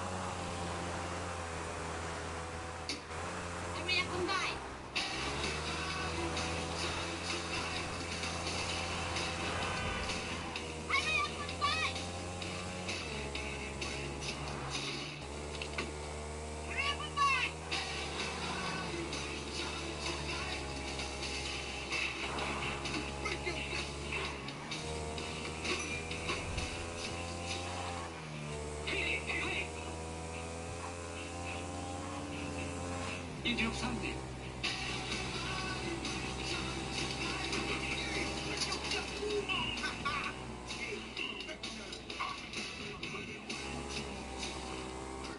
Kid. Hey, Miss Lady. Hey, I'm talking to you. How much for this candy bar? $5. What? Gonna give me some sucky with that for $5. It's gonna be a long time to suck. You don't like? You don't buy. Hey, look here. Just charge us for the chips and the ice cream, all right? Shit. Hey, let's raise up out of here while I look up on these people. Hey, quit looking at damn ice cream like that. Come and take this money. I feel sorry for your mother.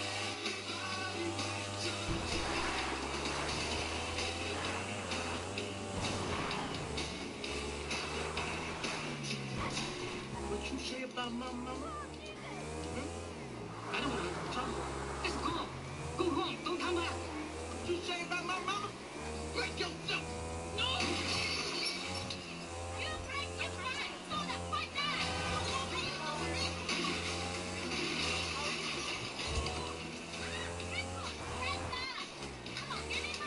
6 sciences that all schools for black children need to have. Agriculture and agronomical science. There's no culture without agriculture. How to grow your own food, how to live off the land. You cannot go to war with white people and not have a food supply. Okay?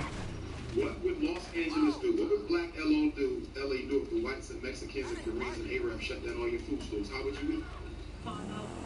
Okay? You couldn't get no more fried chicken or fried rice. And 20-cent soda was just still as bad. What would you do to The next one is financial and economic science. Money science. Money science. We are a money illiterate people. Our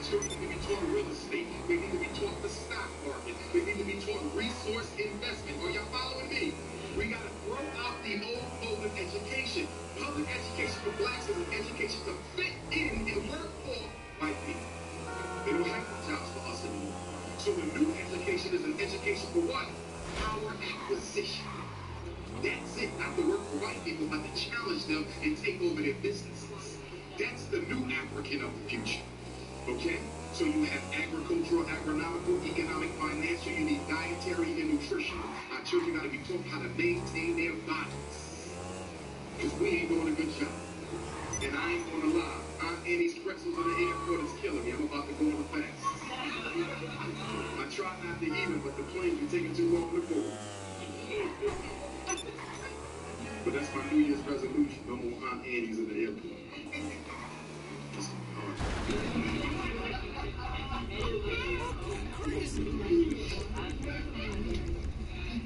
Did you say, how you doing? Okay. And what's the fourth one, y'all? Spiritual and astrological science. Children come here to the Quran and they get taught the science of the ancestors, the science of God. They got to be taught that. Because most of us was raised on what? Islam or Christianity. And I'm not knocking either one, okay? It's how you use a religion, okay? But in Islam and Christianity, you're basically taught that anything other than what that teaches is automatically the God's work. So ignorance becomes God, not knowing about everything else. You see, so we have to teach our children ancient African spiritual systems, all of them. Very important. Because you got to connect to your ancestors.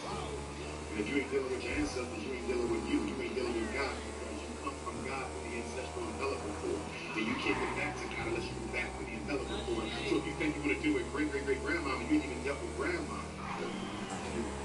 it ain't going to work out. So venerating our ancestors is a significant part of our political struggle, because if you don't include them in it, infinite, invisible in the war, you can't win it. White people are always the name of every building they got is invoking an ancestor. We going to the J. Edgar Hoover Hall. We going to the Samuel Coolidge this. We going to that. We going to that. Actually, Samuel Coolidge was a brother. But we going to this. We going to that. You got to be careful. Very careful.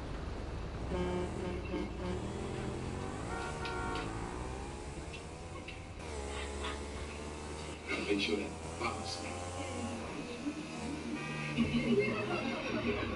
No, I'm being real. Not my brother. You don't know. See, I ain't gonna brought the water in. We don't know. But that's how they get rid of us. Okay? And when I have my readings, I gotta watch what I eat and what I drink. Not harassing me, y'all. We just don't know who's bringing the water in. That's all. Dr. Umar, yes, sir. Computer literacy, I think, should be taught. But the only thing we got to be careful with the computer literacy is that we don't let our children get dependent on the computer. Because what's happening now is our children are dependent on the internet to get all their homework done. So they're no longer doing true research. If they got to do a book report on IDB Wells, you know what they're going to do? They're going to type my name into the search engine. They're going to copy the whole thing, put it on the paper. You're going to go to the library and get books that have been published, and you're going to do real research. We are allowing this computer age to handicap our children intellectually, and we got to stop doing it.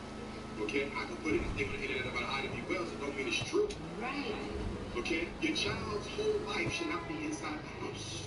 And that's what's going on now. As a result of that, obesity is going up, especially for our girls. Okay? But some of our girls are obese. Why? Because they're eating themselves to deal with the sexual trauma that you won't get addressed. Significant portion of the girls that I work with who are obese, our little sisters are obese because they're eating themselves to deal with sexual pains. I was molested by my uncle. My mommy won't do nothing about it. My daddy won't even do anything about it. And so I'm just going to go to the refrigerator and cook with my pain. A lot of us do that. When you find yourself drifting to the refrigerator when you ain't feeling well, you're a food addict. You use food as a drug. And food is a drug. Okay? You find yourself grabbing some soda. You need some soda, some Kool-Aid. In order to feel a little bit better, you gotta watch that. That's where that obesity. Most black folk ain't obese because they love food. They love the pleasure food gives them to help them escape from their pain. Right. You gotta remember that. Okay? And I also believe that at least 25% of the pain and hurt that black women feel towards black men. I think one of the reasons why our relationship is so distant is because a lot of our women have been sexually abused by black men. So all black men become a symbol of that first hurt. There's the boss. And it makes it hard for a sister to trust a black man when she was taken advantage of by a black man. You see? So we got to get something about this. And grandparents, you got kids who you know are child molesters, they got to get out the house.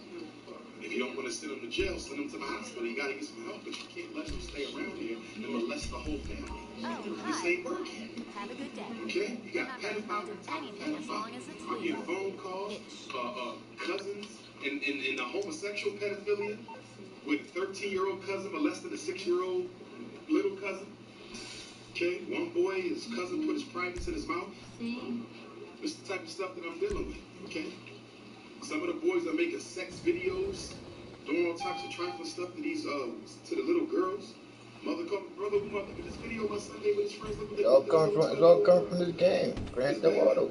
Because we're exposing our children to sex too early. Okay? That's supposed to be forbidden. Like on this game. This game is exposing these kids to too much shit too early. People having sex. And definitely TV. Little cousin. Let me see if it works the same way. Who put the idea in the head? You. Okay? With the little girls, you gotta watch. That's why I don't think the little girl should be sitting on men's lap. I don't like that. Santa Claus? That's bullshit anyway. Okay? Because the male reproductive organ is a very sensitive organ. You understand? Yeah, that's bullshit anyway. What you doing sitting on top of some man's lap? You got your niece in the lap and you busy shaking. What the hell you doing with my niece? I'm teaching her how to play the drums. Where the drum at? Since she sits over here, and then you gotta train your daughters not to be so fast around things. They running, jumping. Oh, I'm gonna saw you before.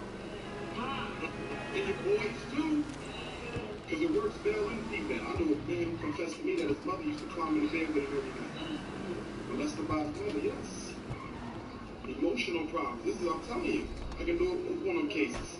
That's why I know what the Roman Catholic Church is doing. I'm talking about the church on the corner. Okay? It's the rule of religion. Then the father don't want to say to me that the pastor has a high-ranking position in the community. So we can't tell him because we'll be ostracized. So our kids just got to be quiet about it. And the next thing you know, they shoot up the whole neighborhood. Wow. Right? Well, what happened to him? Anybody know? Oh, you know, but ain't nobody gonna tell. Okay? Mass incarceration. We got to do something about mass incarceration. Prisons are nothing but slave ships without water. Okay? We have to teach our young men to stop committing crime in the first place. But we understand that most crime is politically motivated. What did they do at the end of slavery? At the end of slavery, you didn't have any statewide prison systems. After slavery, you did.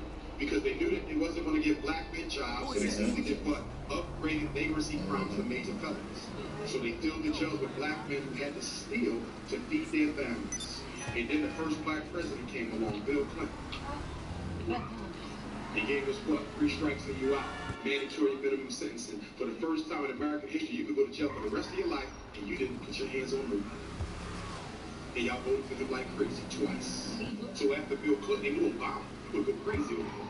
He got good hair too. You didn't know what to do with yourself. And you're like, husband out. I'm going to the inauguration. I'm going to spend my whole savings on the inauguration. Obama won't even look at you and smile, but I'm going to do an inauguration. Just like when Passion of the Christ came out. Remember that? Mel Gibson, racist. He made a movie about white Jesus, Passion of the Christ. Churches were filling up big buses with thousands of blacks. Supporting a movie about white racist men. Eugenics, this comes out of psychology. Eugenics is what? Good stock. The word means good stock. Coined by Francis Galton, who was cousin to Charles Darwin, who justified the colonization of Africa. Eugenics is the science of African racial extermination. It means the selective breeding of white people and the systematic extermination of black people. One of the first major programs for eugenics was what? Planned Parenthood, which was originally called the Negro Project. How many black babies have been aborted in America since 1970? 3 million. So they wasn't keeping no real correct numbers. They wasn't keeping correct numbers, baby. It's way more than that. Because we kill our babies, they don't kill this. Black women per capita get more abortions than everyone else, and it ain't got to do with power. Because you got poor whites, poor Hispanics, poor Asians, they do not kill. It got everything to do with people are taking love making to a fucked up fucking and sexing level. The creator's name, LovE. The Creator itself is the feeling love when a man and a woman come together. Now, literally.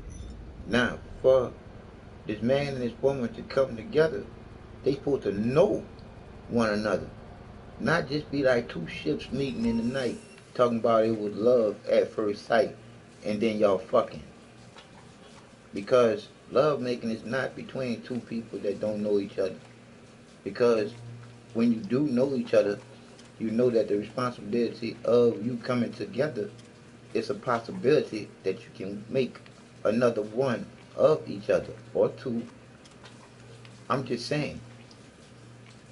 That's how I know the Creator's name, original name, is love before man changed it to God. Because love is the only word, name, claim to fame that you can say. Like they say, God. Not supposed to say the name in vain. Love is the only name, like I said, that has the claim to fame.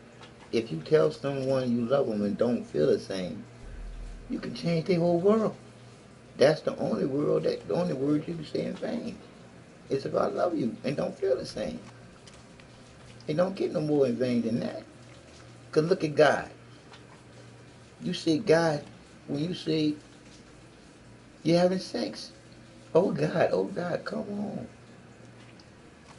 That's more in vain than you can ever say a name. When you're having sex and you're not in love.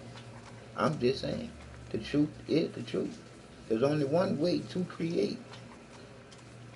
And that's between a man and a woman making love. Not fucking. Not having sex. Because that's what ends up with abortion. I'm just saying. It ain't no game. Stop fucking, kids. It ain't no game. It's time to fall in love and wait until it's time to make love. You kill your children because you don't want to see something else that looks like you. Stop being in denial. The same reason why a lot of black men date white women. Because they don't want their kids to look like them. The problem is you don't know how nature is going to operate. You can have sex with a blue-eyed, blonde-haired Anglo-Saxon and that baby come out looking like Shaka Zulu. Spear and everything. Hey, Dad. Hey, Dad. You don't control that. I know biracial children who look almost white. I know some who look like they ain't got a white parent at all. You don't control that, so you sleeping with a white woman to hope your baby will come out with green eyes. He come out looking just like you. So and plus, you gotta stop mixing the seed up. Okay, you gotta stop mixing that seed up. Okay. Now, for my biracial brothers and sisters, I don't see any difference between us and them. If they loyal to the race, then they African like the rest of us. I don't practice that type of thing. Okay, it's all about commitment to the culture and loyalty to the race. So if you got an African parent and you identify as African, then guess what? You African. Okay, that's how I go. But I'm saying psychologically, historically, we have to understand that that race in between has always been used historically to oppress us. When the Greeks and Romans came into Africa, they didn't beat the African armies with white men. They used the mulatto children. Those were the armies. Okay, so we have to recognize how that biracial child has been used in history against their darker brothers. But the problem is we have a big light skin supremacy problem in the black community. And y'all know it because a lot of y'all practice it. Okay? I'm not talking about the light skinned people. Okay, you can be black, purple, and be a light skin supremacy. Light skin supremacy refers to what? A belief, a psychological construct that you have created that says the lighter you are, the better you are. You could be blue, black, purple, be a light skin supremacist. In fact, most light skin supremacists out there have been dark, not light. Okay? Clarence Thomas, Supreme Justice.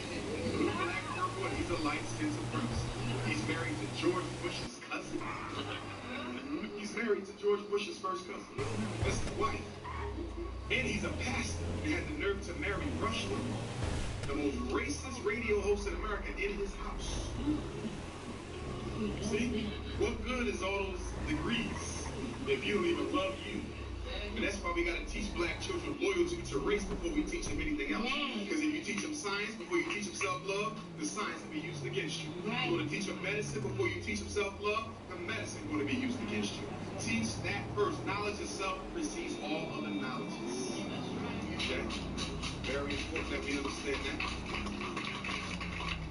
When we talk about agricultural and agronomical, financial and economic, science of the black man, science of the black woman. Black boys have to be taught about the woman got to be taught about the men. Dietary, nutritional science so they stay alive, and also political and military science. Our sons need to be taught how to use guns. The girls too. That's right. How to clean your urine if you're out in the woods and it ain't no drinkable water. There's a science to clean your urine so you can make it drinkable. That's real. They need to be told that. How to start a fire without no matches. They need to be told that because this ain't promised to you. Okay? And according to white supremacy, do you know what's supposed to happen to the United States? In order for the one world order to produce itself, the United States is supposed to split into 3 independent countries. A civil war has to be won so the international police can come in, save the day, and now you have one world government. So there will be chaos in America. And a lot of these little experiments you see, Columbine in Connecticut and Dark Knight in Virginia Tech, these are just trial runs for the one to come. That's right. So get ready for this. The problem with black people is we trust white people so much that they're always going to be in charge. White supremacy must fall. Problem is the Chinese supremacy won't be any better than the white supremacy. In fact, it's going to be worse because the white man make you think he like it because he ain't got the numbers. So he got to work with you. Chinese people got the numbers. You see what they do in the Chinese store. You come in there, you show 5 cents. Go get 5. From you, go get 5. You want chicken or not? 5 cents. No, don't talk to me. 5. I said I grew up on you, dog. 5. Or get out of here.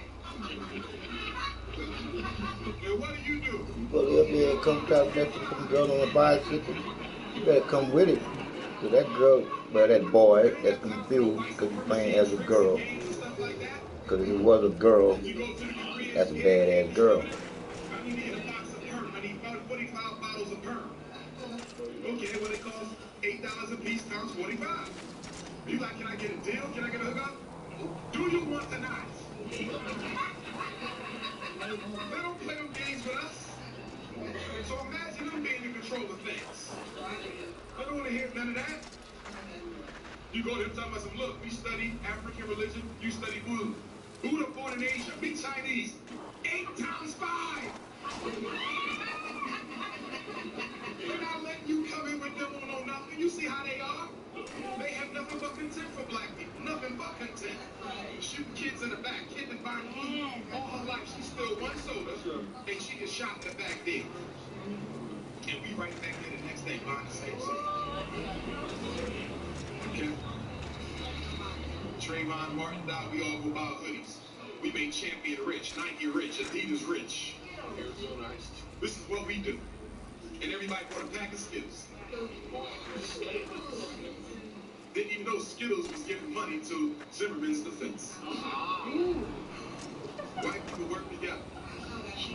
That's what Connecticut was about, y'all. That's what Connecticut was about. Arm all the white people, arm all the teachers, arm all the school police, so they will be in a position to kill black people and then invoke the stand your ground law. You don't see how all this is connected? They preparing for Zimmerman to get an easy sentence, which is going to give white people the incentive to start shooting blacks and then stand back and say, I did it because I thought my life was in danger. That's what makes the stand your ground law a throwback to Jim Crow. Because you don't have to prove that they was going to hurt you. You just got to prove that you felt that your life was in there. What kind of law is that? And half the states in America now have either adopted or are considering adoption of stand your ground. White people shooting black people in cold blood and saying, I thought my life was in danger. You heard about the brother, another one in Florida at the gas station with his woman. White man came out and told him to turn his music down. He told the white man where to go. White man opened fire. Blew his head off. And guess what the white man saying? Stay on your ground. They said, how? He said, because I thought he was reaching in his glove compartment for a gun. All this is connected. Connecticut is connected to the Zimmerman case. The reason why you didn't get a verdict on Zimmerman because they wanted to make sure y'all voted for Obama, so Obama delayed the case. Yeah. I got to wake up to this thing. But everything is male and female, and every cause has an effect. That's called karma. What if everything that ever happened in your life that was negative, truly negative, you created this? Because you know that's what some of the ancients taught. God don't punish nobody. You punish yourself. The universe has an accounting system that is absolutely perfect and exquisite, better than anything IRS ever developed. Every good you do comes back, and every bad you do comes back. The problem is what? Because of your ego, you got a short memory. So you did somebody dirty 10 years ago, you forgot about it, and your ass got paid back last night. And you say, God, why am I being punished? I'm such a righteous brother. But you forgot that you done something wrong 10 years ago, and the universe decided to pay you back now. It never forgets. And the problem with karma is what? For my eyes, the deity of balance is what? You can also be for your children. I've had people tell me, you know what, Brother Umar? The reason why my son in that wheelchair right now, No. Right? Karma is a mother. Be careful. But you go, come back. What if everything that's ever happened to you was caused by you? The universe is a supernatural accountant. You may not get paid now, but you will get paid later. Repentance is paying off your debts before you get paid back. So you can clear all this up by repenting your life spiritually. That's right. So you know what? I've been doing this wrong, I've been doing this wrong, I've been doing this wrong. When I wake up tonight at 3:11 in the morning for that winter solstice, I'm dropping it all. The problem is what we know to cheat. Right, fellas? Say, God, I got a couple women, I'm going to let them all go. Except just one. And that's the one that catch your ass. And you die in it, and you die in it. You die in the wrong that you do. How can you change it? Test your willpower. White people ain't going nowhere. If you die in the wrong that you do, how can you change it? So therefore, the hell that you think of will be the hell that you trapped in. And especially if you're doing things knowing that you're doing it, you die in it. The hell that you go into isn't the hell that you think of. It's worse 4 times more. I'm just saying. Bless yourself. That's why they're here for you. Accept it and start doing something about it. You will lose if you don't accept the divine responsibility of putting the cracker back in its place. What did Jesus say? Unless you be born again. Black Christ of Ethiopia, because you know that's where he was born. But they changed it after the King Council said he was born in Major Bethlehem. He became Ethiopia. Kill the nigger so the African can be born. Every last one of us got a nigger inside. That's the little girl, the little white boy, the little white girl. You got to kill him so the African can be born. That's why I said, unless you be born again, you got to shed the ego-based identity and let the true God come out. Unless you become his children. Children have profound confidence to receive what they need and want. They have true reverence for their parents and never question their ability to provide. In 3 days I will rise. You have to know why you fell. You must know what you must do. And you must manifest it. Every political problem has a spiritual aspect. Every spiritual problem has a political aspect. They are not two separate worlds. Our greatest contradiction of black struggle has been what? We have always kept the spiritual separate from the political. Ain't that right? You could join the Black Panther Party, or you could go to church. You could join the mosque, or you could join this organization. It's time to bring the political and the spiritual together so people don't have to go to 2 different places to get fed. Are y'all following? Did our ancient ancestors reach divine perfection? Possibly, but they forgot their responsibilities and forgot their enemies. They forgot who they were and who they were up against. We make these same mistakes. Forgetting who we are and forgetting who our enemy are. Some of us think that all we got to do is love white people and everything will change. Did you see what happened in Connecticut last week? He killed children of his own race. And you want to go hug and pray with him. And lastly there, that's the book. Listen, don't let consciousness be an excuse for why you're not working on your spiritual stuff. What do you want? I'll bring a drug. There's nothing in my trunk. Where's your warrant at? It's the FBI. This is my search warrant.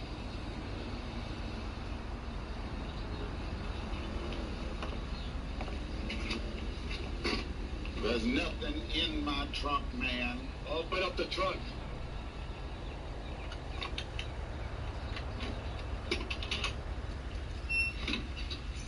Oh, goddamn. That shit ain't mine. I don't know how it got there. You're under arrest. Man, you're gonna have to take me. You're gonna have to take me. Oh, that's fucked up.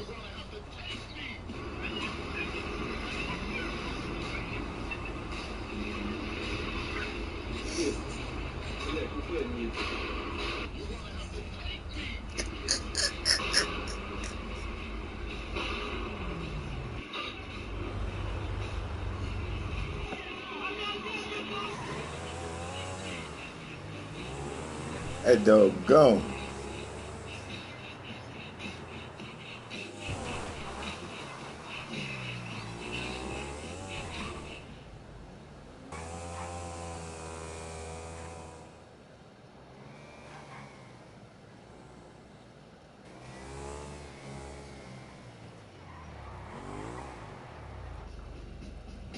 Type 2 diabetes doesn't care who you are. Man. Woman. Or where you're from. How do black people gross $1 trillion and yet we don't have one single self-sustaining black community?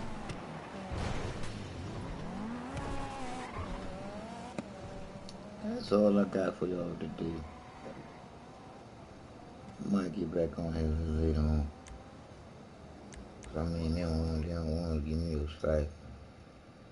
So I can go fill my garages up. They ain't gonna talk. Y'all be good people. And all you bad people, all I can do is send out good, beautiful vibrations to you. To offset your negative vibration with some good ones.